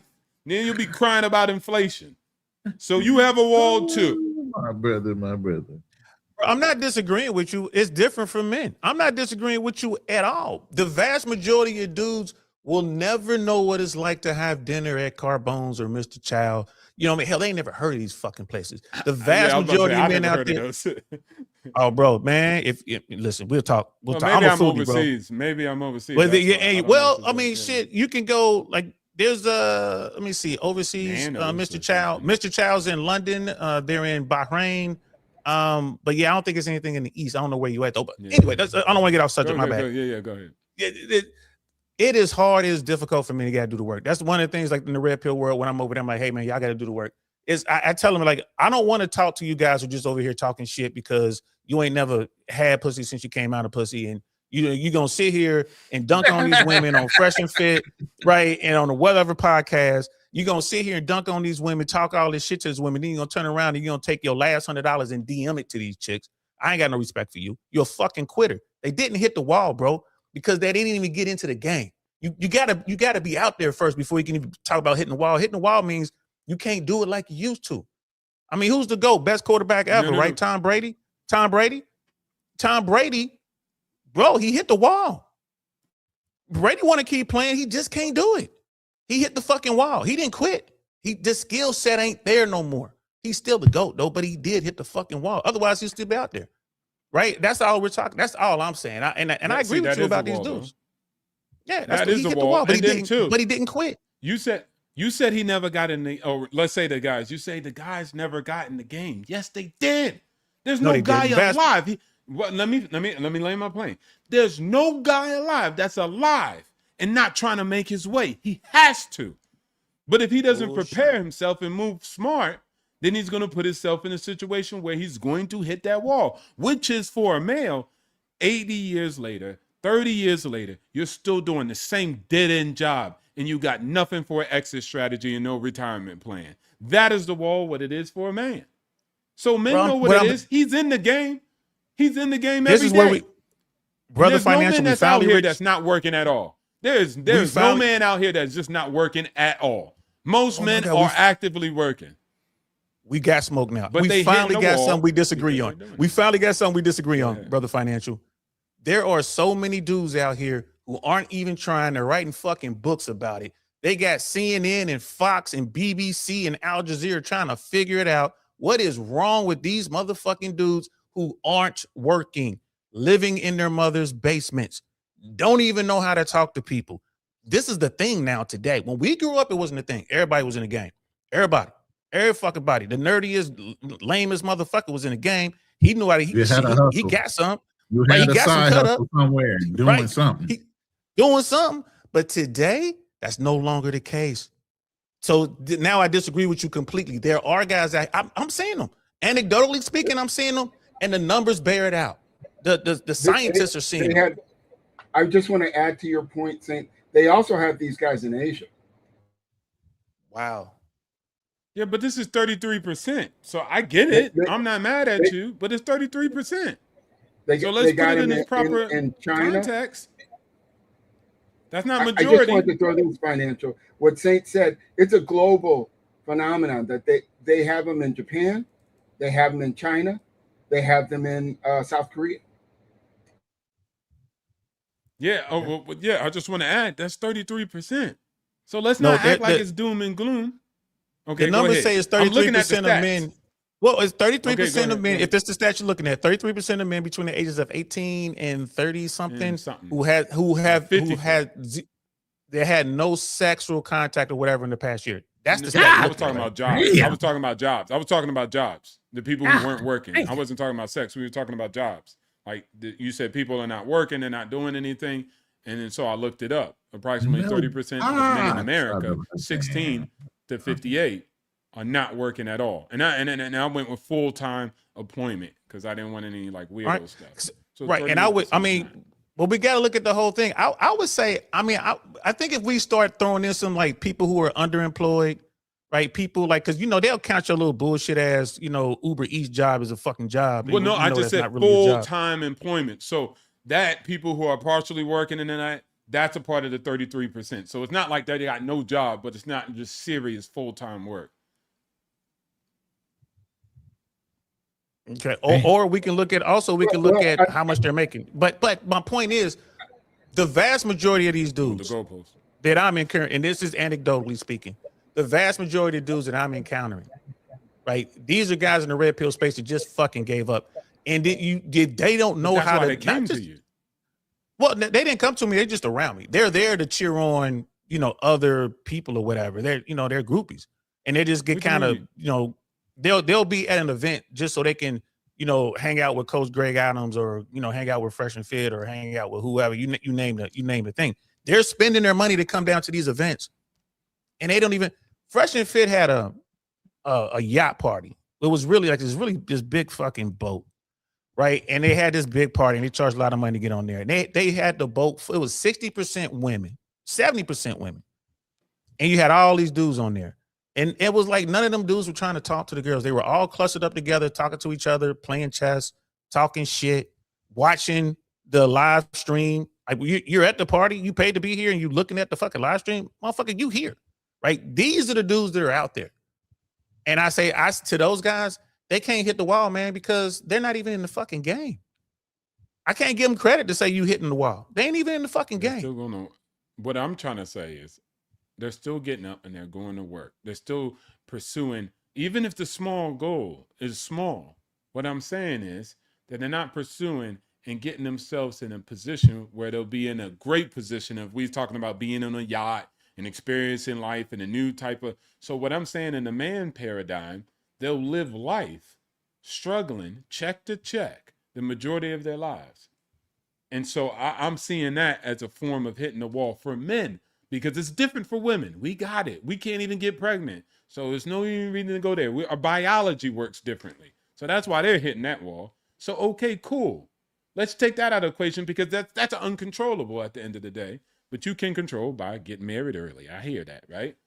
But when it comes to these other aspects, men have their own issues and they have their own form of hitting the wall. We could say male hitting the wall. We can call it whatever we want. I don't care. If y'all want to die on the hill that hitting the wall only means this, and it's specifically women, you got it. What is the form of men having their own form of hitting the wall? What are you willing to call it if it's not going to be called failure? Okay, so men fail. And women don't fail too. No, I would say this. I would say there's only, I would just making up numbers here, guys. I'm just making these numbers up. There's no stats on this. I would say of all the men that are out there, only 20% of those dudes qualify to hit the wall. There's only 20% of the dudes out there, normally the dudes that women want. Those are the guys who even qualify to be able to say that they hit the wall at some point. I would say the rest of the 80% of them dudes, they're fucking quitters, bro. It's this shit right here. You want to quit? Are fucking you quit. on me? Well, are you? Then quit. That's why I look at them up. They're fucking quitters. So we got overlap here. Cool. We got overlap here. I look at it as motherfucker on the team. Like, I don't give a fuck that the water boy hit the wall. Like, you trying to say, well, the water boy hit the wall. Fuck the water boy. He ain't a fucking football player. The only motherfuckers that can hit the wall is the motherfuckers who made the team. Right? That's how I look at it. Now, if the water boy want to try out and fucking make the team and get out here and get some, then he's eligible at some point to hit the wall. That's how I look at it.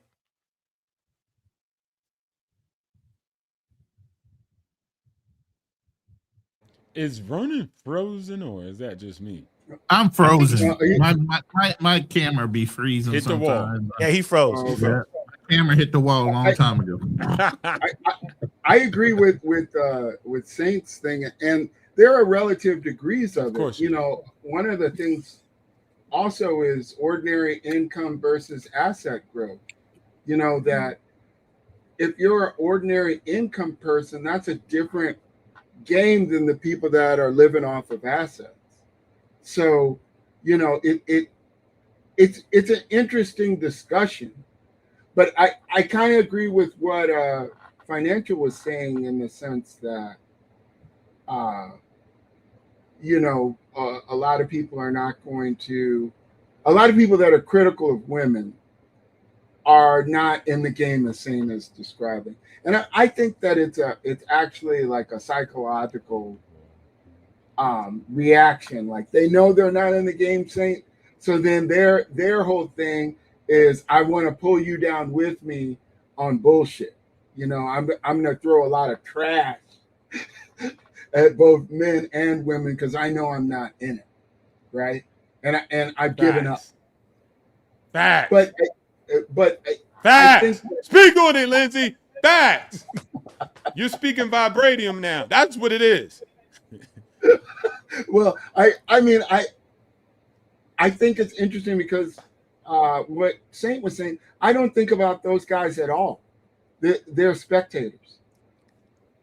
They're not. Exactly. They're not actually in the competition of life, really. So who cares what they think? Because they're not risking themselves to fail. You know. And I'll speak. No, go ahead. No, I was trying to speak directly because I'm looking at the title: Men versus Women, Hitting the Wall. Who really has it worse? Now, let me just hyper focus on who really has it worse.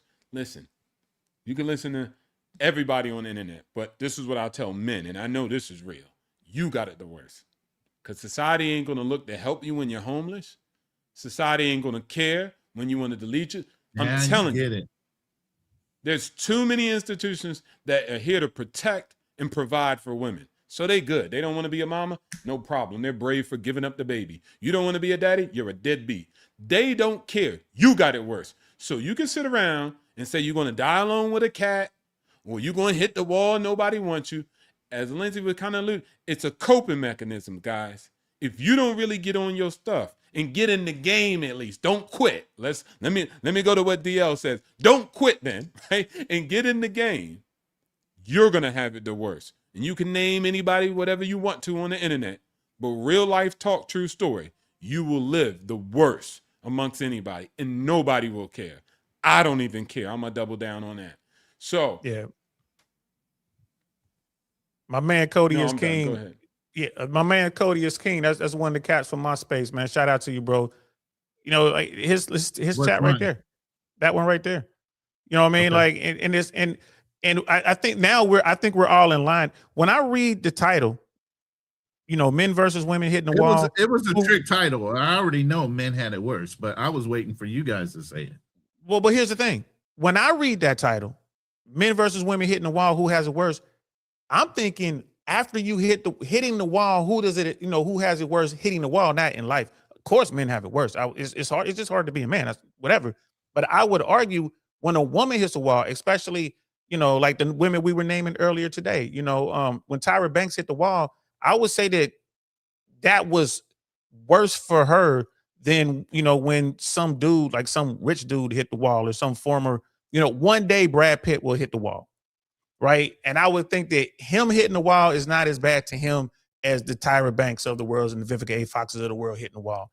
Because as a man, you kind of know, like, the fucking shoe is going to fall at some point, bro. Like, you kind of know, like, this shit ain't going to last forever. You know what I mean? Like, but women, shit, since they were fucking 8, 13 years old, they're getting so much attention and all this shit. And then all of a sudden it stops. That would fuck my head up, bro. I ain't going to lie to you. Yeah. It fucks up their ego.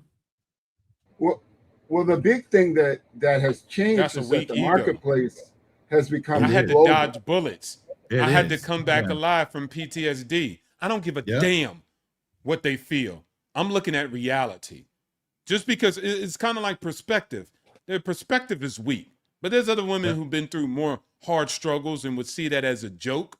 They're like, I don't care if my looks are gone, because they've been through real life, real talk, true story.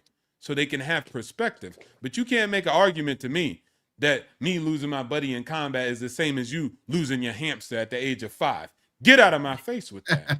So I don't care how your perspective is and what's worse or not, right? But the thing I did say about it being worse for men, but here's the one thing I didn't say. The upside is much better. Please believe it.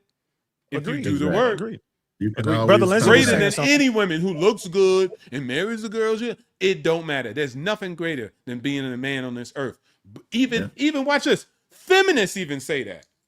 Feminists is on my side when it comes to this, right? Because they say men are high value. Men got all the things and they could do whatever they want. They could sleep with all these women. Men could make all the money and they make all the money. She's chatting stuff. What she's saying is a small segment of men are living life on super, super great. Vast majority of men are moving garbage. They don't have nothing to do with no dang, what is it called? Patriarch. They ain't got no chips. They ain't got no power. So they're talking about a specific small group of men that are living this life on excellent. And if you put in the work, you can live life on excellent. Yeah. So it could be worse or it could be the best. And men often, if you guys know, right? We know this. Men sit on the extremes of both. We're the most geniuses, and allegedly, we have the most doofuses. Now, you're going to have to ask your question, which side of the paradigm do you want to live on? That you can make it happen. Brother Lindsay was trying to say something. I don't give a damn if she's on the yacht. Go ahead. Well, I don't, you know, I agree with what everybody is saying, and we're kind of all saying the same thing, you know, different parts of the same story. I think it's really important for people to give themselves their best chance to win. And some of that is limited by your where you're stationed in life, and some of it is your mindset, you know. And what you want to do is wherever you are in that station in life to get a little better each day. And if you can do that, then you will see changes. But it's not easy to do. If it was easy to do, then everybody would do it, and everybody would get a participation trophy. And that's unfortunately not the way that life works. That people get more or less what they put out. And there are exceptions to this. There are other reasons why it might not play that way, but those are the caveats. Those are not the rules, And so it's an interesting query that you put forth, Ronin, because it makes the reader think. Yeah, because the biggest thing here, you got to say it's not level set. There are different expectations based on sexuality. Women have a different expectation to level set what they consider, them hitting a wall versus a man, where he has to continue to be a provider, protector. He has to rank up. It's so much more than a man is expected to do than a woman. So the fall is harder on men, and there are less resources to help that man up. He's got to want to get up and do it on his own, because nobody's going to help him up. Where if a woman falls, there's all kind of reinforcement and help and systems and things that are in place for that woman to take advantage of. So it's a faster route of recovery for a woman, I would say, more than a man. So the man is going to actually take the hit harder, but we're expected to. But yeah, like we've all been saying, a man can always get back up and excel. You just don't give up. And that's what we kept on amplifying in this conversation, is the man that gives up is the failure. Yes. Or and I would say the one that this. hits the wall. I would say this too, with respect to men getting help, especially, military cats, get people who play sports and all that. Mm-hmm. A man does get help if he builds the right team, if he builds the right tribe, the right gang, the right whatever you want to call it. You guys know as Marines, and I know as a paratrooper, if I go down, my people gonna pick me up and run me out of there, right? But you got a band of brothers. We don't for real. have right. It's gonna be men who pick you up and run out of there. No woman can pick you up and run out of there. She can try to drag you out of there, but y'all both probably gonna get KIA'd, and that's fine if she tries it. And I'm not trying to throw shade on women, but normally when men go forward and fight, we're with other men, and we're gonna get help, and we got to continue to keep that band of brothers and help one another. But you're right, we don't have. I mean, there are no male abuse shelters. Could you imagine? You go to the police, tell the police that your wife who's 5 feet, 5 feet 1, exactly. So, but I want to build on something Saint said, because it was really important.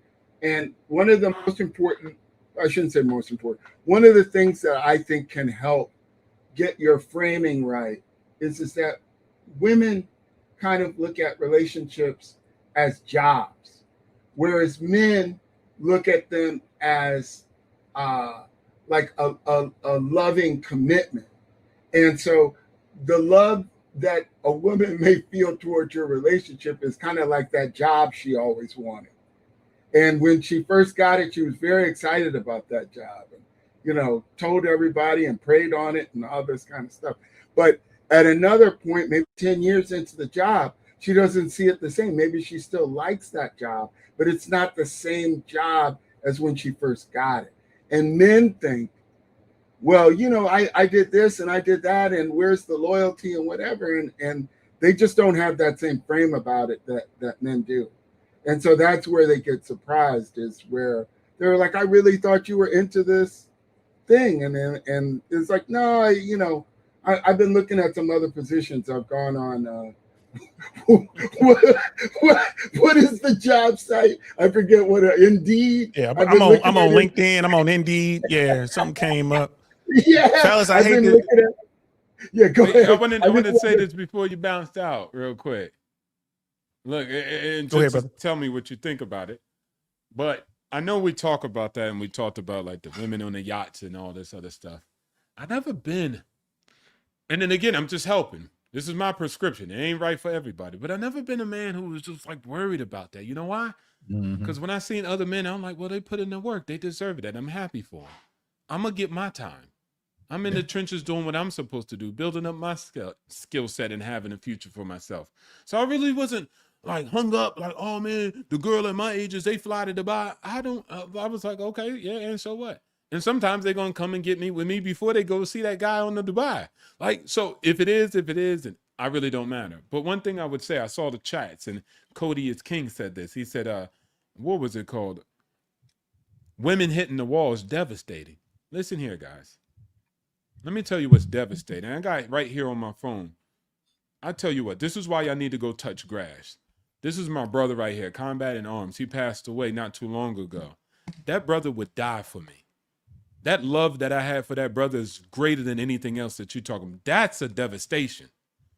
Meeting the man that you don't know from Adam and Eve, meeting your blood brother, not by mother, not by the womb, by a covenant of brotherhood that would die for you and do anything for you.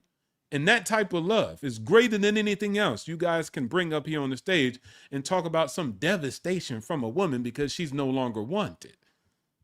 You understand That's what he meant what by that, happens though, right? when you're out here.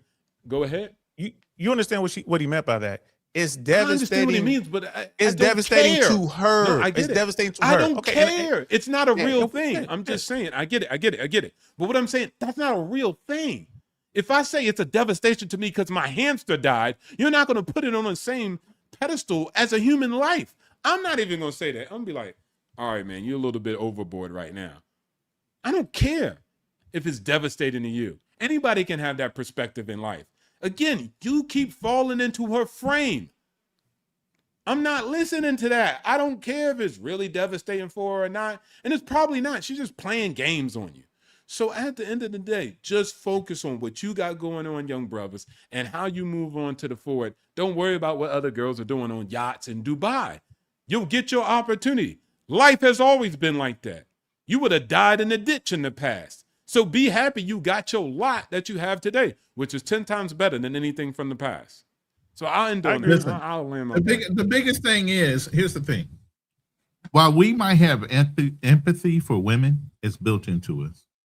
Those women don't have the same empathy for you. You sitting here talking about how devastating it is for her to have loss. Don't nobody give a fuck. Bro, we're answering your question. No. We're answering your question. That was just who really has it worse. That's what that is. Right. Right. But they wouldn't spit on you. They wouldn't spit on you if they had to. A lot of women don't have that same energy for us that we in turn do naturally for them. But brother Ronin, you understand? No, I'm not taking offense. I'm not taking offense to it. Yeah. It's not even offensive. We're answering the question. It's like that's what it is. Like, no, I don't think anyone disagrees with what Brother Financial just said or what you're saying right now, what Brother Lindsay said or what I've been saying. Right. We're all this not even overlap. We're in line on this. Right. We're just trying to answer the question to the show. You know what I mean? That's all it was. Right. Kind of drifting off to little things. But here's the thing. I really got to go. But I got to tell you this, man. This is one of the best panels. This is one of the best panels I've ever been on, bro. Like, and these are the conversations that I'm trying to have precisely for what Brother Financial is saying. For those dudes out there who are talking all these, let's call them the water boys. For the water boys out there who are crying because the cheerleaders are banging the linebackers and the receivers, right? And they crying because they can't get a fucking letter, right? You ain't getting a letter. You ain't a letter man. You're a fucking water boy. Now, if you want to get on the team, come holler at me, right? If you want to get on the team, it's time to do some work. We'll get you there. And when you get there, you're going to realize that, banging, Peggy Rottencrotch over there, who's a cheerleading captain, ain't what you thought it was going to be, but at least you smashed, right? At least you got up in there. Come on in and play the game. You know what I'm saying? But this is where I'm at with the red pill. And I tell them all the time, like, complaining is not the same as you out there actively doing it. The water boy can't even sit on the bench. That's my whole fucking point. Yeah. He can't even fucking sit on the bench. Bring me some goddamn water and stand there while I drink it, motherfucker. You the water boy. Get off our bench. Right? So that's what I'm saying. Right? To Brother Financial's point, man, I'm not taking it easy on these dudes. I'm giving them the real. The fuck you crying about? Yeah. Right? But I gotta go. I really, man, I wish. Hey man, do me a favor. Hey, we make have sure these y'all let me plenty, know. man. Huh? Yeah, we have these plenty. Just drop us a note, man. We're always going to do these things. I'm always jumping on a panel or doing our own lives. This is Lions Den. We have a hit and run show. I have Wealth Talks, Legacy Walks. I have about 5 different shows I run, and then I co-host and sit on other people's panels as well. So I'm about to start bugging y'all, man. Don't forget to tell him about your show, Not My Girl. He got that too, Saint. So you can go. Okay, well, hey, look, I'm gonna come holler at y'all for. Not my girl. I'm joking. He ain't got no show called Not My Girl. That's hilarious because I'm like, I'll be on that shit. That's hilarious. Yeah, we got the t-shirts though. You got the merch for it. Go ahead, might as well make a fucking shirt. I mean, make a show. Hey. But fellas, let's do this again. I definitely would love to talk more about travel, more about finance, all that good shit. Shit, I wouldn't mind talking about politics. We got the Marine down here, got the American flag behind his head. I want to talk about that. Too. Like what we do that. Like what's going on? Like that Carg Island shit is coming about putting boots on the ground. That's y'all. That won't be us. Video I made? You didn't see that? No, I'm gonna go look for it. I actually have a video. Just talked. I made a whole video about how the 30 mu and 15th mu, and then nobody brought up that there's a third mu out there because they're already on deployment. There's always one you don't know about. Whenever a conflict goes up, there's always a mu that you don't know where they're at. There were rumors out there. They wanted that to be an airborne op, but there are no drop zones there. With all the equipment and shit, there's nowhere you can drop them. So I was like, thank God for that. That's not going to be our mission. That's going to be our mission. Anyway, that's our out. That's our out. Yeah, that's y'all shit. I gotta go. I look forward to meeting up with you brothers again. It was truly an honor, man. Thank y'all so much for having me. Brother. And I'll keep my eye out. And check me. I'm DL saying, guys, I really want to know podcast, man. I'm on YouTube. Drop your link in the back chat and I'll pump you up. Yeah, I'll sign up for your channel. That's great. Okay, thank you. Yeah, drop your link in the back and I'll make it hyperlink. My shit glitching. I'm sorry. I'll put the link in the back before I go. I appreciate y'all, and I'll see y'all soon. You know what I mean? Appreciate y'all really. This is a great conversation. Yes, sir. Good to meet you. Financial, bro. You wild, boy. I can't wait to talk to you again. Yeah, he has no filter. Peace. Just drop me down. So drop me down for me. I'll be in the back chat for a hot second. Just double check it because I put your joints in the back chat. Yeah. Shout out to y'all. Not my girl, man. Yeah, that shit is funny. You already know how it is. We don't play those games. We don't play reindeer games like that, man. We already seen it for ourselves. Well, it is 2 p.m. I gotta go too. I gotta go hit the pool. Yeah, my lady's back, man. Touch grass. Yeah, I'm doing another one of these 8 hours. This was a great show. Yeah, I appreciate you stopping up, fam. I really do, man. Yeah, and Lindsay, don't be coming through with all that knowledge. Nobody like all that knowledge and that history and all that context and all that. Nah, man, that was too much knowledge. It was too much vibranium. We want the low surface stuff. He say, she say. Nah, I appreciate that because that was. I appreciate you guys both, and you guys have been putting up a mature travel show for young men, and I appreciate you both. I really think that you guys are making a difference. Oh, I appreciate it. You know, we you know how consistent we are between me, myself, Fearless, and Black Man Travels, and then also Financial Frontier. We're pretty consistent on our message, and we stay in the pocket when it comes to our belief structure. We don't let nobody throw us off like that. Even if we got to get called Neanderthals and old time thinking, we don't give a fuck about that shit. You know, we're talking to a certain class of people and a certain class of men, and this is a man's channel more than a female, but we do welcome female conversation, so that's not even a problem either. Thank you both, fam. And Financial, I think it's really important that you keep working on men's frame like you do to get them to see opportunities. You know, that you've been doing that for as long as I've seen you on the internet, at least, 10 years or something like that. So I think it will eventually get through. And Ronin, man, your family, I appreciate you like that.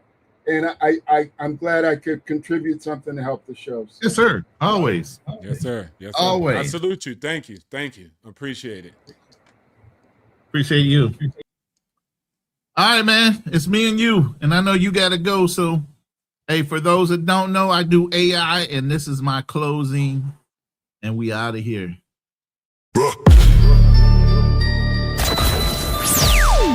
Kill the noise, lock the doors. 3 men at the table. No scripts, no retreat, no fear. Welcome to the Lion's Den. Welcome to the den, Lion's Den, where the pressure gets heavy and the real stand firm. Welcome to the den, Lion's Den. 3 voices at the table, let the truth be heard. No running, no folding, no hiding behind the fence. Ronin, BMT, fearless. Welcome to the Lion's Den. First through the gate, let the strategist speak. Calm under pressure, but the structure runs deep. Ronin at the table, every word got weight. Study every system, every motive, every state. Veteran discipline play. Long range sight. Separate the facts from the noise in the fight. I do not chase trends, I examine the frame.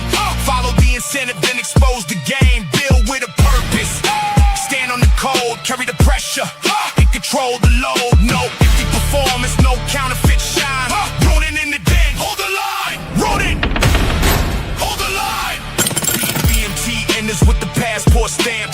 Global perspective, every pattern gets mapped. Traveled in an unfiltered, no rehearsed disguise. Seen the world firsthand, so we recognize his lies. Facts in the chamber, context and place. Culture and money examined face to face. Cyber mind sharp, business sense clean. He reads the machinery behind the machine. Receipts for the claim, evidence before spin. BMT brought the world inside the den. Bring the facts.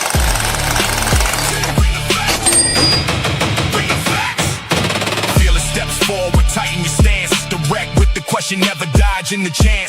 Competition in his blood, business in his mind. When the pressure gets heavy, he does not step behind. Challenge every weakness, every gap in defense. Drive the point home with experience and sense. No fear in the voice, no retreat in the chest. Disagreement is pressure, pressure breathe is the test. No apology offered, no convenient bend. Fearless brings the challenge inside the den. Never back down. Fearless, never back down. 3 men, different roads, different scars, different codes. 1 table, 1 standard, 1 den. Who holds the line? Ronin. Who brings the facts? BMT. Who brings the challenge? Fearless. Where are we now? The Lion's Den. Lion's Den, where the pressure gets heavy and the real stand firm. Welcome to the den, Lion's Den. 3 voices at the table, let the truth be heard. No running, no folding, no hiding behind the fence. Ronin, BMT, fearless. Welcome to the Lion's Den. Check the levels, cameras ready. Microphones live. Ronin ready. BMT ready. Fearless ready. 5, 4, 3, 2, 1.